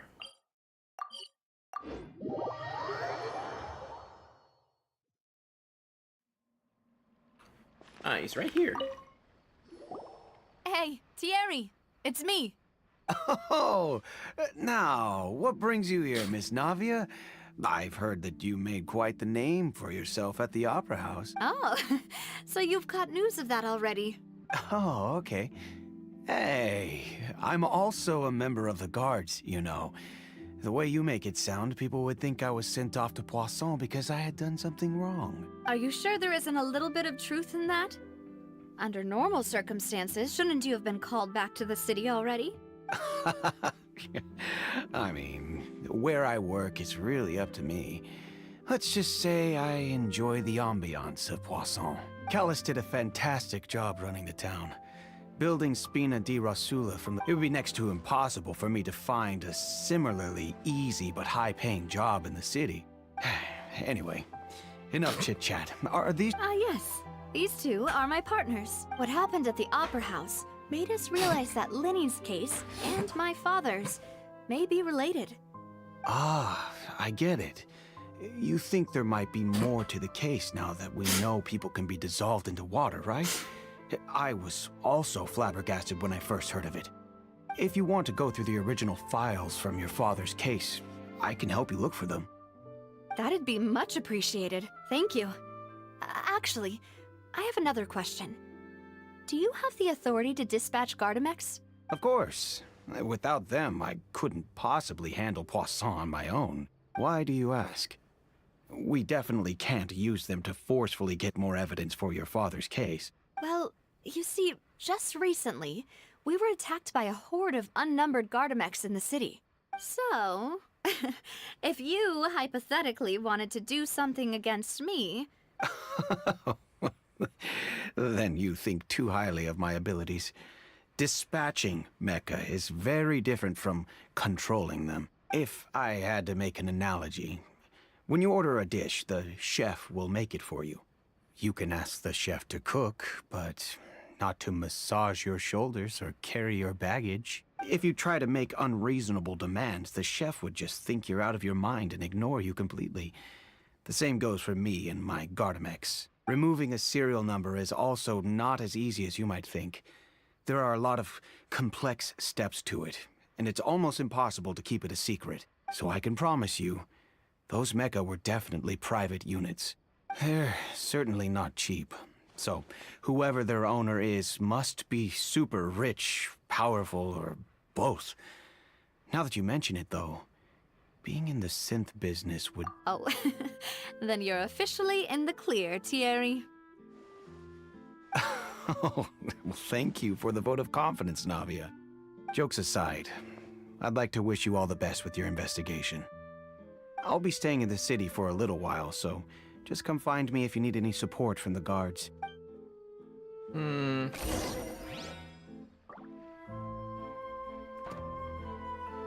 Alright, last one. Let's see what he has to say.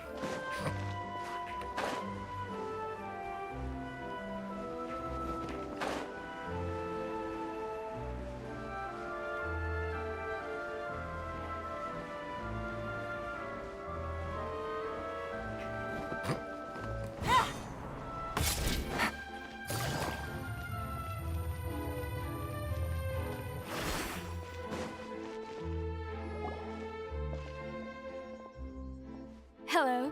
How may I help you? I'm here to see Marcel. Could you please let him know? You can just say Navia's looking for him. Sure. I will let him know right away. Marcel, alright. Navia, hello. Sorry to keep you waiting. I'm not as young as I used to be, so my legs are giving out a bit. Oh, it's all right, Uncle Marcel. There's no need to stress. Uncle I just wanted Marcel? to talk to you briefly about what happened in the Opera House. I'm sure you saw everything too, right? Yes, I've never seen anything so strange. Oh, you were at the Opera House too? That's right. I went there with Navia to see the magic show. Who knew it would turn into a whole murder mystery? I also witnessed your marvelous sleuthing work. Quite impressive. To beat the Hydro Archon at her own game on her own turf, I can already imagine everyone in Fontaine discussing your exploits over a few glasses of wine. Oh, Paimon doesn't want to become the talk of drunkards. Apologies. It's just how Fontaine is as a nation. Everyone loves drama and theatrics. Uncle Marcel, you've also noticed that other thing, right? Yes, I was reminded of your father's case right away. Is that what you're investigating now? Exactly. I still don't have much solid proof, but I can sense that the other side has already begun to act. Oh, and what makes you say that? We were attacked on Araneus by some unnumbered Gardamex. And there was also an attempt to get me to drink water from the primordial sea. If not for the vigilance of my partner, I probably wouldn't even be here talking to you right now. Oh, you're giving us too much credit. Alas, it seems things are heating up again. The peace that Callus sought so dearly will soon become a thing of the past. But rest assured, Navia, Poisson will always remain a safe haven for you. If you're scared, you can always return there. If anyone dares to lay their hands on you there, the Confrérie of Cabrières will use its funds to the last Mora to bring them to justice. Thank you, Uncle Marcel. But I don't intend to go into Do you have any new thoughts on my father's case? About that. Sorry, my age is catching up with me, so it'll take me a while to recall my memory. The Confrérie was responsible for that banquet, so I was out and about the whole time making sure things were running smoothly. I didn't even have the time to drink with the guests. Then I heard the sound of a gunshot, and the rest was history. Okay. Oh, it's okay. No need to push yourself. We'll ask around some more, see if there are any valuable clues elsewhere. Sounds good. Just let me know if you ever need Mora. All my wealth comes from Callus's patronage and support. I'll spend however much it takes to clear his name. Okay, we found our suspect right here.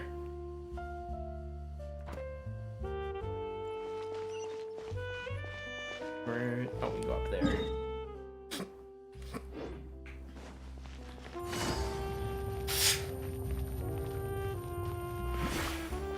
There's a... I don't think I've touched this yet.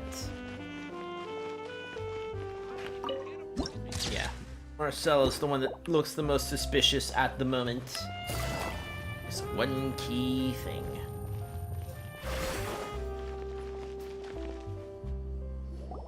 We've talked to all 3 suspects, purely based on their conversations with me. None of them sounded particularly suspicious.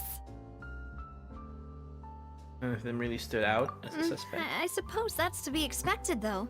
If a single conversation's all that's needed to find them out, then anyway, even though we didn't make a breakthrough, let's still compile what we were able to find.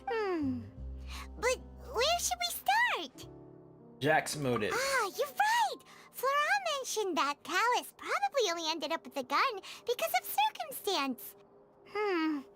That makes sense. According to Jacques' family members, he already told them that he had been discovered, and that he had no choice before he left home that day. If I had to guess, he probably received an order from the synth boss to kill my father. Had he refused... So, Jacques fired the first shot? I was Jacques. Oh? And why is that? Could killing guarantee his safety after killing Callius? Ooh, that's a good point. Jacques probably already knew that he was just being used as a tool for murder. And once he had completed his mission, he'd be of no more use to his boss. So, what would make more sense from his perspective would be to turn his back on the Order and seek protection from my father. Makes sense. But without evidence, that's still just a theory. Yep. Besides Jacques, the attack from the Gardamex has been bothering me quite a bit as well. It's obvious that our enemy has become more antsy after the secret of the primordial seawater was revealed. Yep. Do you think he knew, even then, that we'd follow this lead to the end? Given everything that's happened since, it's quite possible. But who among the 3 suspects would have the ability to control privately owned Gardamex? Marcel. Uncle Marcel? My father did really trust him. And they worked together on a large number of projects. Maybe that's how he got to know Jacques. And with funds from the Confrérie, he could also afford a large number of Gardamex. Yep. That's also the thing. Still really hard for me to imagine, though. After all, Uncle Marcel has been around since I was just a child. Also, wouldn't this mean he has been spending a whole lot of Mora and energy to fight his own synth business? No. Maybe it was someone else. But yeah, let's see what she'll say about the other 2. Thierry, you say?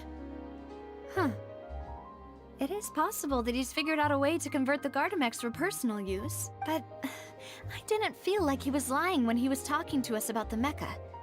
I also... Yeah, had he actually tampered with... If the mecha were taken from the guards, it should be pretty easy to find out when it... Florent? It is true, but as Spina di Rosula's advisor... So you're saying he's too broke to afford... Exactly. He can't. And even if he could, I don't think he would be able to dispatch a whole group so quickly. Who could it be? I still think it's... I think...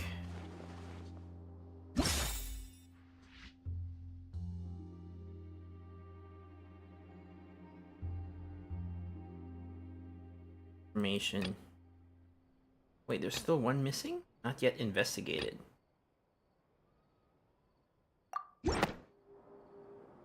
You know, if you think everything through, Uncle Marcel is indeed the most suspicious of them all.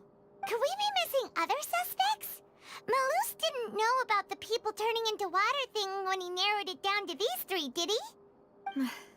Malus has always been very reliable, and his judgment of others' trustworthiness has been fair and well. The suspect is knowledgeable about the Spina's internal affairs, has the means to dispatch Mecha to assassinate us, and possesses significant intellect and foresight. Even if I don't want to believe it, I'm starting to see how things could all tie back to Uncle Marcel. Well, we still have another trump card on top of all the theorizing and speculating.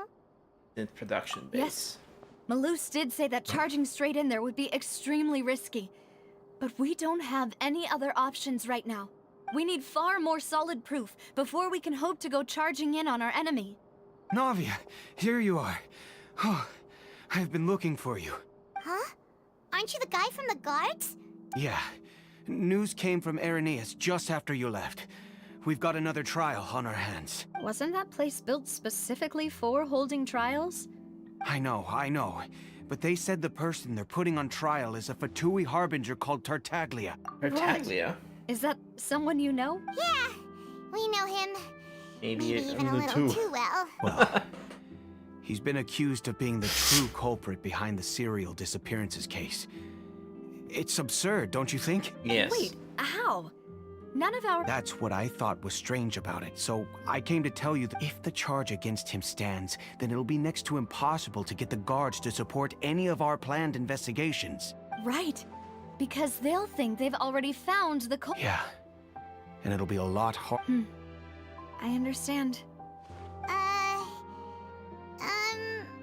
Split up. Split up?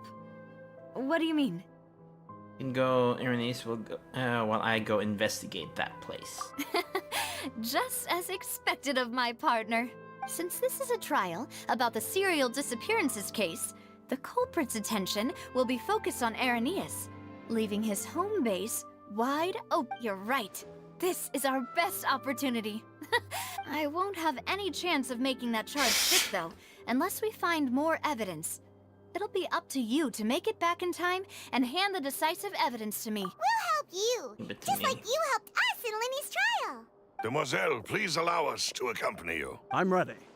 Malou, Silver, when did you two get here? We heard that you'll be leaving Poisson and figured that you might require our assistance. It's our hope that your confidence will be bolstered with the two of us by your side. Thank you so much. See you then! Alright, go. But yeah. Now that Navia has set out for Irenaeus, we should also get going. The location has already been marked on the map, so let's head over. Huh. There.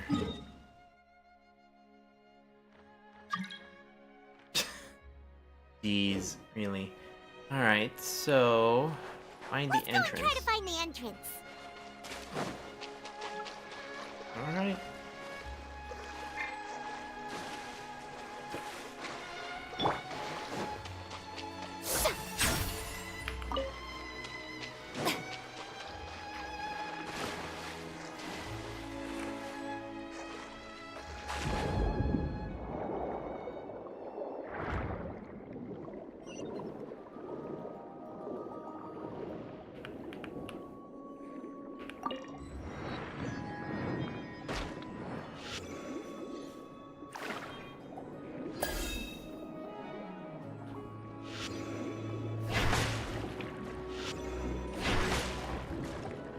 I'm not very familiar with water combat, so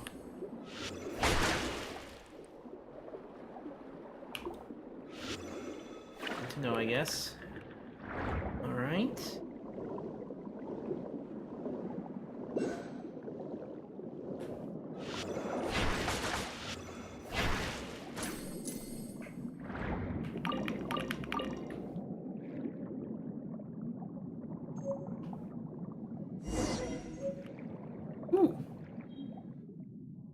Finally found it! Huh. So this is the entrance that leads to the synth production base. It sure doesn't seem out of the Well, they ordinary don't want at it all. to stand out. You're right. An important place like this is bound to have a ton of protective measures and mechanisms. Navia's probably arguing up a storm right now to stop. Meanwhile, inside Opera Epiclese. Alright, let's see. It would appear that I must repeat my question again, Mr. Tartaglia. Do you accept the charge that you are the true culprit behind the serial disappearances case? To be perfectly honest, I don't understand your country's complicated court system, or the reason why I'm being charged with something I've never even heard of. However, I did hear that people who have been charged can choose to participate in a duel to clear their name. Is that right? In which case, As long as I accept the charge, I can have an all-out fight with that champion duelist Clorend, right? I've got to admit, that's one of the most enticing offers I've ever received. When I privately sparred with her last time, she was obviously holding back. Real disappointing. Hey! Don't you understand? You're currently the prime suspect for a major case. This isn't the place for you to be looking for fights. Oh? Sounds like the Hydro Archon wants to lecture me on the ways of the Opera House. Then why don't you duel me too? I'm the kind of student that learns best in the heat of battle. No. That's not what I meant. Alas, it would appear that communication with the defendant is going poorly. In that case, let me explain everything from the very beginning again. The goal of this trial is to determine the culprit behind the serial disappearances case. That case had nothing to do with him. You've got the wrong man. Huh? What's going on? Why is she interjecting again? I told you it couldn't be one of the Fatui Harbingers. Miss Navia, this is the second time you've interrupted the court proceedings. I only tolerated your behavior last time because you were able to provide the court with a key eyewitness. But that was an exception rather than standard court protocol. I can very well charge you with contempt of court for your interjections. Oh, please. Did you ever think I had any respect for this place's pointless theatrics? We can put that discussion aside for now. I'm not here to argue with you. I'm here to charge the true culprit behind the serial disappearances case. And if my charges prove true, then Tartaglia here will be proven innocent by default, correct? Oh, a young lady has charged in and offered to clear my name. How fascinating. Well, I'd gotten half bored to death by all these rules and procedures anyway. So I'll take you up on that offer. So, Your Honor, is there nothing else for me to do now? You may take a seat for now in the audience, but that doesn't mean the suspicions against you have been lifted. Now then, Miss Navia, who is the person you would like to charge instead? That person is... Ah, there we go. Okay.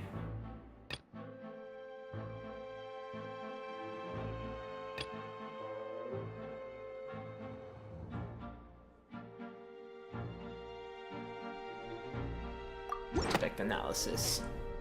Marcel, the head of Confrérie of Cabrières! Huh? What confrérie? Never heard of them in my life. I've heard of them, but weren't they Spina di Rosula's sister organization? Oh, is this going to be a friends to enemies type situation? Please let me remind you, Miss Navia, that charging someone is an incredibly serious matter. Committing to the charge also means taking on the legal responsibilities associated with it. And if the charge fails, depending on the circumstances, you may also be charged with the crime of making a false accusation. Knowing this, do you still wish to charge this man? Yes, I do. In that case, I But declare what about the charge rules to be that valid. Miss Navia and Farina attorneys, please take your falsely places on the charged? court. Lynn. Members But of the then again, guards, please contact Mr. Marcel right away so that he may stand trial. Shocked and confused Marcel is brought to the stands. Mr. Marcel, you will not require an attorney. Is that correct? Apologies. It all just happened so quickly. I still haven't figured out what's going on. I think an attorney won't be necessary. This is probably just a misunderstanding between me and Navia. Very well. In that case, since both sides have now arrived, Miss Navia, please present your charges. I would like to take everyone back to 3 years ago, to the case of Callus the Unfaithful. Only through elucidating what really happened in that case can we connect all the dots for the serial disappearances case. Navia, do you really think that I was the one who killed your father? Come on, why would I do that? Callus was my benefactor, and remember both you and I only ran to the scene when we heard the sound of a gun. If that's enough to make me a suspect, wouldn't that make everyone at that banquet a suspect as well? I think there's no point in getting into the specifics right now. The audience doesn't even have the big picture yet. Even I'm struggling to remember some details of that case. Exactly correct, Your Honor. I must refresh everyone's memory about that case before I can explain my charge and reasoning. I see. In which case, I will recount the findings about that case as originally recorded by Maison Gardiennage.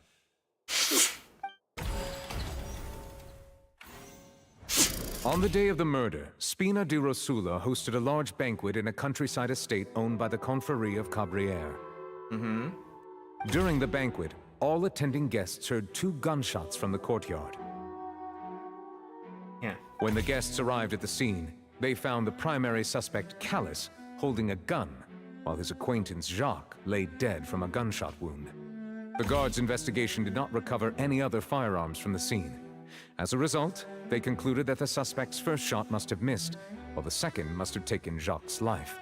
The suspect did not dispute this conclusion, and also declined to defend himself in court.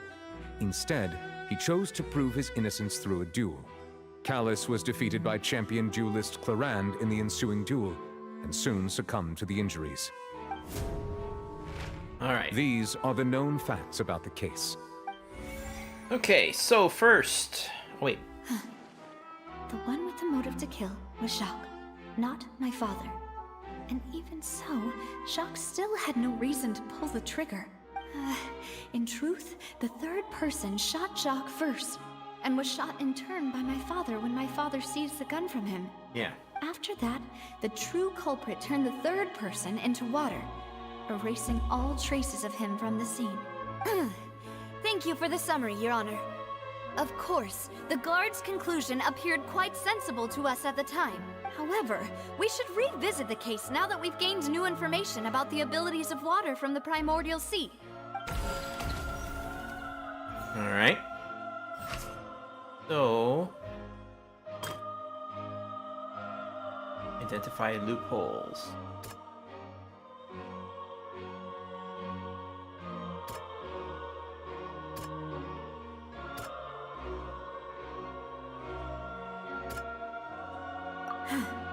Something's not... Oh, come on. I know that's the right one. Anyways.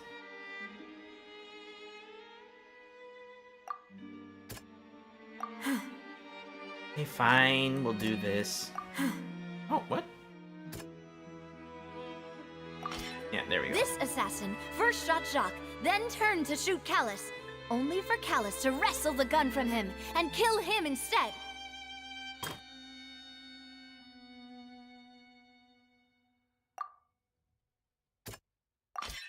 A pile of clothing was found at the scene. The guards once believed they were used by Jacques as a costume to disguise himself. But now, it is clear that the clothes were proof that there was a third person at the scene, and that they were turned into water after committing the murder. Since... Oh, fudge.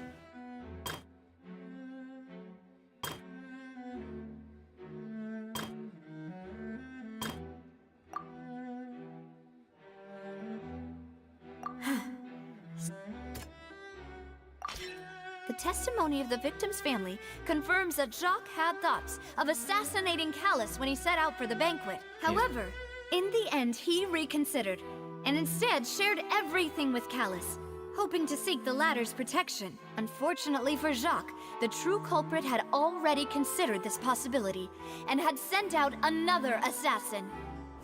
Alright, here we go. Realizing this, the true culprit caused the hired assassin to dissolve into water, leading everyone to believe Callus was responsible for Jacques' murder. This is the true version of events. Alright. I'm on lost glasses. Yeah. But she's not in the trial right now, so maybe later. That's what happened. Wait, you're telling me something as dangerous as water from the primordial sea has been used for all these years? What a great theory. It also explains Callus's and Jacques' respective motives. Mr. Marcel, you are the one being charged with the crime. You should provide a rebuttal if you wish to prove your innocence. Ah, but I think I agree with everything Navia just said. In fact, there was nothing in her speech that directly implicated me. Then, may I ask some questions?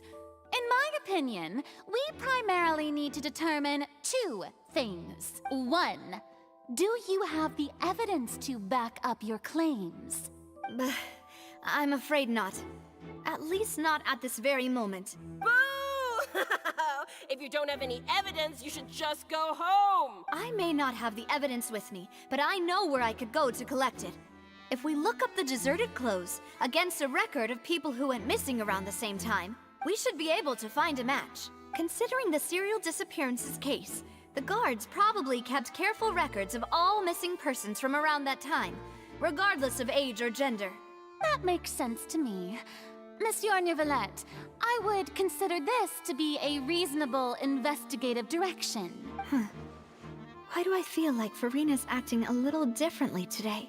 Maybe she's scared of embarrassing. Alternatively, she's become more diligent after charging an innocent citizen in the last trial. My second question has to do with the ensuing duel. If the truth is indeed as you described, then why didn't Mr. Callus explain himself in court? If he had testified that a person had been dissolved, he could have at least mounted a defense. I've thought about this too, and the answer is actually pretty simple. He felt there were things that were more important to him. The dissolving power of water from the primordial sea is an important secret for the true culprit of the serial disappearances case. My father could have exposed it for all to see, but he chose to take it to the grave. At that time, Spina di Rosula was in dire straits, and his reputation had already been shattered. He had no guarantee that going forward with the truth would allow the culprit to be brought to justice.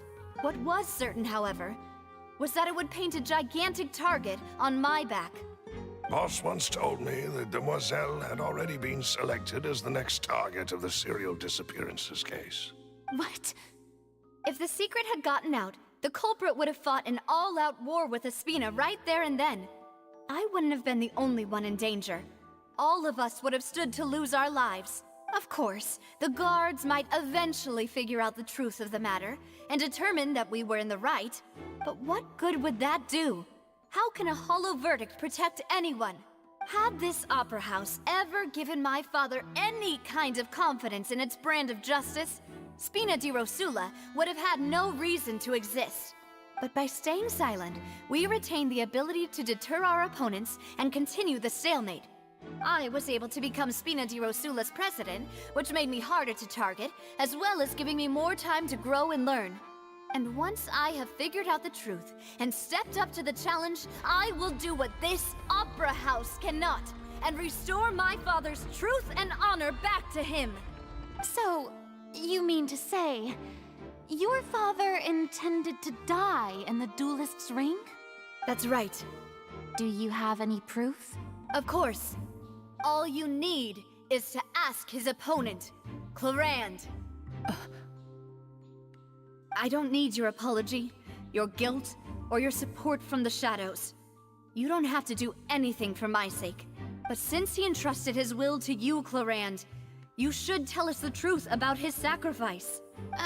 So, during the duel, did you believe that Callus was intending to die? Yes, I did. As a champion duelist, I've fought many battles and taken a countless number of dishonored lives. In my line of work, I've seen all kinds of people give their all for the faintest hope to continue living. Some were determined, others passionate, and some even manic and twisted. Oh boy. Just one look and I can tell if a duelist is hoping to live or if they're looking to die.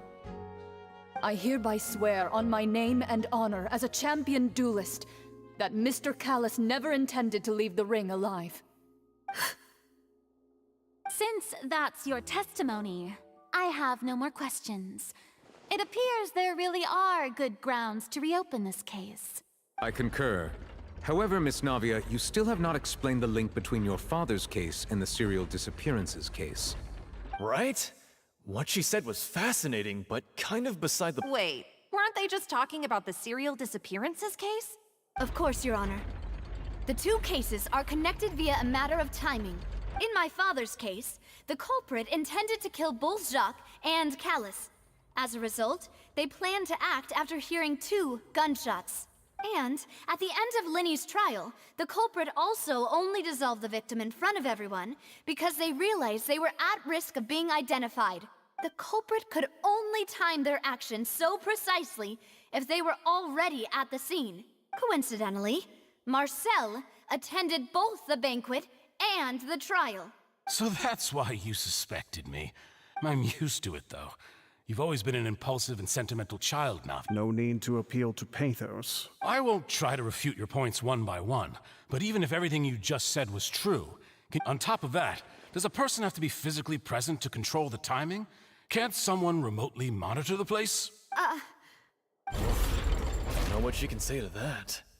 I know that even with that, you might still think you can reduce the list of suspects with some further investigations, until I'm the only one left on the list. Alas, who won't feel at least a little hurt by an accusation of murder from a girl you see as your own daughter? But if I were to dismiss this completely, you'd also think I'm not being considerate of your feelings.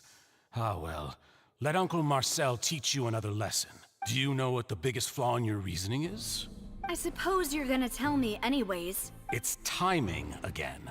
I'm a businessman by trade. From that standpoint, there's no reason for me to kidnap young women. It's a high-risk action with nothing to gain. In addition, I left my home in Snezhnaya when I was young to come to Poisson and work in some trade. My business only thrived when I received Callus's patronage. But the disappearances began before I ever stepped foot in Fontaine. I do apologize, demoiselle. This was my mistake. No, it's not. Is there anything else you'd like to say? Would you like to check the data? You can also take a look at my border entry records, or ask my friends and family could those records and testimonies do something to appease the unspeakable anguish in your heart? Seems like she got the wrong guy. At this rate, Navia will be convicted for falsely accusing him. I think you've done a superb job of dissecting your father, but aren't you going against all of his wishes and He wished for you to become more rational, collected, and conscientious. Once you've learned to be more considerate of others' feelings, and to stop rushing headlong into things, you'd have— This isn't just about me. And it never has been. The biggest difference between me and the rest of the victims is that I still have the ability to search for the truth. While that same agency has long been taken from them. The people whose families were destroyed by synth abuse, the people who lost their loved ones to the serial disappearances, and many people's images are flashing before my eyes. And whose image do you see, Marcel? Is it a man named Vacher? Oh, so you do know that name. I'm merely surprised you'd suddenly say the name of someone I've never even heard of. I was waiting for you to say that. Oh, okay. I was like wondering, when are we gonna get back to the Traveler? Okay, here we go.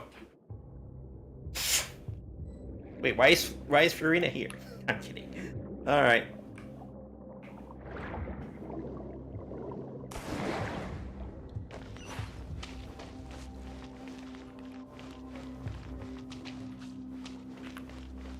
Right.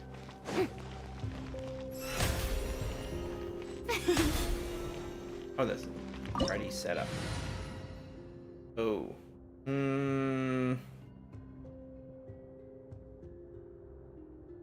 I'll stick with this. No, I'll stick with this. Why not?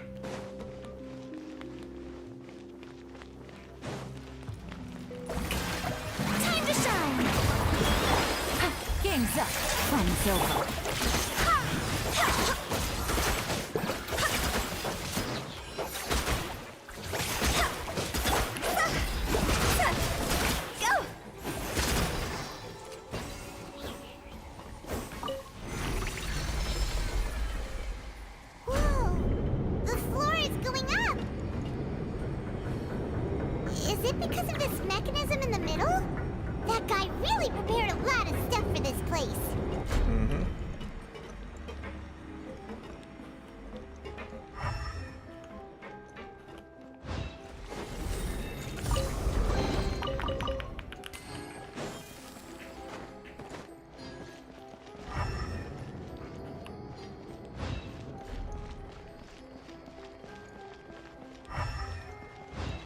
I wanted to check if there's any, what do you call this? Treasure chests, aside from the one there.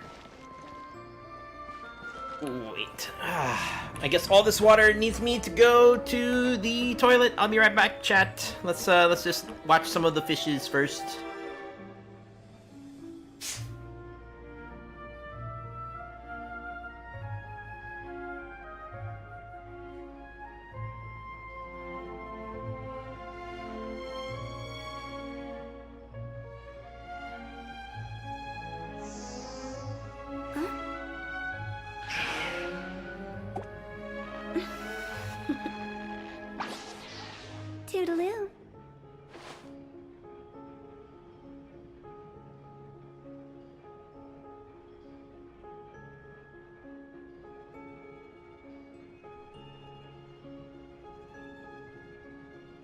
Silly churl, Billy churl, silly Billy, hilly churl. Ooh.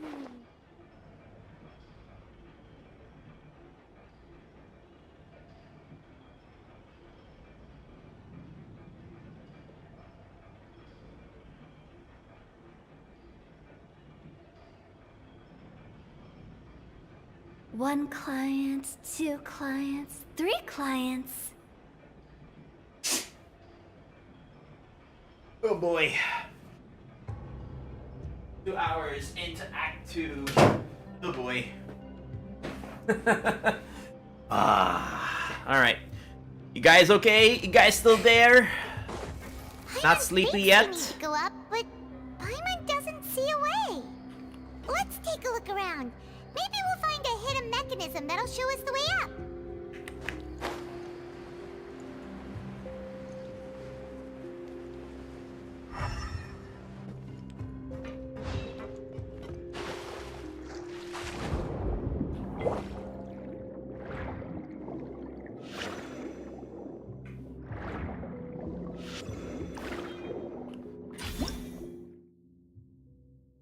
Armored crab. Holding down.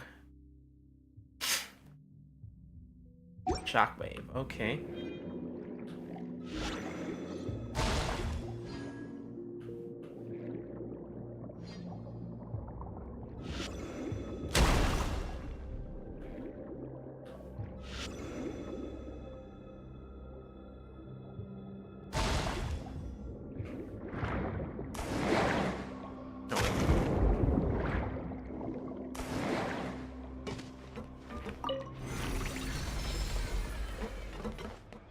One.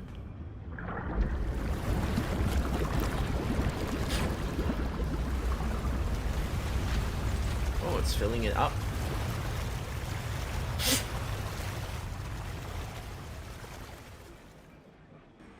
Okay. The water level is rising. Now we can swim to the top. But this is still a ways away from where we need to go.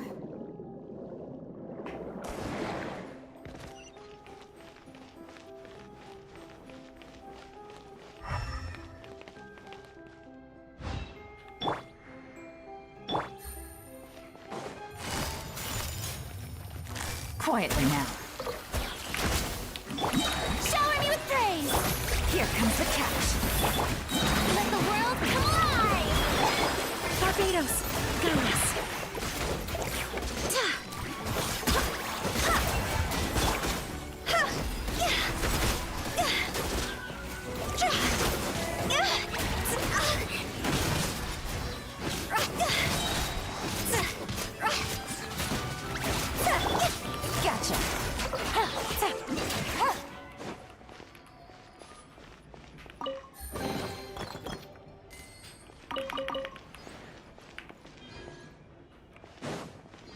Okay.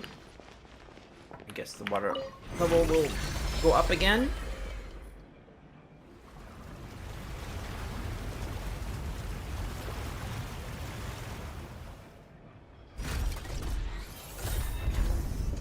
All right. Now the path is clear. Let's go.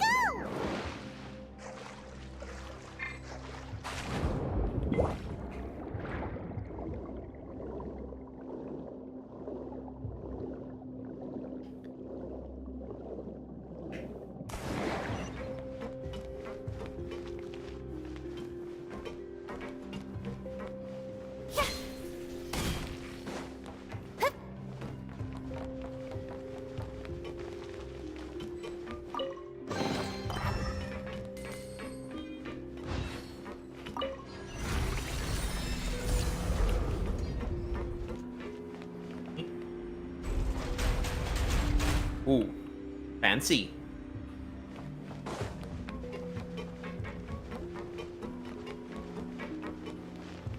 Guard mix. Two of them.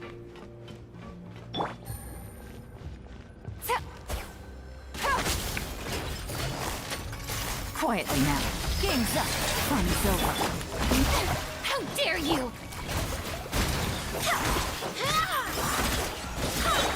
Let my name Oh, shoot.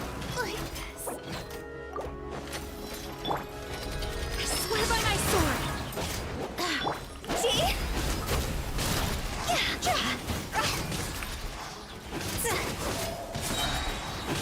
Higher, higher, hands on fire! Things are about to get dicey. Strike a pose. Force fly. Ha! Ha! Ha!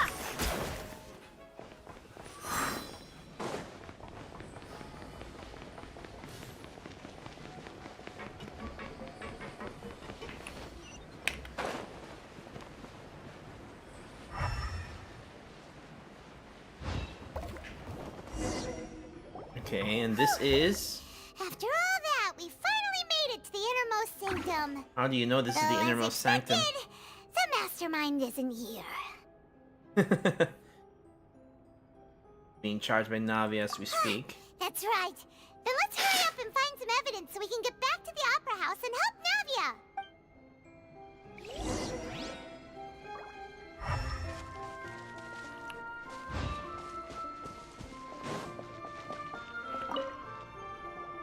Whoa! There's so much synth here! And so many bottles of ingredients that probably just contain the waters of the primordial sea. So many. Mixing in progress? Ready to drink? Stock sample? Huh. They've also got all the synth pretty clearly labeled. Whoa! There's even fruit-flavored synth? Yep.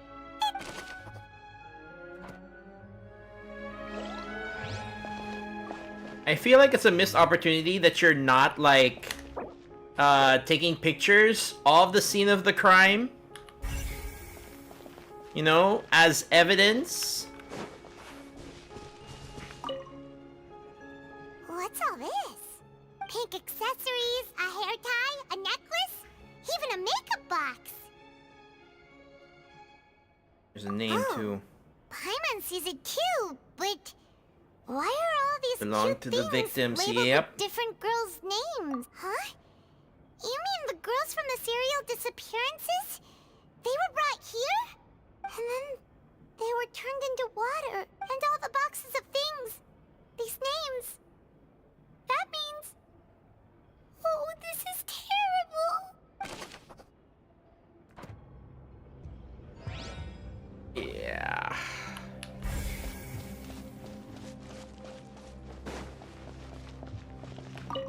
Fermentation.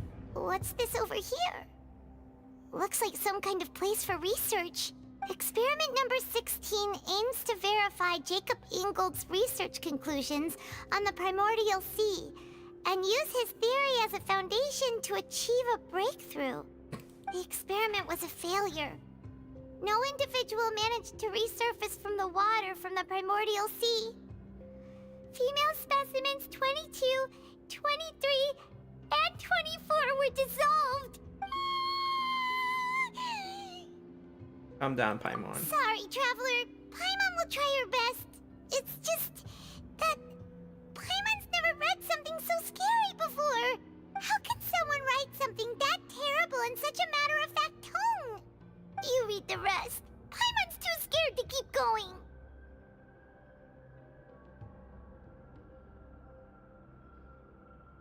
The goal of the researcher is to save his lover, a woman called Nier, was dissolved. So that's why he did all of these experiments. Wait, did he really think he'd be able to find a way just by dissolving people over and over? That's just insane! Another name here. Pache. Huh? Isn't that the name you heard by the fountain? Paimon thought he was an eyewitness in the serial disappearances case. Nope, he is the researcher. You mean Vache is the one who did all of these... experiments?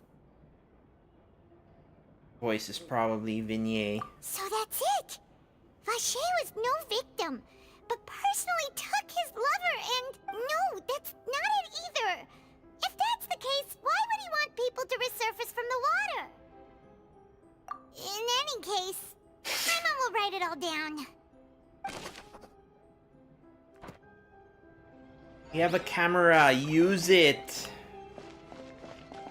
Can't I, like... I don't think you really can, but, like any detective would. Alright, I have it as, Oh, I cannot use it in domains? That's stupid! Whoa.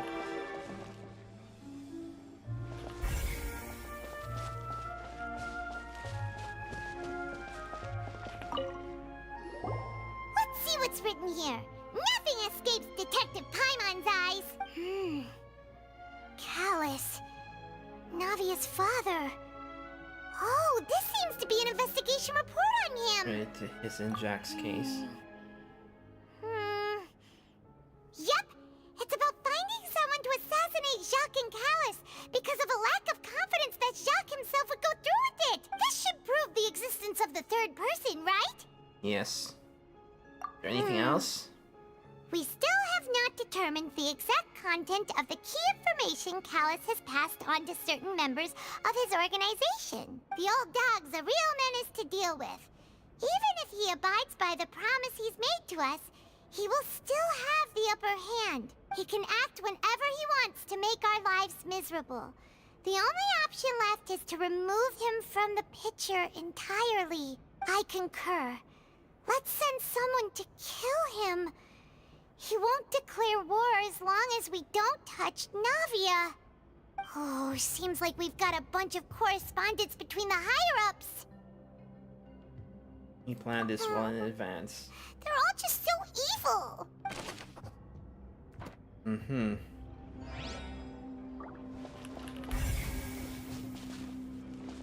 And the pool. Oh, look! There's an important-looking basin over here, and it's full of water. Water from the primordial That sea. means this is where they make all the synth. And that special water is the main ingredient. If you dilute it with normal water, you'll get synth. But the pure stuff can dissolve a human. Paimon will take notes on this incriminating evidence. We've looked at almost everything here, and it seems like our theories were spot on. But... Who's Vashi? yeah, Vashi. we haven't found anything that reveals his true identity. No wonder even Nervalette wasn't able to find anything. Whoever it is probably destroyed everything to do with that name a long time ago. That way, even if we bring all this back to the opera, we won't be able to identify the true culprit. Maybe not the Albert enough. Sure Let's look thing. again. Paimon won't admit defeat to this guy either.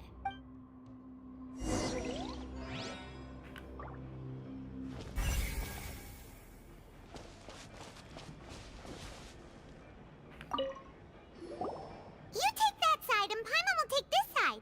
Check everything carefully. After some time. Can't take too long. Nothing at all. And Paimon can't even find snacks either. Okay. Found it. Oh, really? Let Paimon see. Vinier. Isn't that Vache's lover's name? Then you found her diary. Aw. It's just a normal diary chronicling their love story. She was so sweet, too. Oh, Paimon feels even worse for her now. Take a look at this page. So many! A whole page's worth!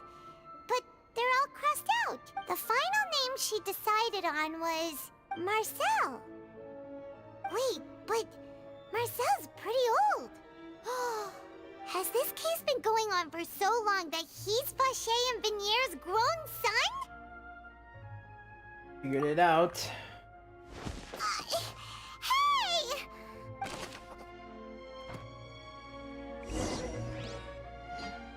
Race back to the opera. Quickly. And whose image do you see, Marcel? Is it a man named Vache? Oh, so you do know that name. I'm merely surprised you'd suddenly say the name of someone I've never even heard of. I was waiting for you to say that. Navia! We're back! As expected of my partner. I just knew you'd return in the nick of time. Just how often do you intend to flout the rules of this court? It's all right, Monsieur Nervalette. Given their confidence, I expect they've found the crucial evidence. They never heard of Vashi. But we have diary. But the truth of it, Marcel, is that you've always been Vache. Huh? We've investigated your lair and we already know everything! After your lover, Venier, was dissolved, you kept abducting young women to experiment on the hopes of bringing her back to you! You even created Marcel as a new identity, and destroyed all records of your past as Vache! So that's it. Even the villains in opera performances rarely go that far. And with that, Marcel's motive has now been established. This information regarding your past also dismantles your prior timing defense. Well, Marcel, do you know where you went wrong? You fixated your gaze on the lover that passed away, instead of paying attention to the living people around you. So, you never noticed how we changed, or how we grew as individuals. You also never understood Boss's real expectations for his daughter. Or our determination to see things through.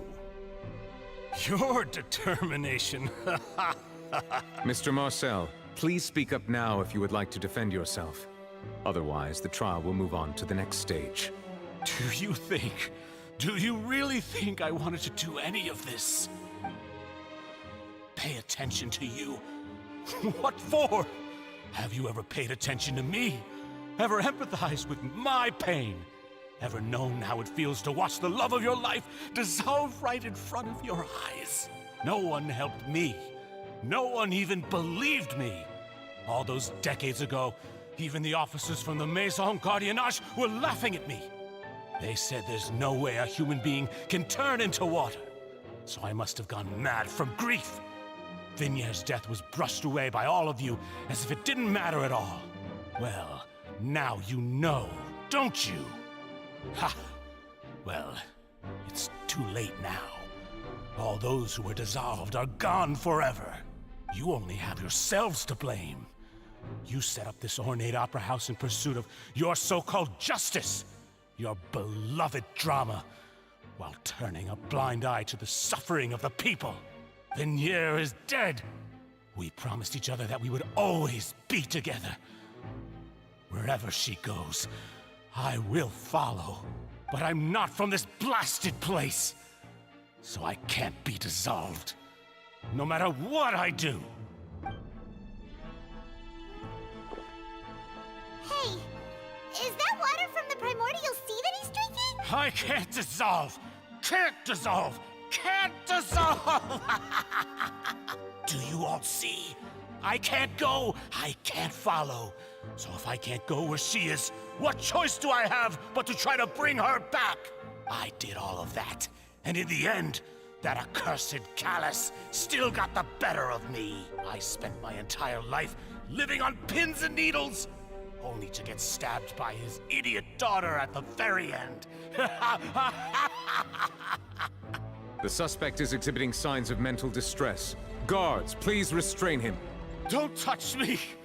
Don't anybody come near me! I still need to save Venier. Venier! Please, Venier! Don't think badly of me. At this point, the verdict of this trial is clear. With Mr. Marcel's conviction, the charges against Mr. Tartaglia no longer have any basis. Stay a while and listen. Fine by me. Hey, Crimson. I was in a bad mood, but after a show like that, I'm actually feeling pretty good. For the raid. Traveler, hello please everybody. submit all the evidence you have What's collected up? to the guards, so that I might review and summarize the truth behind the serial disappearances case. Hey, final. Welcome everybody. Welcome. We're just getting on with the man now Act known 2. as Marcel was originally named Vache and worked as an adventurer with his partner and lover Venier. During nice an guy. underwater Well, I hope expedition, everybody would like to stay accidentally here came and into watch. contact with water from the I'm primordial gonna sea, try. which It's dissolved currently in front of Vache as a result.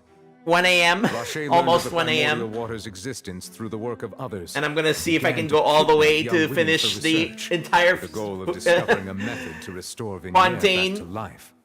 To I cover his deserve 200 tracks, viewers. he I wish invented the new I alias wish the of same for you too, Marcel Final. and began to Hopefully we'll operate a business in eventually get to Poisson. that point. You're getting sleepy? Yeah, I am too. During the course of his research, Vacher discovered that a diluted concoction of water from the primordial sea can induce feelings of euphoria, and began to How's manufacture Fontaine's and story? I market really like synths. Fontaine's story. However, as he accumulated It's really, wealth to really fund his good. continued Again, research and expanded thanks for the raid, scope, Final. he came into Hope you have a good conflict night's with rest, Spina di or Rosula. you know. After exchanging blows with Spina hope you di had a good Rosula stream. for many years, Vacher decided to assassinate their president Callus at a banquet. Although the assassination did not go as Vacher expected, he was able to turn Callus into the murder suspect by dissolving Shoutouts the to him. assassin Swell who set streamer, the does scene. FGO, a bunch of And gotcha, just recently, like me. Vacher attempted to Fontaine's frame story Lily made you as the cry. culprit of the I've serial heard it's disappearances really case, good. using a similar method. However, his attempt to frame Linny failed, and the power of water from the primordial sea became public knowledge. This case also exposed enough of Vacher's machinations that he was eventually successfully charged in court. Now, so far, concludes the I enigmatic history of the really serial enjoyed this, but it also, I guess, disappearances depends on like the truth what revealed to kind all. of story you're looking at. Like here in Fontaine, it's a lot of like, you know, the Authorities will now whodunit deliver the kind final of storytelling. verdict regarding the charges against Mr. Vacher. While like, I guess like if you compare it to,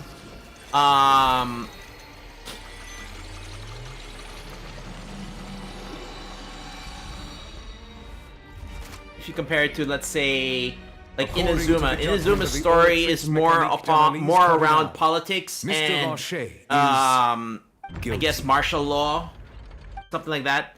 So Guards, take Vacher away. I guess it would depend really on like which kind of Good. storytelling It's you what we like. But deserve. so far, I really like the storytelling serial here, disappearances case especially is Paimon. over I feel like Paimon is not as annoying really just as witnessed previous history. chapters. Who would have thought the true culprit would be such a polite and well-spoken guy? Sorry, I was kind of talking over Nouvelette. Navia, bring the bad guy to justice! He's hurt so many innocent people and now he's finally getting what he deserves. Huh? Are you okay? Navia. Demoiselle, you were absolutely brilliant. The day our late boss had always hoped for has finally Bit come. biased though, because You can I rest love the easy higher now, draw elements since the knowing beginning of the game. justice has been served. Yeah. Yeah.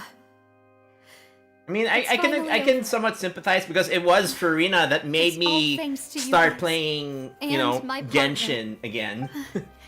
See, Papa? Spina di Rosula's still doing well with me at the helm. Well, now, hasn't Is this Paimon been a as most irritating as delicious before? piece of drama? I feel like I'm The okay villain with has a been lot of caught, justice has been served, past I mean, wrongs her have been voice is righted, still and it's a little bit big ol' happy annoying, but I ending. feel like that at least Since she's it's not been such a great so show, I'll just let the false accusations repetitive against with me her slide. lines. Either way, I've still got some business to attend to. So, if you'll excuse me... Please wait just one moment, Mr. Tartaglia. Ugh, what now? None of this has anything to do with me. According to court protocol, since this trial was initiated due to a charge against you, a verdict must also be made regarding the initial charge before the trial can conclude. Oh, come on. Is this really necessary? Haven't you already caught the real criminal? Isn't it time for side characters like me to exit stage left? Please respect the Exit, laws of Fontaine. stage left. This has always been the rule. All right, All right. right. But this sure is a lot of hassle. All I need to do is stand over there, right? Let's just get this over with.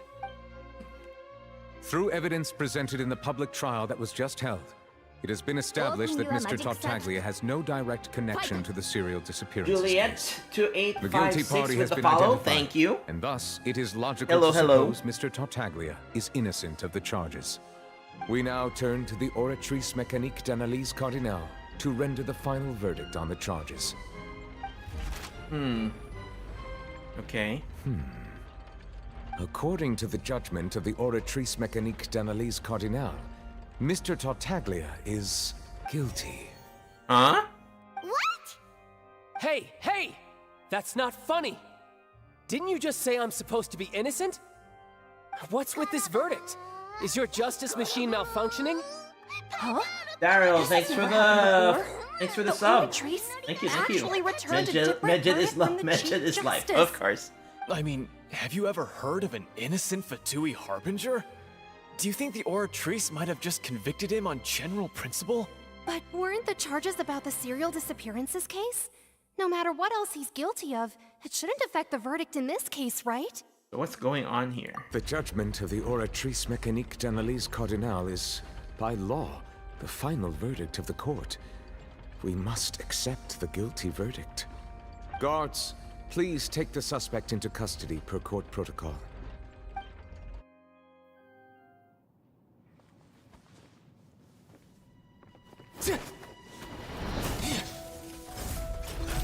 So this is how justice is done in Fontaine.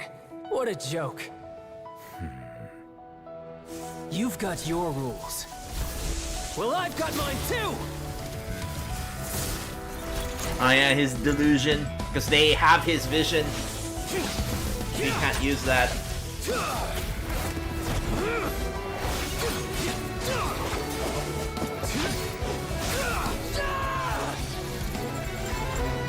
You know, I like wonder if they will ever release different versions of characters. They've never done that. They've always introduced new characters. I don't think they've ever like DM.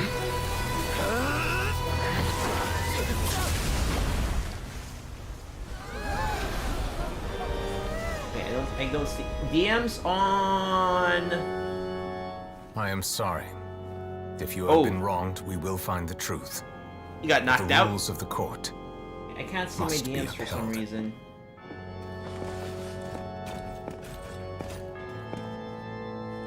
DMs where?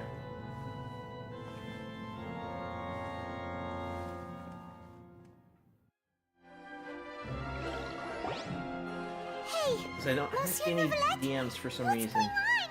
shouldn't they have been cleared already? Apologies. This is also the first time I've encountered such a situation.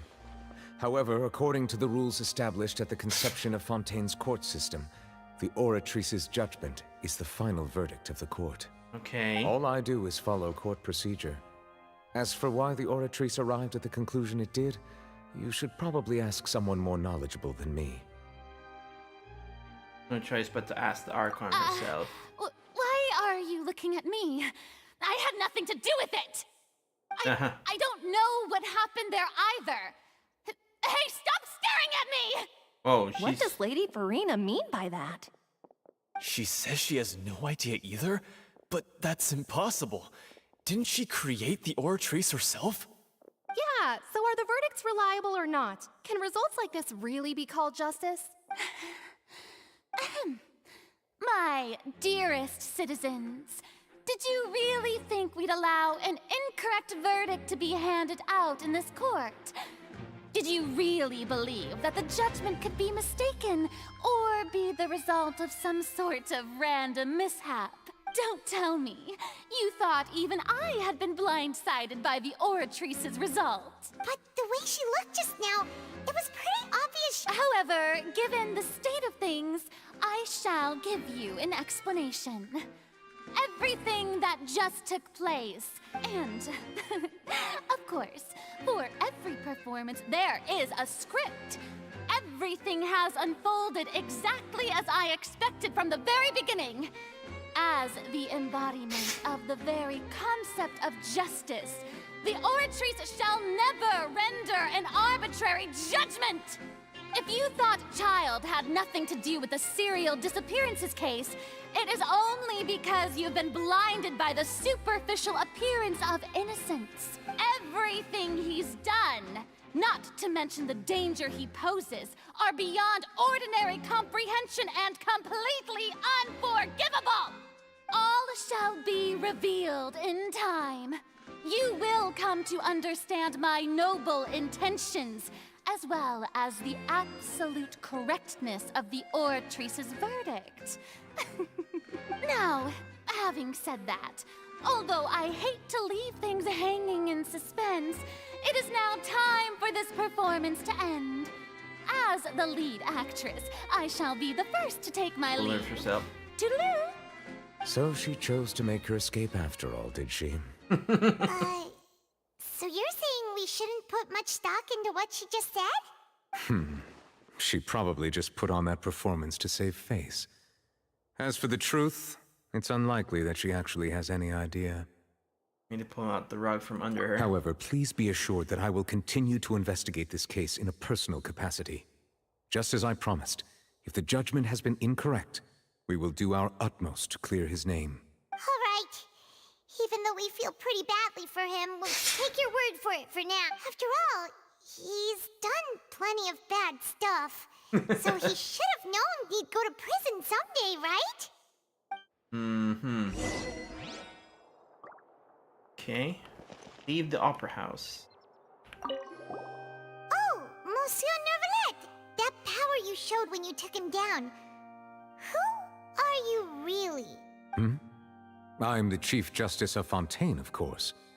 If officers of the law lack the strength and capability to enforce it, then it makes a mockery of justice.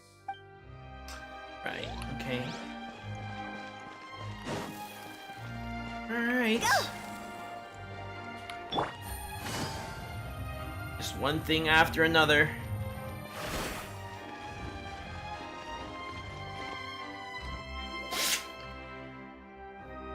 Where's chlorine? Ah, it's Hey, what are you doing? Quick, stop him! Traveler! Hey, Traveler! Marcel. Marcel! What are you doing over here? Stop resisting arrest! Cease, or we'll add another charge to the list. No, wait! I just want to ask the Traveler something. I'm not looking to run away. Please, just let me ask this one small thing. Go on. Thank you. I was being led away when I finally realized something. Where did you first hear the name Vacher? I erased all records of that name. So, unless... Are you still trying to prove your innocence? Give it up. You've already been convicted. I met her. Really? You did? You're sure? You met her? But how could that be? How did you manage to do it? To do with my sensitivity to the hydro element. The Fountain of Lucine? Then she's been so close to me all along. And I just never... Please give me a chance to talk to her again. Just let the Traveler take me to the fountain to see her one last time. This is the last request I'll ever make in my life. You can do whatever you want to me afterwards. I don't care. What? Give an inch and you want to take a mile? Do you think serial killers get to make requests like that? Paimon agrees. Why should we give him what he wants when he's only done a ton of super terrible things? This request, is it worth as much to you as your life? Of course! Wait, no. It's worth even more than my life. Humans? Will they betray the instinct to live just to satisfy spiritual needs? Very well. I will grant your request. Your Honor, I fear that... I will go with him. You do not need to worry about any escape. In that case, I shall leave him in your most capable hands, Chief Justice. Thank you, Your Honor. Alright. Don't know we'll be able to help him hear her though, but we'll see, I guess.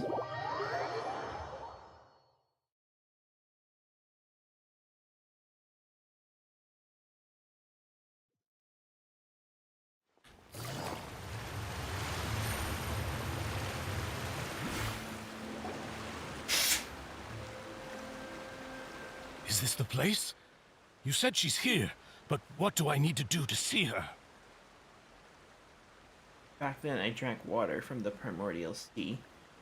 It heightened my sensitivity to the hydro element. And even Paimon could hear her after drinking that thing. Didn't you just drink a lot of it on the stage as well? Oh, in that case... Vacher! Ah! Yes, that's it! So you heard it too! Vignier, it's me! It's me, Vacher! Vacher? Vacher! I'm here! Where are you, Vignier? I'm coming for you. I'm finally here for you. Hey, wait! Be careful! Hey, wait! Okay. Vignier, is that you? It's me, Vacher! Vignier! Vacher? Why did you come? Didn't I say? You don't need to look for me. You look a lot older than I remember. How long has it been? It's been more than 20 years. I've suffered for over 20 years since the day you left. All this time, only the thought of bringing you back has kept me alive. Nothing else mattered to me. I must be dreaming. Who would have thought I'd get the chance to tell you all of my feelings like this? Vignier, you are my everything. I really don't know how I could live without you. But Vacher, if you ask me, this world would be better off without you. What are you saying?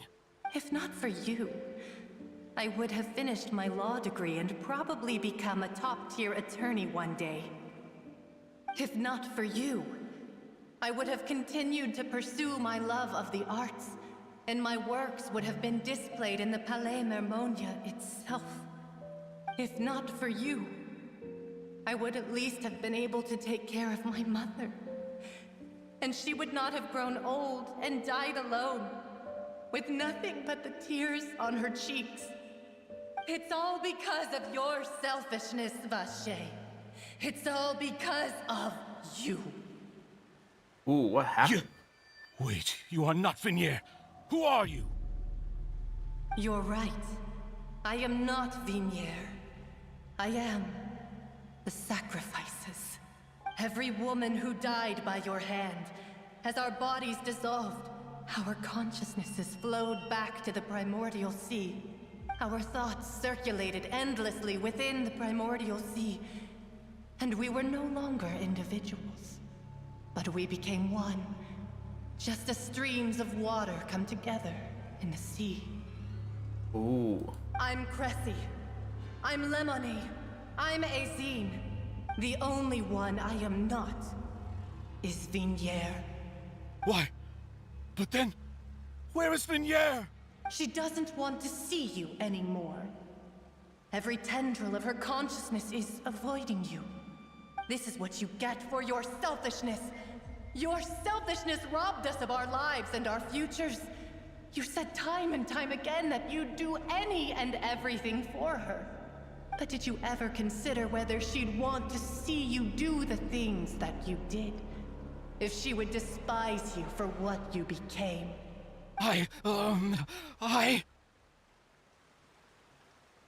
Yeah. You are a liar, a heartless murderer, and a cowardly narcissist. The only thing you are not is Vignier's beloved. From the moment your first victim died and her consciousness merged with Vignier's, she has had nothing but pure hatred for you.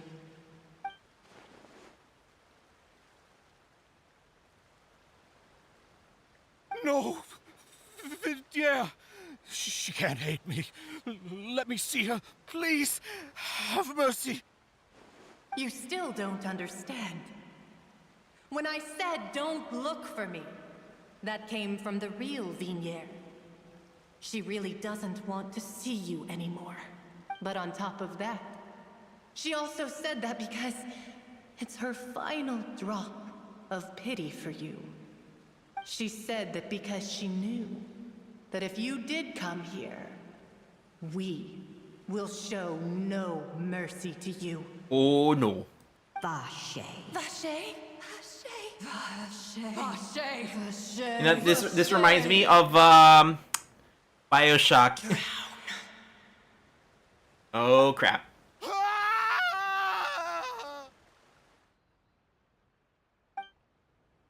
Kind of a spoiler on why that reminds me of BioShock, so eh.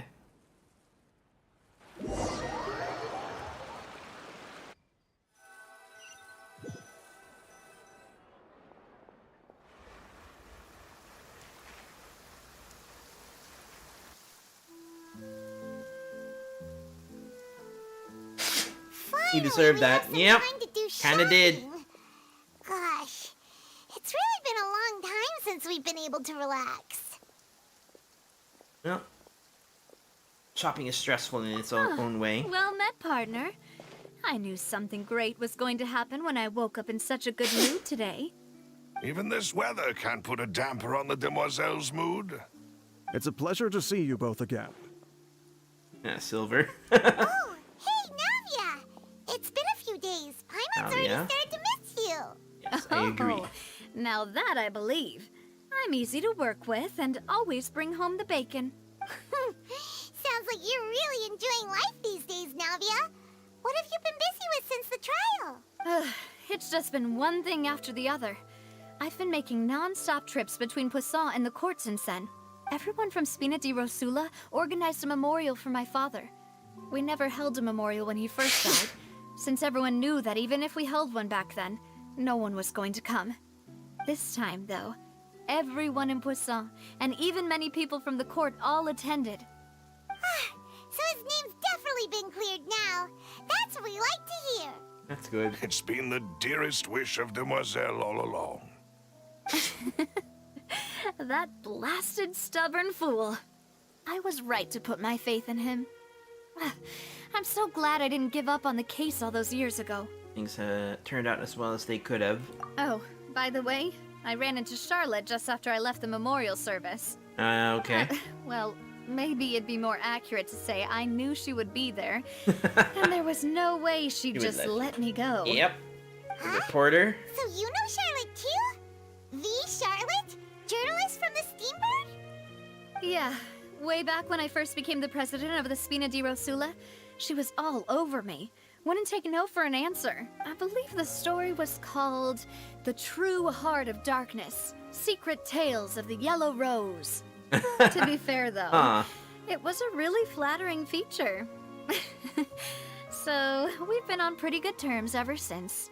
Okay. She was trying to lean on our friendship to get me to do an exclusive piece on the serial disappearances case. Oh yeah, she told us about that. She's always been super interested in that case, so now her wishes finally come true too. Anyway, I told her to make sure that when she writes about you guys entering the opera house with the critical evidence, that you both sound really cool. Now that's another thing to look forward to. We trust Charlotte's skills with a pen for sure. Oh, and in other news, I also took Clarande out for a meal. Oh, are you two on better terms now? While you were investigating Vaché's headquarters, Clarande gave testimony on my father's behalf. It was thanks to her that we were able to turn the tide. I wanted to thank her. I mean, there's also no point in being awkward all the time, so we took the chance to reconcile with each other. Oh, that's great. Paimon also thought Clarande wasn't actually a bad person. It's always good to have more friends. Anyway, now that the case has finally been solved, perhaps it will slowly begin to fade from the public consciousness. Oh, actually, there's still one last thing I need to do. What is it? I should pay a visit to my father's grave and tell him the truth of what happened, as well as how it all ended. And on top of that, just how much people still look up to him to this day. That includes me, too. Miss Navia. Indeed. Can I come too? We want to go too! We also think Callus is a really admirable person. Sure thing. I'd like you two to share the moment with me. After all, without you, there might not have been such a positive ending. And in that case, everyone, let's be off. Considering the recent weather, we'll be lucky if we can reach Poisson before dark. Yeah, you're right. It's been raining non-stop for a few days now. Alright. I'm assuming, This is where my father's grave is. To be perfectly honest, even I haven't been back here for a long time. Huh? There's someone there already. Wait. That figure. It can't be... Isn't that Nervalette? Why would the Chief Justice be here? Huh? Navia?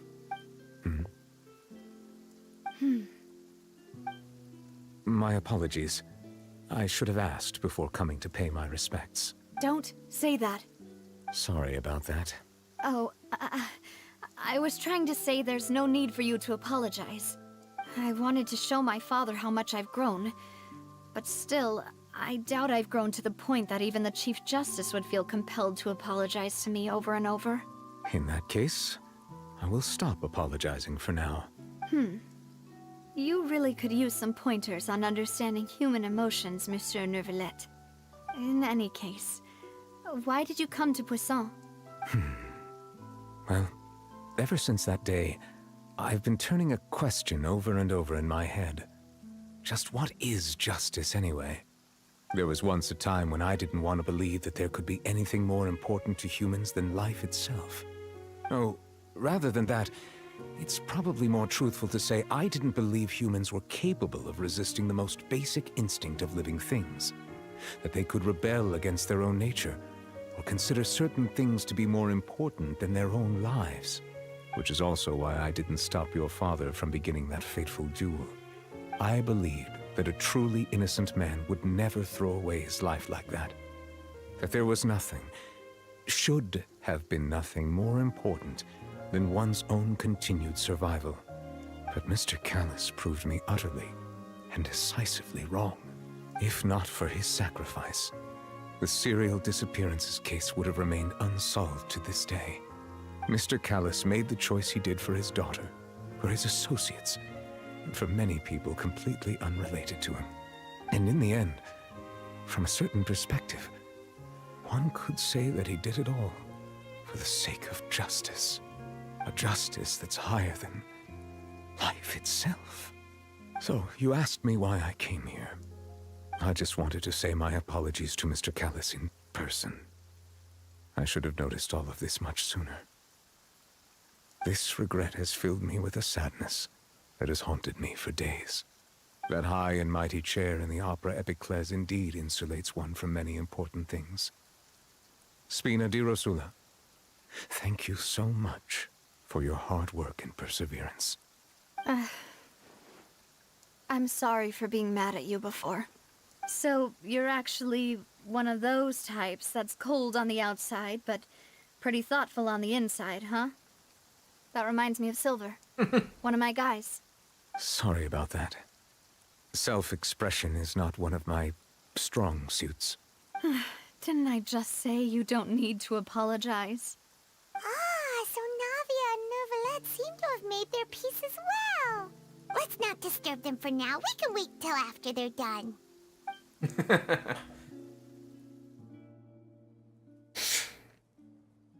The weather has gotten better. That's good. Paimon's never paid respects at someone's grave before. Did Paimon do anything rude there? Not supposed to fly around someone's grave. Paimon didn't know that was a thing. But Paimon doesn't know what she would do if she can't fly. Oh no. Paimon hopes Miss Navia won't be too mad.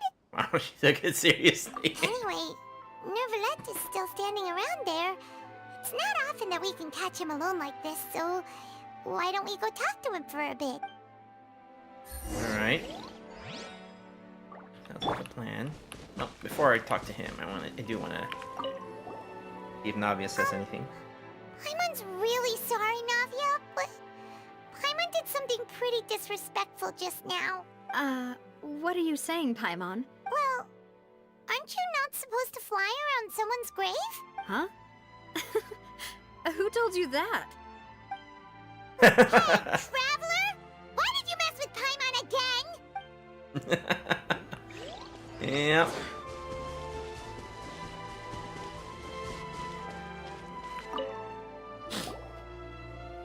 Oh, it's you two. Did Miss Navia invite you to come pay your respects to her Because father? it's too easy. We ran into Navia on the streets today, so we just followed her here. I see, I see.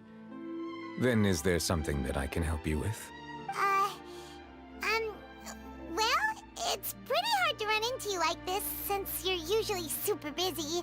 So we figured we could try to ask you a few questions, if that's okay. Please feel free. Though outsiders, you helped us solve one of the greatest mysteries in Fontaine, and it would be my pleasure to return the favor.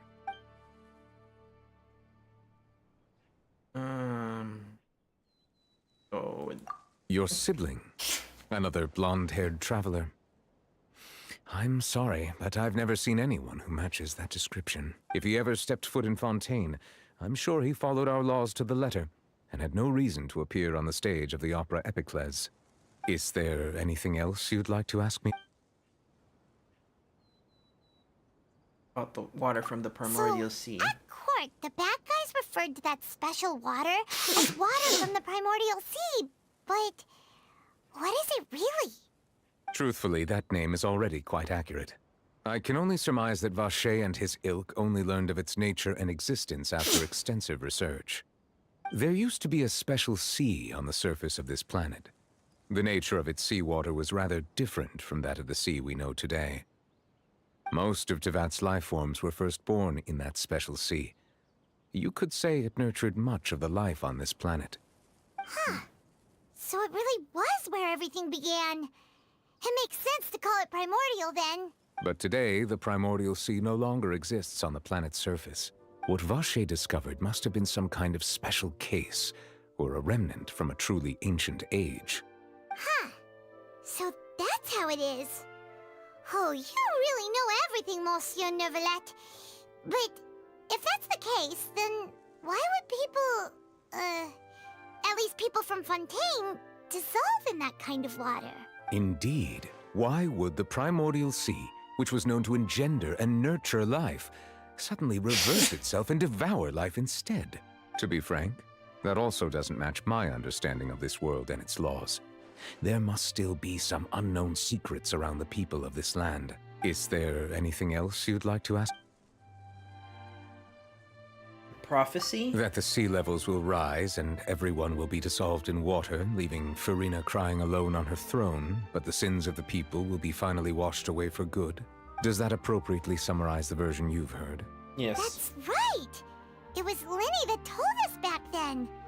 And that about... Yes, up to the present, I think we reached a point where we have no choice but to confront this prophecy directly. Rumors have it that this prophecy is rooted in the last words the former Hydro Archon left to the world before she passed away. A prophecy? Of the former Hydro Archon? 2 parts of the prophecy have already proven correct. The rising sea levels, and the ability of the people of Fontaine to be dissolved. We should be more vigilant, and stay on the watch for further signs. Speaking of the prophecy, Farina has also always taken it quite seriously. Indeed, she has been collecting information and intelligence from across Tevat for this purpose. If the rumors were true, then perhaps this prophecy is the conundrum left to Farina by her predecessor. But with Farina being the way she is, can we really trust her to solve it? Is there anything else you'd like to ask me about? You didn't answer the question. What about Tartaglia? My apologies. My investigation has still not reached its conclusion. However, I still believe the judgment of the Oratrice was not rendered arbitrarily.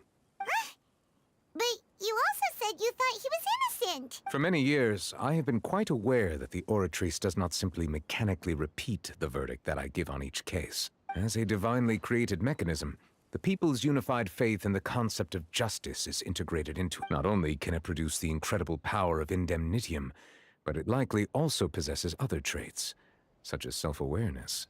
Which is all to say, I have been prepared for a situation like this for a long time. Huh. So when Linny told us that he heard a human voice from the room where the Oratrice's core is stored...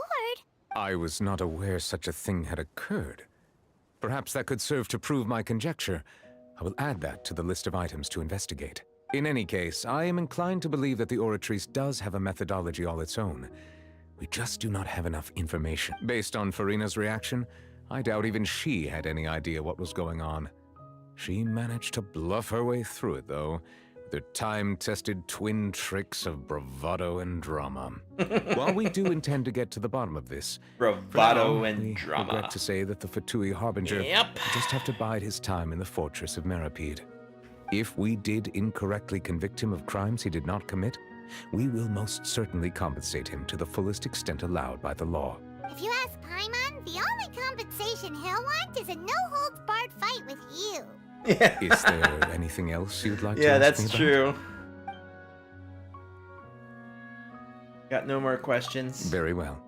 It was my honor to provide you with what answers I could. I very much enjoyed conversing with you. It will soon be time for me to leave this blissful tranquility behind and return to Palais Memoria. You really are super busy, Monsieur Neuvillette. Paimon thought you only came here to pay your respects today because you had the day off. Crime and villainy do not have the day off, and so justice must work around the clock as well. This is merely the nature of a justice's work. All right. You've got a point. Huh? Paimon just noticed that the rain has stopped. Mm-hmm. All right. You know, we've been walking around for a while now. Why don't we go back to the Spina di Rosula base in the court of Fontaine and have a rest? Nadia said something about having a place ready for us there. Didn't she? Come on, let's go!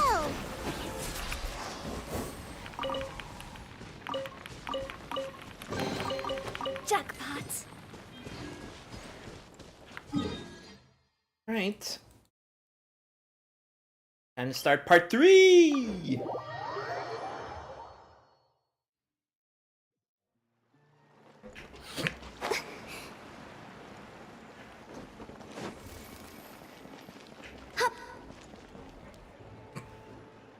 Yep, there's the room, and it's empty and waiting for us, as promised. Now that the serial disappearances case has been solved, no one's going to come after us for anything.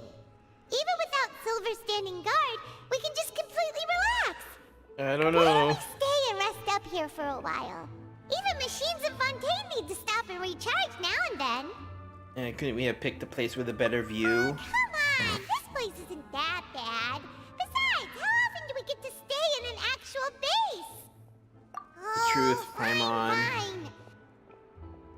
Remember that detective story Paimon read before? Well, the author is about to release a new book, so Paimon wanted to buy it as soon as it came out and have a quiet place to read it. Fair enough. Then it's agreed. Come on, let's get some sleep. We'll need to be up first thing in the morning to get in line and buy a copy. Okay. Alright. Paimon didn't expect that style at all. Even though it's a detective novel, it's also like a social documentary. You finished it? No! Paimon just spends a bit more time sleeping than you, that's all. Paimon can read. Excuse me, but do you know if the Traveler and Paimon are lodging here? That's us. Who are you? Paimon doesn't recall seeing you before. Wait, you're not here to give us trouble, are you? A blonde traveler and a chatty little fairy. Phew, looks like I found the place. Good thing I asked the Spina di Rosula. Hey, what do you mean by chatty? Paimon's always careful not to talk too much. Most of the time, anyway. It's an honor to meet you both. I was sent from the Palais Mermonia. Monsieur Neuvillette wishes to see you. It seems he has something important to discuss in person. Neuvillette? He wants to see us again already? Huh. We talked so much the last time we met. Has something happened since then? I am not privy to the details. It would be best if you came to the Palais Mermonia and asked Monsieur Neuvillette in person. If you say so, but...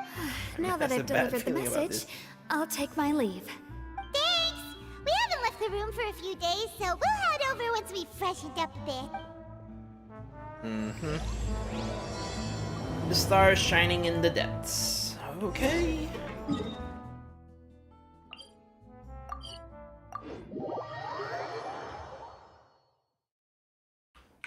Oh boy. How you guys doing? I'm getting sleepy. But I want to know what happens with Tartaglia.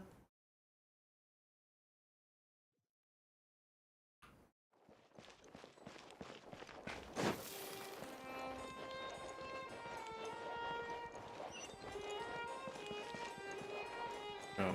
I was like wondering what the heck is I was like wondering what the heck is that? It's a medicine. Okay. Knock knock.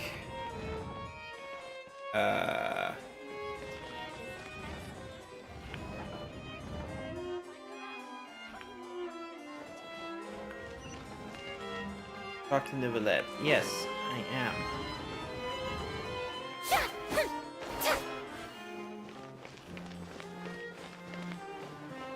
Oh, I think I should probably...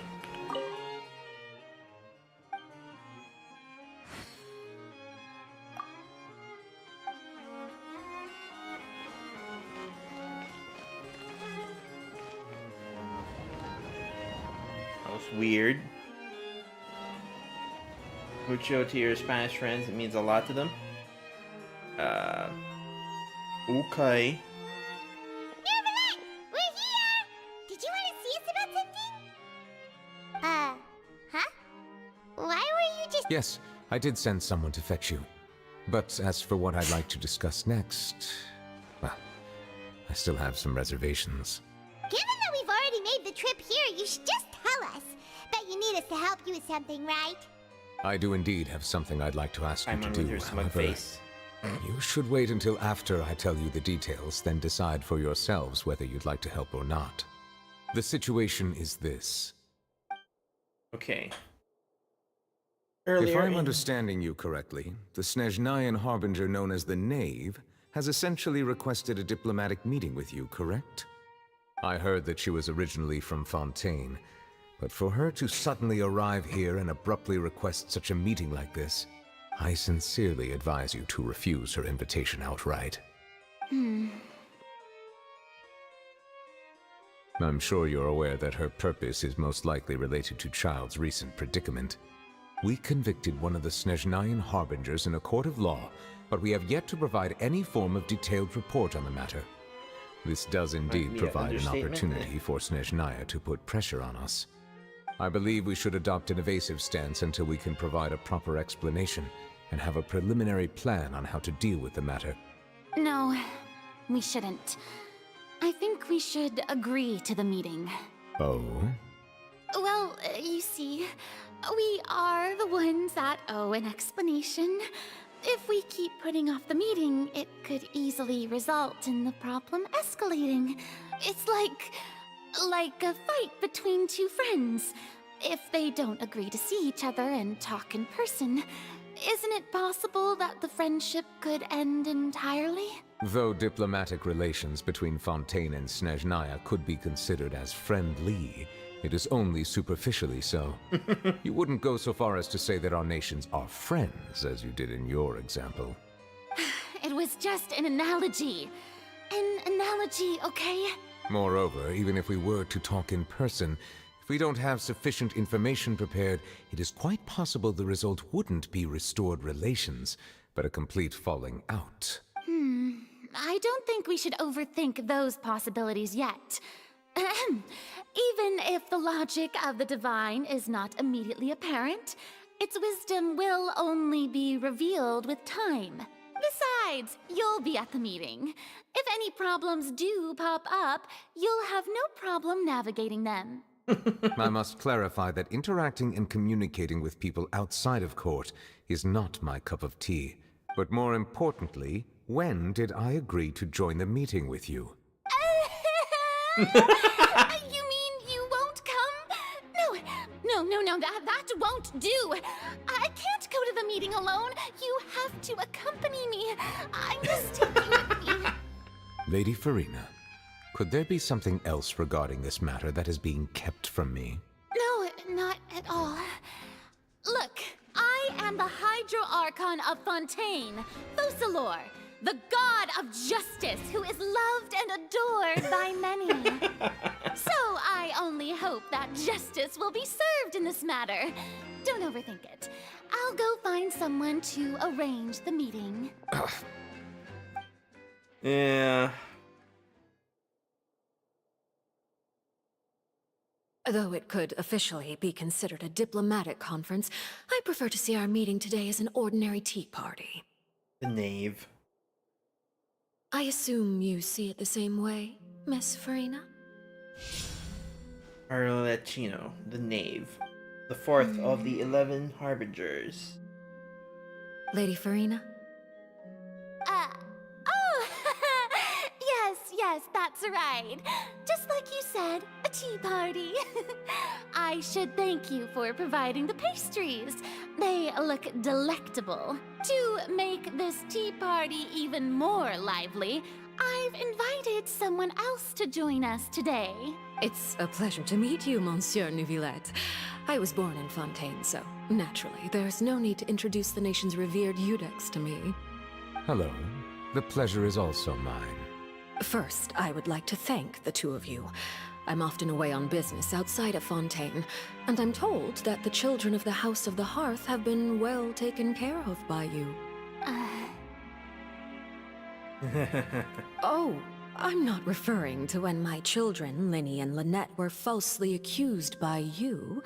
Please don't misunderstand. The children of the House of the Hearth are often misunderstood. Perhaps due to the reputation of the Fatui. There's no getting around that. All I meant to say is that Fontaine has been stable in recent years. The people are well off and the children lead happy, fulfilled lives. That is something truly worth cherishing, and no one wishes to disrupt such peace. Now then, you have come regarding the matter of child, correct? Well, yes. It appears the ever-busy Eudex Neuvillette doesn't wish to waste time with diplomatic pleasantries, and hopes that we can get straight to the point of our talk. Yes, as you surmised, understanding Child's situation is indeed one of the goals of this trip. As we are both diplomats from Snezhnaya, as well as Fatui harbingers, Child and I have always been colleagues. Were anything to happen in Fontaine, each of us would serve as the other's attorney to resolve the issue. So now, in my capacity as his attorney, I request that Child be turned over to Snezhnaya. We have a responsibility to cooperate with Fontaine and resolve what has happened to him together. The rules governing attorneys only apply before a trial has concluded. Since a verdict has already been rendered, we see the case as settled. I apologize for being unable to grant your request. An outright refusal. Very well. I respect all the rules of Fontaine's courts, just as I respect you as Chief Justice. Okay, why don't we back up a step? You don't need to transfer Child to us. I only request to enter the Fortress of Meripede to see Child and confirm his condition. It's not like you couldn't even manage to fulfill a simple request like that. Right, Miss Farina? About that. The Fortress of Meripede has always been completely autonomous. Even we have no authority to interfere there, and diplomatic issues do not suffice as an excuse. However, if you absolutely must confirm the situation of the Harbinger, I have a proposal. Okay. The So... knave showed up already? Well, Linny did say that Father will be returning soon. We didn't even know that Linny was from the House of the Hearth at the time, so we kinda overlooked that information. It won't be easy to deal Yes, with. thank you for your kind advice. I'm well aware of the situation. I also noticed that Lady Farina acts a little odd and unnatural whenever I bring up matters related to the knave. Yeah, why? Could the knave be threatening Lady Farina or something? If that were the case, then why wouldn't Lady Farina inform me? And what means could the knave possibly have to twist the arm of an Archon? Exactly. So maybe that's not very likely. Even though Farina can act a little weird at times, she's still an Archon. In reality, this problem is even more thorny than it appears. According to reports from the Fortress of Meripede, Child recently disappeared under mysterious circumstances. Disappeared? The details are still unclear. We cannot rule out an escape, but there have also been no reports of him outside of the Fortress of Meripede. Special guards oversee the fortress, and its internal systems are extensive. Combined with the special characteristics of the surrounding terrain, an escape should not be possible. I suspect that there's something else behind Child's disappearance. I was only willing to share this information with you because you are friends of Child, and it is my duty to see justice done. So this is what you wanted to see us about before. Yes.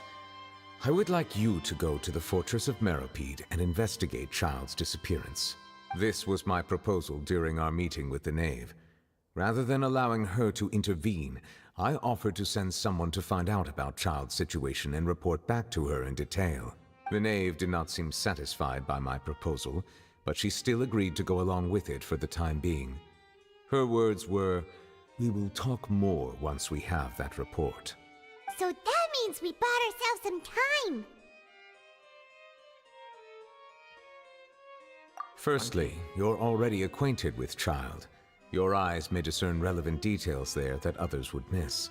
And secondly, is the consideration of the unique nature of the Fortress of Meropide. Isn't it just Fontaine's prison? I would not define it so crudely. The Fortress of Meropide is not affiliated with the court system of Fontaine on paper. It has always existed as an autonomous entity. Early in Fontaine's history, criminals were punished with exile, not imprisonment. Even today, sentences against convicted criminals still include exile, just as before. The Fortress of Meropide may seem like a prison, but it should in fact be regarded as a gathering place for exiles. All we do is dispatch guards to keep watch and help maintain security, but we have no right to get involved with any other matters. Although I do have a personal relationship with the administrator there, neither myself nor the courts have the right to be directly involved with the investigation, no matter how serious the grounds. Paimon gets it now. That's why you need us to conduct our own investigation as a third party, right? Correct. I will arrange false charges against you so that you may secretly investigate inside the fortress during your detention. This will save us a lot of unnecessary trouble. So, are you two willing to accept my proposal? Such a tough spot. No matter how you look at it, it seems we're the best choice. Alright, we hereby accept this difficult task. Reluctantly. You two have my sincere thanks. This matter Yeah, I is of think critical they have importance to improved Fontaine's current the way situation. Paimon Also, is I written. hope that Her both of lines you are can keep definitely this a lot better. operation a secret. We will rendezvous at the Fortress of Meropide's entrance on Irenaeus once you've prepared yourselves. I will arrange for someone to take you inside. Prepared ourselves? Is there something we need to prepare? Perhaps you could enjoy a good meal and have a nice bath. I'm afraid that living conditions inside the fortress are nothing like those on the outside world. Ooh. Oh, right! Even though we'll be there on trumped-up charges, we'll be in prison for real. I'm sorry, but is it too late to back out? We already agreed, Paimon. Just accept it. Please do not worry. Since you are sacrificing both your time and quality of life for the sake of delivering this report, you will be compensated according to the highest standards permitted to legal staff, regardless of the outcome. Now that's more like it! Come on, traveler, let's go eat the best meal we can find! We'll eat so much that we won't need to eat another meal for a whole month! Your treat! Are you leaving now? In that case, please take this cake as a token of my personal gratitude. Oh, it's the cake. Oh, no need to thank me for it. Just be sure to enjoy it. I don't know about that. It was the knave who prepared it, so. But anyways, let's go to Cafe Lutez.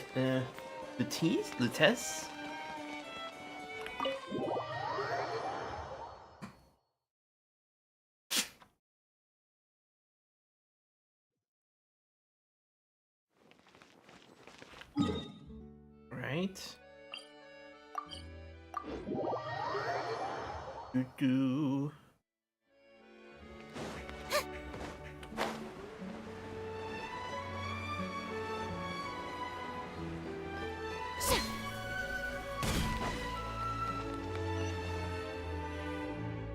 Paimon will have that, and that.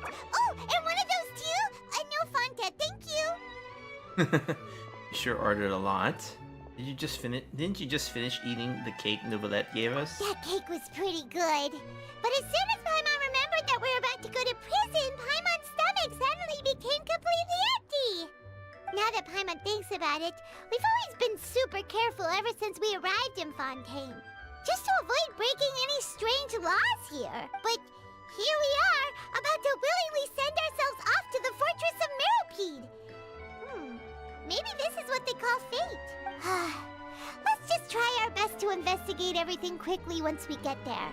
Paimon doesn't want to stay in prison too long. Yeah. Oh, what is that I hear? Is it the taste of a breaking story? Hey! You can't hear a taste! And what are you doing here, Charlotte? Oh, don't remind me. I invited an eyewitness to a case to eat here, and I was planning to get some great material out of him. But he didn't even show up. Calm down, calm down. This is nothing new. As a journalist, you should be used to this by now. And as long as you can score some juicy tidbits from the Traveler, you might still be able to recover the cost of the meal. You know we can still hear you, Charlotte. Never mind. It's nothing. I just heard you mention the Fortress of Meropide. You didn't commit a crime, did you? Please tell me all about it. No way! We would never! We're just going there to... Oh no, Paimon almost forgot that Neverlet told us to keep it a secret! For spoiling the ending of a detective novel in public. You're being arrested for that? Oh. But now that I think about it, I suppose that's not completely unreasonable. That's pretty despicable. Almost as offensive as committing theft. You mean Paimon really did something that serious? Yeah, I told you. Sorry, Paimon really messed up. Well, in that case, it's nothing particularly newsworthy after all. Oh, how disappointing. Oh, right. There's still a chance. Since you're going to be at the Fortress of Meropide, would you be willing to help me gather some material for a story? About that, Paimon doesn't think we'll have any time. Oh, it's nothing difficult. All you have to do is think of a way to get some time face-to-face with the warden of the fortress. He was awarded the honorary title of Duke in Fontaine. Sounds really cool, huh? Only those who have made significant contributions to the nation have been conferred this title. It's incredibly rare. On top of that, the Fortress of Meropide has never been under the jurisdiction of the courts. Practically nobody, including journalists like me, knows anything about the person in charge there. Oh, if I could write an exclusive article about him, I bet it would sell a boatload of papers. You make it sound easy, but it really depends. Of course. I wouldn't ask you to do it for free. So this meal is on me. All right, you got a deal. We'll do anything you want. Paimon, Then why? it's settled. The food should be here any second, right? Huh? Wait, just how much did you order? A lot.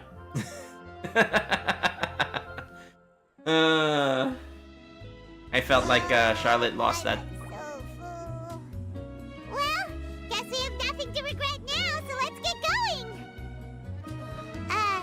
Wait. Paimon just said something really ominous, didn't she? Yes, Paimon did. I had no idea you could eat so much. That didn't go according to plan. Please, please, don't forget about the material for my news article.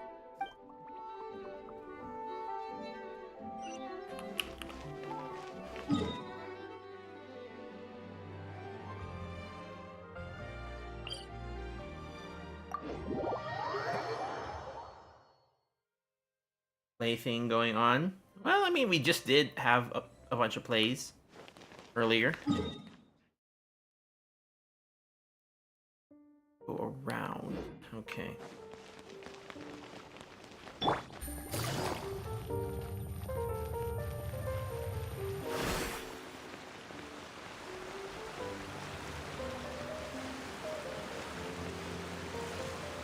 Okay, run straight through. Oh no.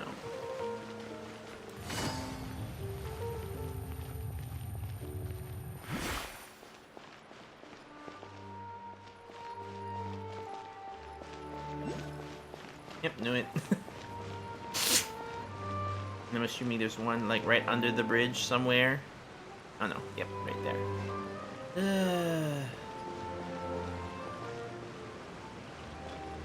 It's gonna be hard for me to get back. Oh well.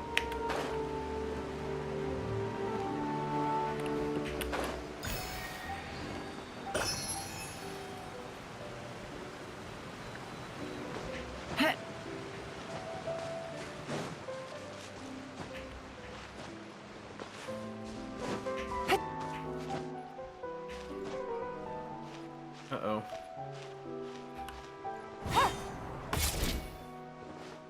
I like how those angles are made, so we'll go here.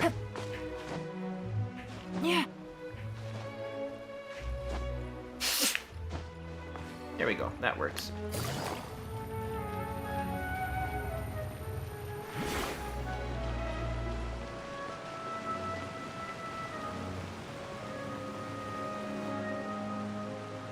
Alright, Nervalet, we're ready. Is this where the entrance is? You have come, just as promised. Yes, this is the one and only entrance to the fortress of Meripede from Irenaeus. Careful. You may want to step back a bit. Ooh, so you have to go down from here? Is the prison underwater? Utilizing both the barrier of the water as well as the fear humans have of the depths, the fortress of Meripede is naturally the perfect place to confine and guard criminals. But do not worry. It is not nearly as frightening inside as you may think. You will see for yourselves once you are down there. Used. Paimon hopes you're right. Thank Don't you know for the about follow. You, but just thinking about being at the bottom of the sea like that gives Paimon the heebie-jeebies. Heebie-jeebies. Oh, and there's one more thing. I mentioned that I have had personal dealings with the administrator of the fortress, Writhsley.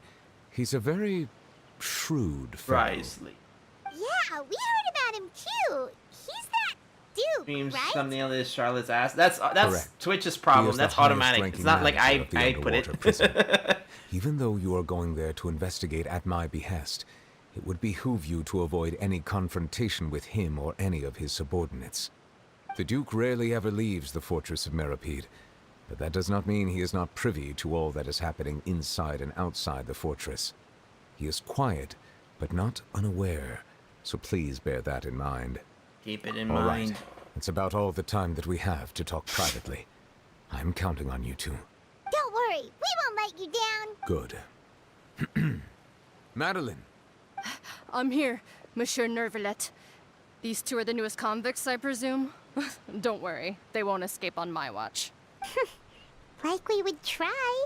Please follow me, you two. I'll process your paperwork for entering the Fortress of Meripede.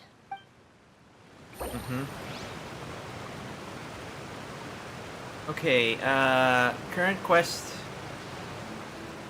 occupied. Progress cannot be made.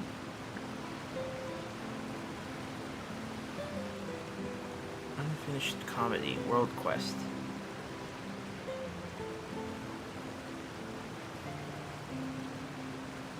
Yeah, we'll continue. The world quest, don't really care too much about those just yet.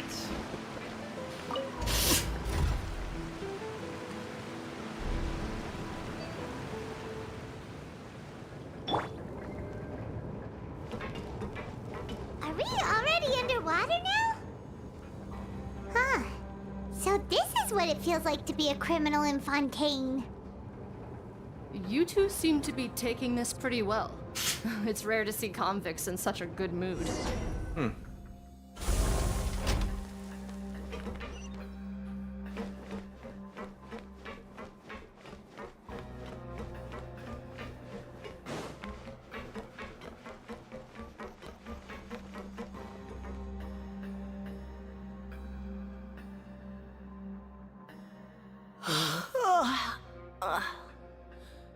Oh, it's you, Madeline.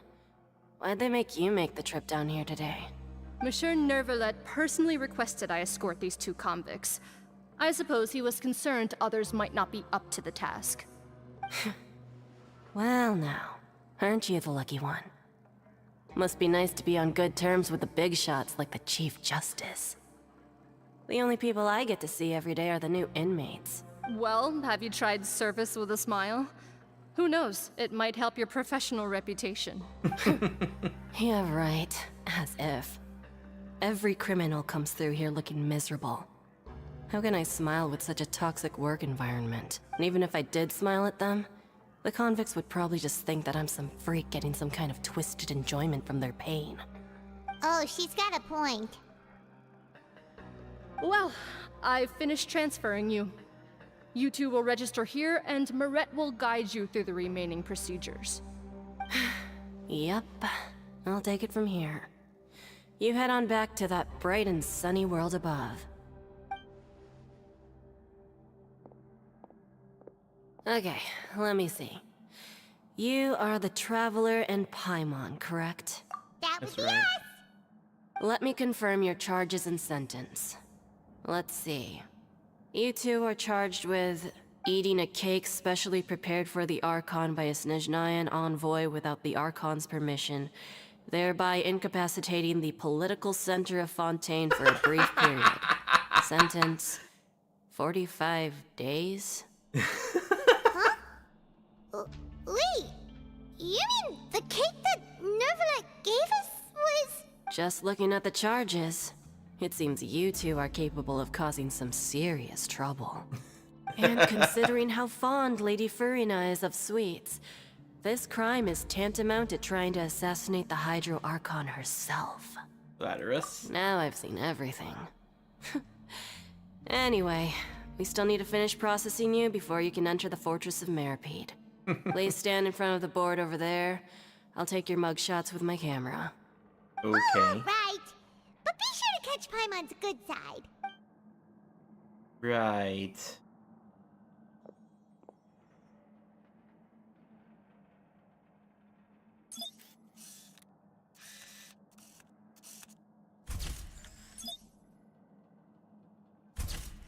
Mugshots.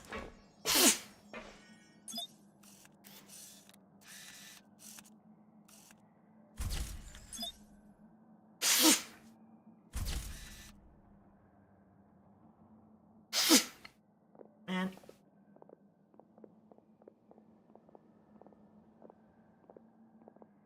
And we're done. Thank you for your cooperation. Next, someone will be along to guide you inside the fortress. Please be sure to cherish this opportunity for rebirth.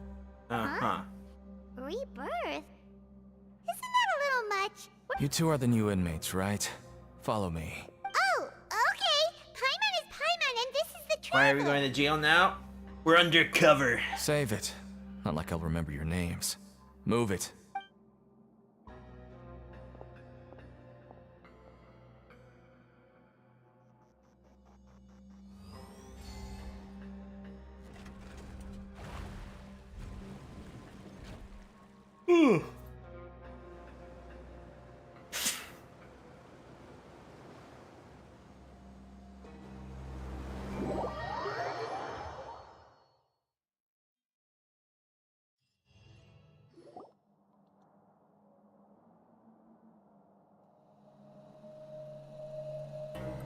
So, are you one of the guards here? Just keeping quiet. Did Paimon already... Why should I tell you anything? What's in it for me? This is exactly why I can't stand you fish. I wouldn't even be doing this if it weren't for the credit coupons. Credit coupons? Alright, seeing as you're not the annoying kind that's getting dragged in here crying and blubbering, I guess I can tell you a few things. But next time, it'll cost you some coupons. Mora means nothing here. Here, we use credit coupons. Coupons can get you almost anything in the Fortress of Meripede. Desires? Fulfilled. You want power? No problem. Coupons can even change fate itself. So, credit coupons are a currency that can only be used here? It's not as simple as that. Like Marette said, everyone gets a chance at rebirth. No matter how much money or power you had before, it means nothing once you set foot inside the Fortress of Meripede. You have to start over and earn your coupons. Everyone starts from the same place, and you have a chance at a new, less terrible life. I guess that's the real purpose of the coupons. They symbolize true fairness and true justice. And this is also exactly why so many criminals choose not to return to the outside world, even after they've served their sentence. Can't wait to roll on Monday for Okuni. That's what the Fortress of Meropide Oh, good is luck. like. Huh. Paimon was under the impression that it'd be more like a prison. It certainly ain't all sunshine and roses here, but it's also not the worst place to be. You'd better take a good look at the scenery now. It'll be the last chance you get. After being away from the sunlight for so long, even the terrifying depths of the sea start to feel like home. It just stops feeling oppressive, you know? Oh, I'm actually an inmate like you two. Welcoming newcomers is a job I've picked up to earn some extra coupons. Seen a Harbinger from Cesnaya? Nope, no answer. Why aren't you answering us again? I've told you enough for free. Any more info is gonna cost you. So all you care about is Mora! Wait, no. Coupons? Almost there. It's down through here. Your turn to give it a try. Okay. Visitor to the aquarium. Alright.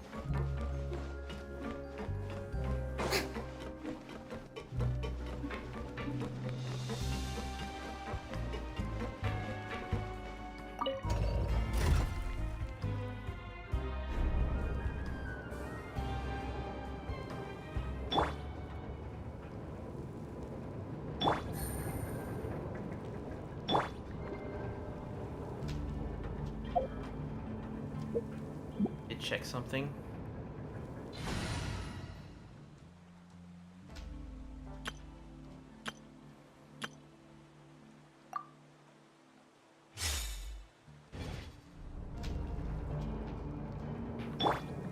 So, we're going even deeper now?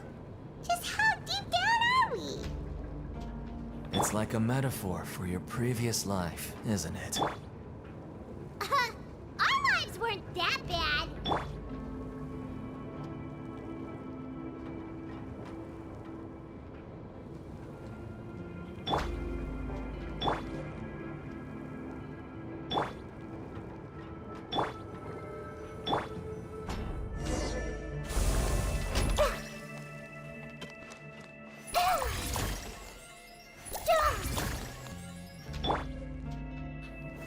Stabilize!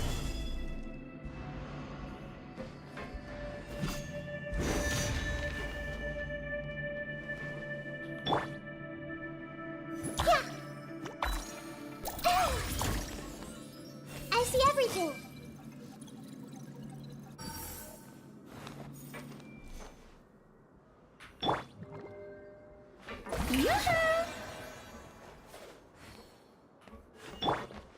There is no escape! Gather!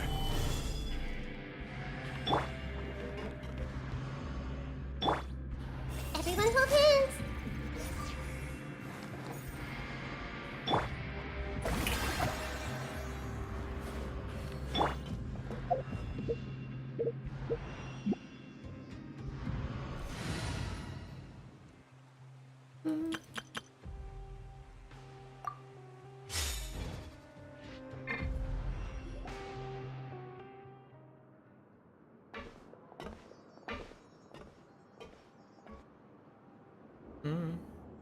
So this is the actual entrance to the Fortress of Meropide?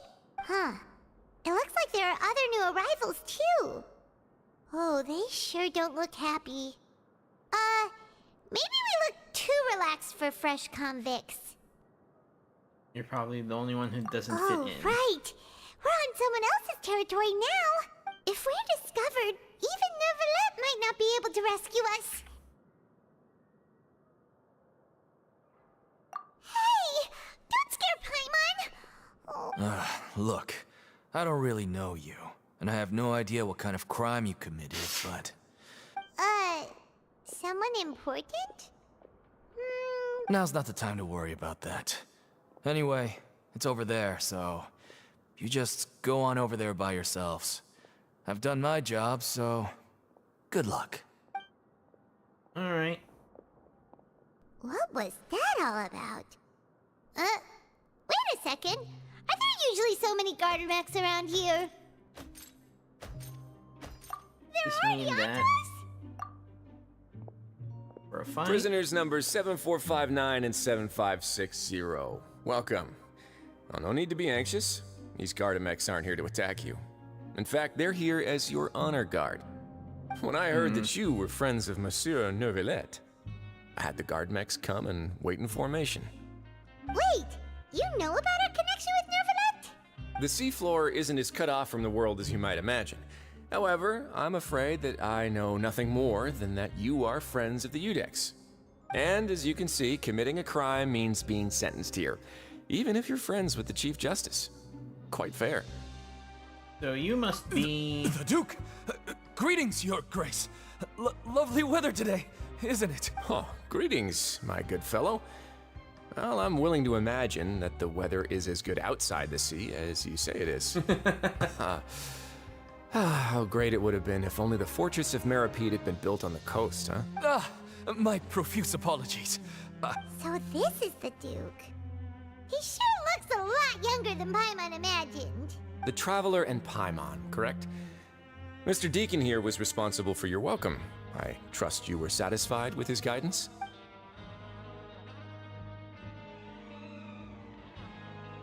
Attitude used to work. He's taking great care of us. Splendid chap, really. Outstanding. Well, Deacon, I recall we discussed fate during our last work meeting, I believe that fate will reward all those who take every aspect of their work in life seriously. When you return to your bunk, you'll find the guards have issued some extra credit coupons to you. Oh, thank you. Thank you, Your Grace. Oh, and you too. I can't believe you gave me such praise. If you need anything in the future, anything, please, come find me anytime. No credit coupons necessary. Well, I believe that concludes the introductions. We've already taken enough time here. Deacon, if you would. Yes, Your Grace. I'll take my leave now. Luck, Deacon. Please, follow me. To make you feel more welcome, I'll show you around the various facilities of the Fortress of Meripede. I hope it'll help you adjust to life here. He's going to personally give us a cure? Huh. Roll with it for no now. wonder Charlotte's so interested in him. He's one of those mysterious types.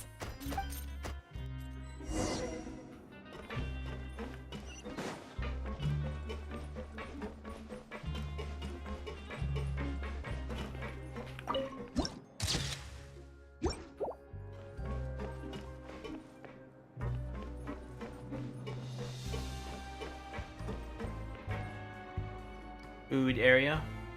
There's no need to be so reserved.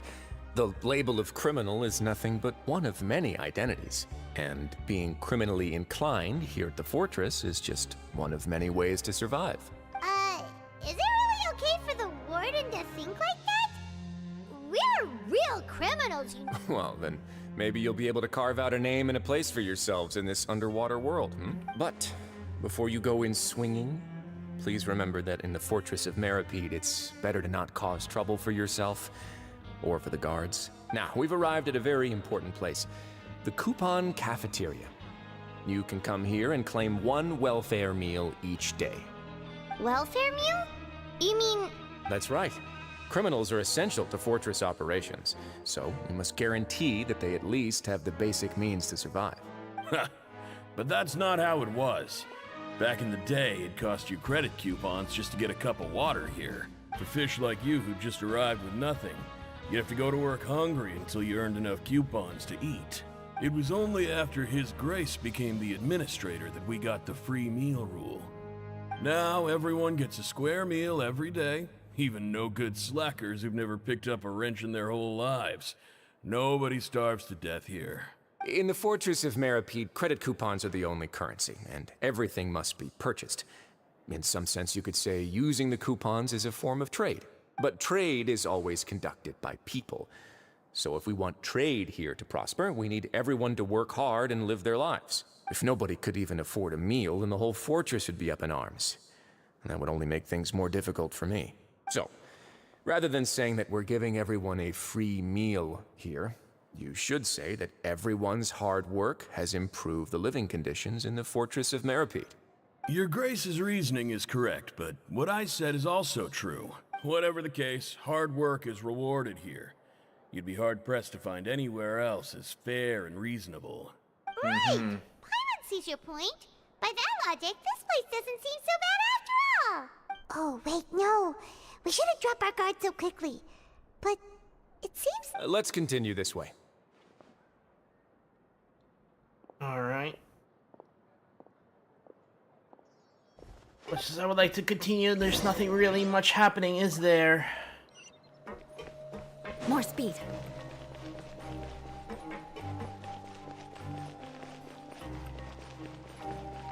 The Pancration Ring? Pancration?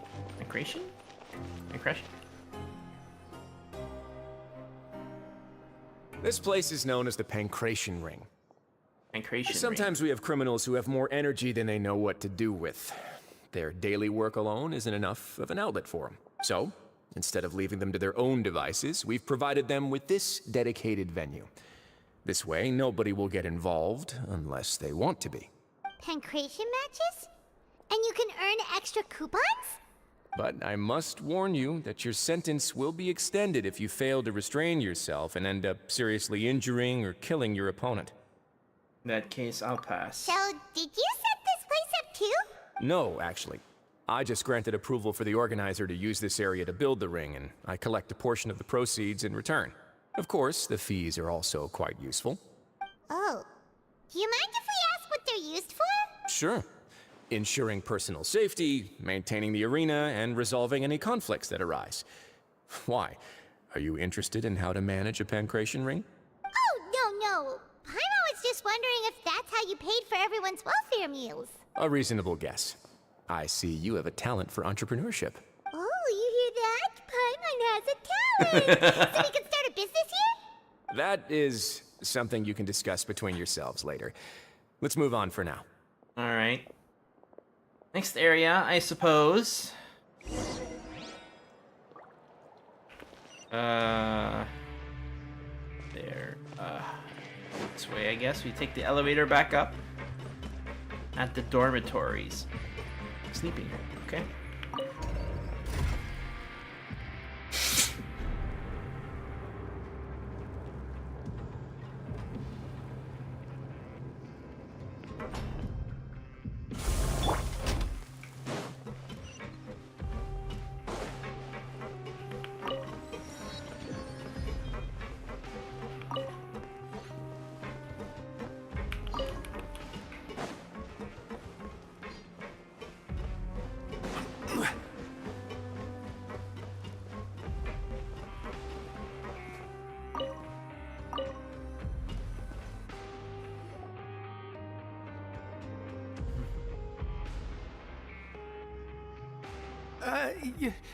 Your Grace. Good morning.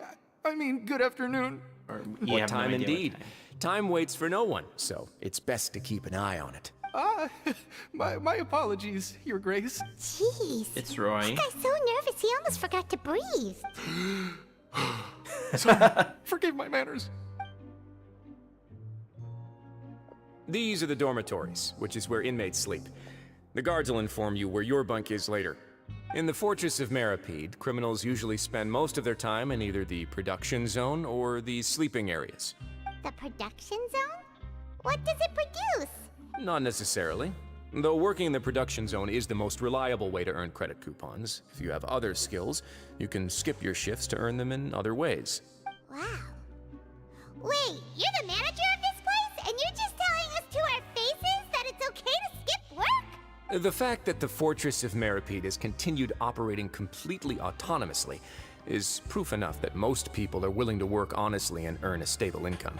Yeah. As for what we produce, many of the clockwork machines seen all over Fontaine originate from our workshop. Therefore, the Fortress of Meripede is not only a place where criminals serve their sentences, but also a giant machine factory. There's no need for me to get into specifics about the production process now. You'll experience it all firsthand when you report for work tomorrow. You got it, boss. Let's move on. The tour continues over this way.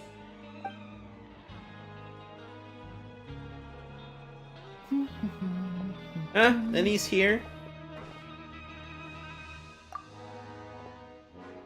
Oh!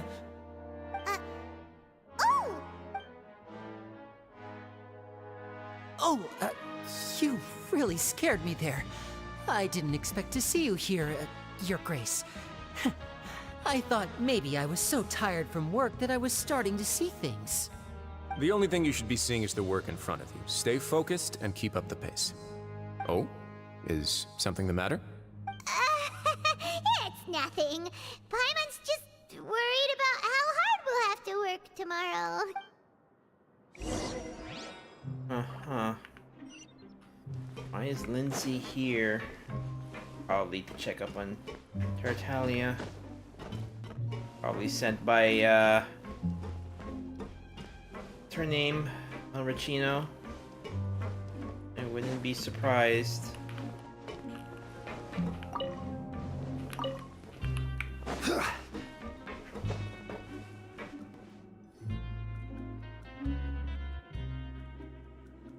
Okay.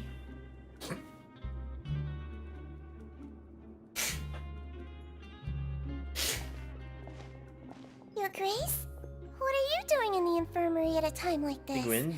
Oh no, you didn't injure yourself, did you? Not yet, unfortunately for you. But thank you for your concern, Sigewinne. Then you must be here for those two. Allow me to introduce you. This is the infirmary, and Sigewinne here is the Fortress of Merapede's head nurse. Hello, new faces. They call me the head nurse, but I actually handle all the nurse-related work all by myself down here. Since you seem to have some rare downtime with no patients, perhaps you could find the time to join us for dinner? Oh, then these two must be some important convicts. Sure, I'll join the welcome party. Thank you. Your presence will be the pièce de résistance for today's tour. Oh, so the tour part is over now? I believe I've already covered the primary aspects of life here in the fortress. As for your work, there'll be someone else to guide you through the details. I seldom conduct tours, so why don't you just ask if you have any questions? Well, this is our first time here. Paimon's not... Then let's head back to the coupon cafeteria. Maybe a meal will help you think up some questions. You should at least try to be excited. Our free meals are actually pretty good here. Okay. Alright, let's get some, let's go to the cafeteria then.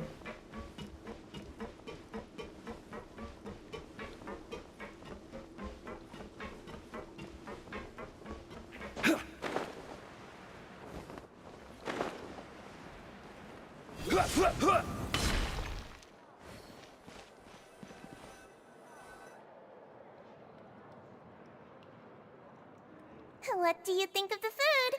Does it meet your expectations? Wow, it looks delicious! Neverlet made it sound like living conditions in the Fortress of Meripede wasn't very good. Oh, isn't that the meal box that only super lucky people manage to draw? Seems like you two are quite fortunate. It actually has nothing to do with luck in this case. I had a word with Walsey, so you didn't have to draw lots like everyone else. Oh, you mean the meals are random? Yes, what you get to eat depends completely on your luck. You could say that it's a distasteful little game that Chef Walsey likes to play here in the cafeteria. Paimon knew it! If criminals got to eat tasty food like this every meal, the crime rate in Fontaine would skyrocket for sure! Excuse me, did I hear you mention Nervulette just now? I've been wondering how he's doing. Is he busy with work? Has he been taking care of his health? He seems healthy no matter how you look at him. Yeah. But he works so hard all the time, so it must be really tiring. Sounds like he hasn't changed a bit. Looks like you can stop worrying so much, Sigewinne. Oh, that's good. But I still feel like it's been too long since I've heard any news about him. No news is good news. Maybe next time I've got something to discuss with him, I can invite you to accompany us. But isn't the Fortress of Yeah, this Meripede looks like a independent terminal. from Yeah. Fontaine's court system? What do you two have to discuss? Well, we provide all kinds of mechanical products for official use, and some essential goods have to be obtained from the overworld, so we naturally have to stay in touch about this and that. Monsieur Nervulet's character is unimpeachable. No matter the question, you can discuss it openly and freely with him. Talking with him feels quite effortless. In light of that, I am quite willing to go out of my way to show respect and accommodate him. In fact, right now, I'm treating you two as guests invited by Monsieur Neuvillette. But unfortunately, I can only do so until the end of this meal. After this, you two will just be inmates here. Mm-hmm. Understood. Thank you for your hospitality. You're very welcome. Well, your new life awaits.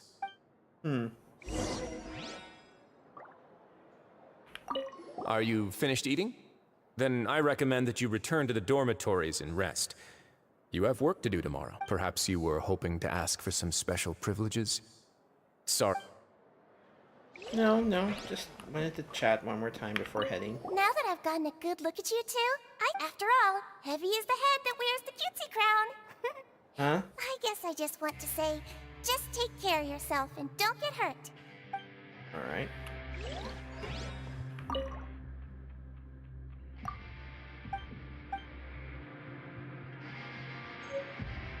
Welfare meal. Grab yourself a welfare meal.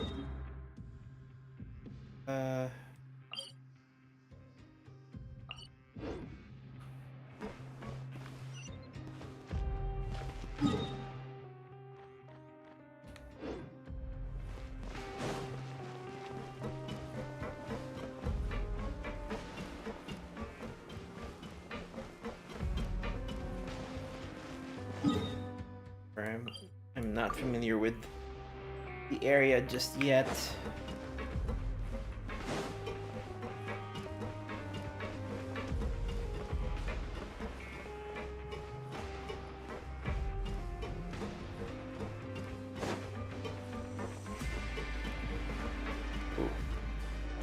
Alright. The Traveler in Paimon, right?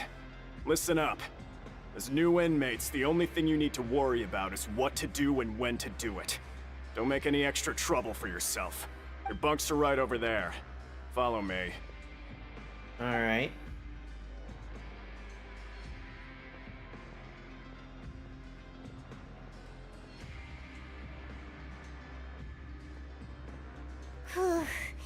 So this is where we'll be sleeping from now on. Oh, Paimon can't believe this! By the way, Traveler, we saw a lot of things worth investigating just now. Even though the Duke didn't say it too directly, judging from what he said at the end, it seems that he was only welcoming because we know in the next Neuvillette. cutscene. I wouldn't be surprised. We are criminals, and Paimon did eat that cake, but we're actually here to help Neuvillette. Is it possible that he knows we're here on a mission? Probably or knows is Paimon more than he's letting on. Yeah, Paimon thinks so too. Maybe something like, "Hey, I have my eyes on you, so don't try anything funny." What is that, your impression? Alright. Already here after all. You're right. It's not like we can go back to Neuvillette empty-handed and say, "The Duke looks scary, so we gave up." And besides, the Duke said that he was willing to go out of his way to show respect for Neuvillette, right? So, we at least need to try. But Paimon hasn't gotten a clue where we should start our investigation. There's one other important You thing. mean...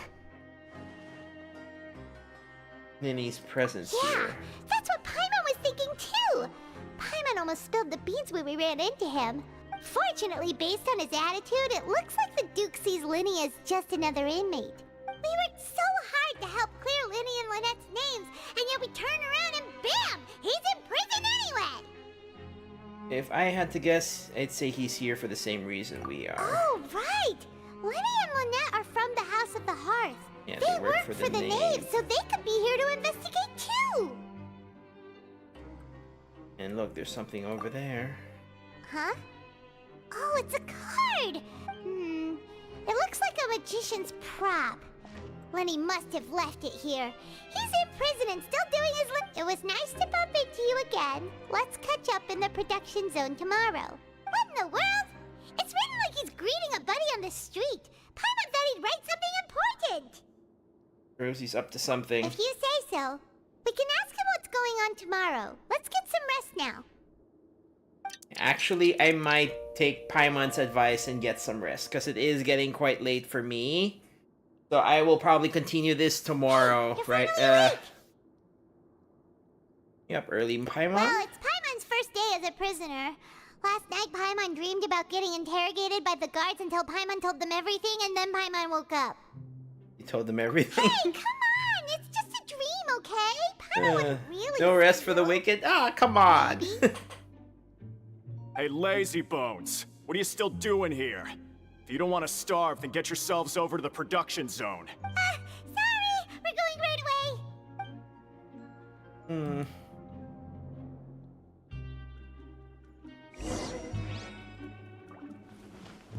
What time is it? It is now 2 a.m. from over here. But yeah, I'm gonna get some sleep. I'm tired.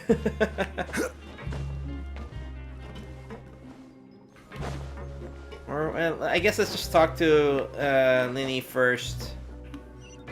I guess.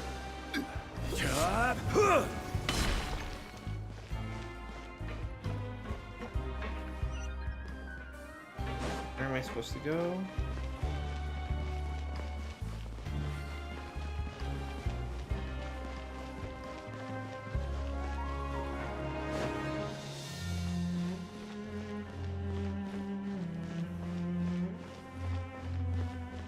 One in the afternoon. Yeah, I'm yeah, probably complete opposite. Okay. Alright, let's just go to the production zone.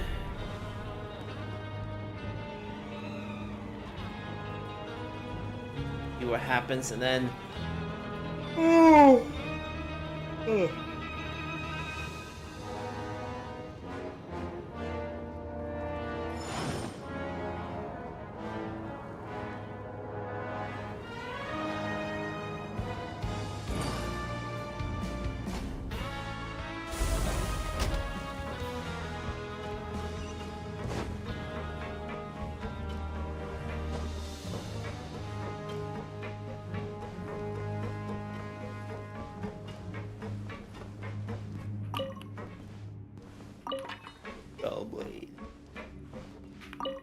Alright, Granville, what do you have to say? You must be the catch of the day.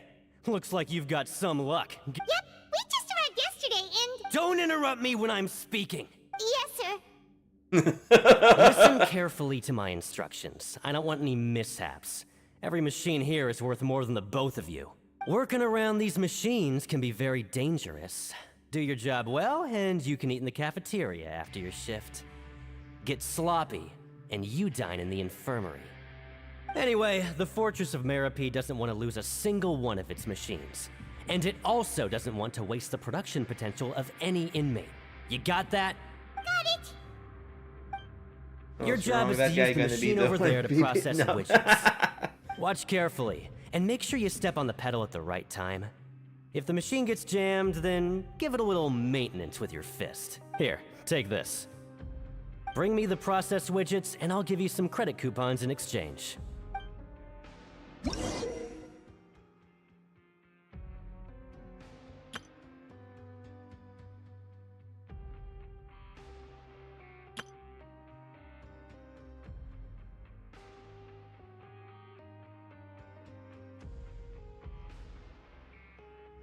Base.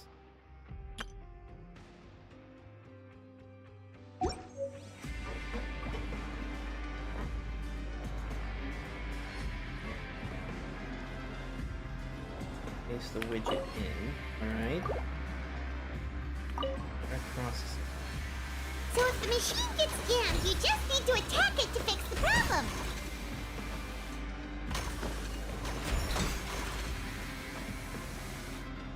Once the widget is hot enough to glow, jump to step on the pedal and hit the widget with the hammer.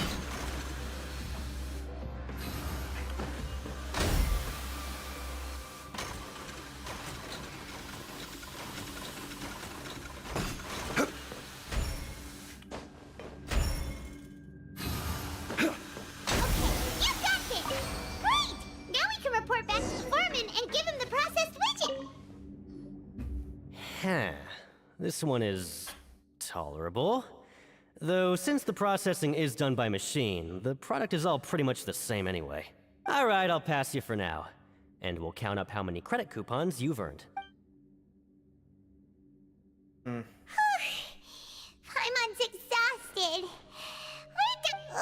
Even though Paimon's starving and wants to head straight to the coupon, he probably just finished up his work too. Okay, so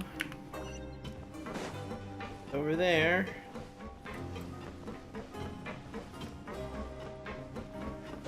Lenny? Mr. Magician? Or not. Where are you? Oh, this had better not be some disappearing act. It doesn't seem to be around here. Let's try looking somewhere else. Uh-huh. Wait.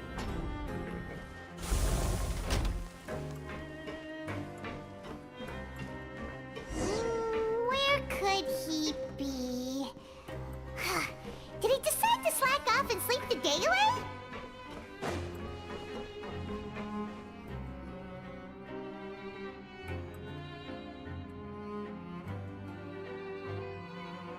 Hey, over here.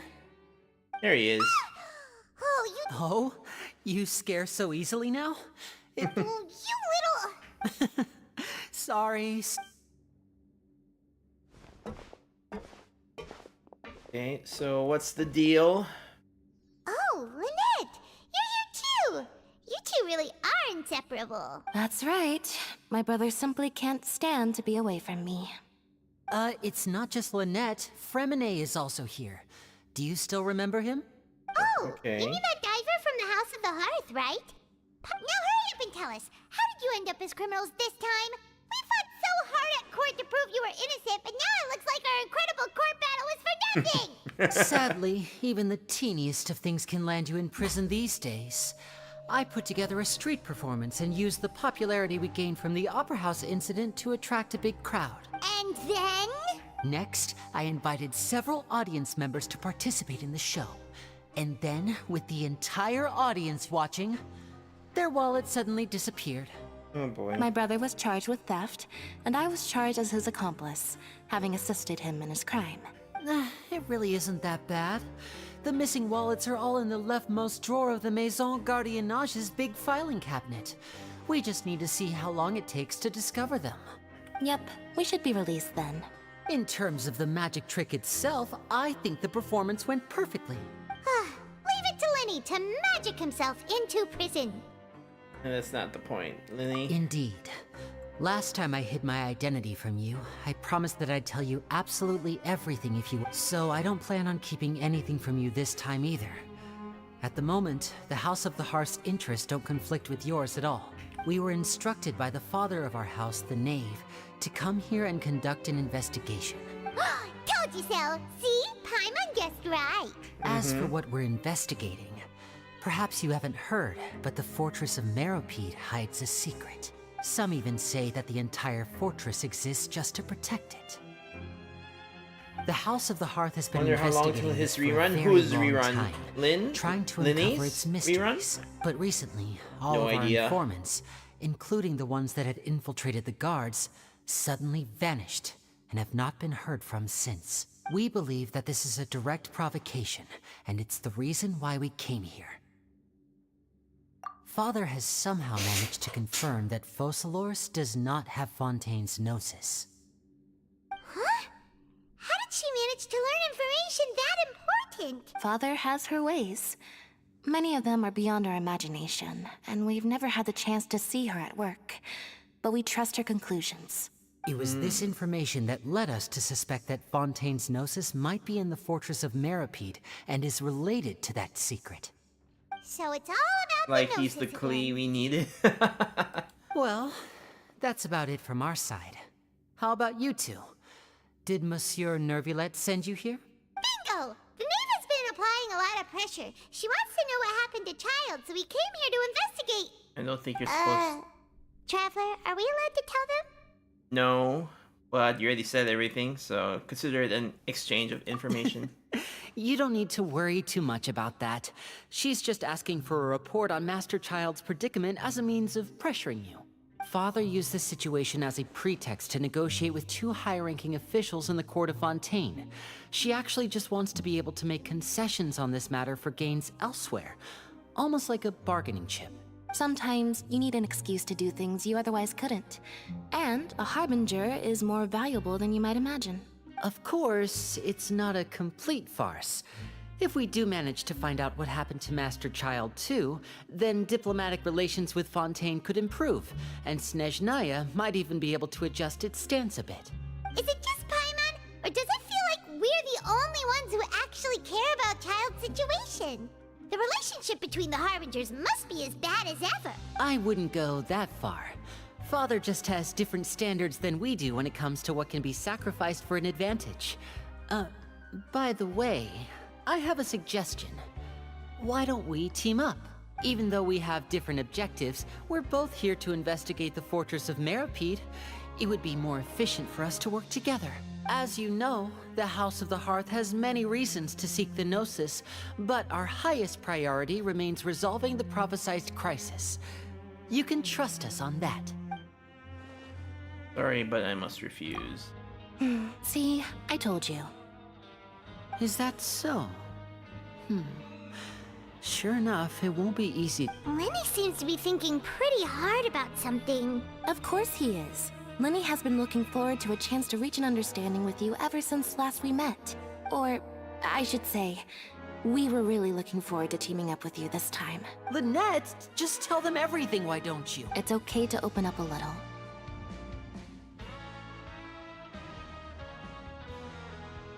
All we're doing is sharing info, fine. Very prudent of you. I was prepared for the worst, but you were actually more agreeable than I anticipated. Since Lynette and I arrived here, our investigation uncovered the fact that the Fortress of Meripede has a forbidden zone. Most people just clammed up and wouldn't talk, but after asking the right questions, we were able to confirm the existence of the forbidden zone from the guards. You should be aware of that while you're investigating. A forbidden zone? Could that be where Child disappeared to? You're right, we'll definitely keep that in mind. Good. That's the most suspicious thing about the fortress that we know of so far. We have a few other unanswered questions, and we'll be investigating those as quickly as we can. Anyway, I hope you find our information useful at least. Yeah. Oh, look at the time. You two must be hungry. You should go to the coupon cafeteria and get something to eat. I'll use my cards to get in touch with you again in the future. Oh, that's just what Paimon wanted to hear! Paimon's starving after all that work today. We can talk more about the investigation later. Let's go get some grub! Alright. But at least we now have an idea of what they're doing here. But yeah, I will finish there. I will actually finish there. Let me see, what else do I have to do? Ooh.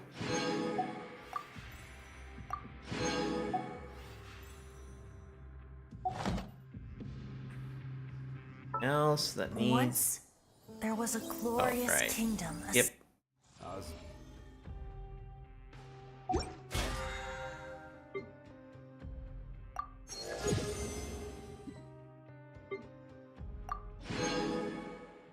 This wine tastes the same as I remember.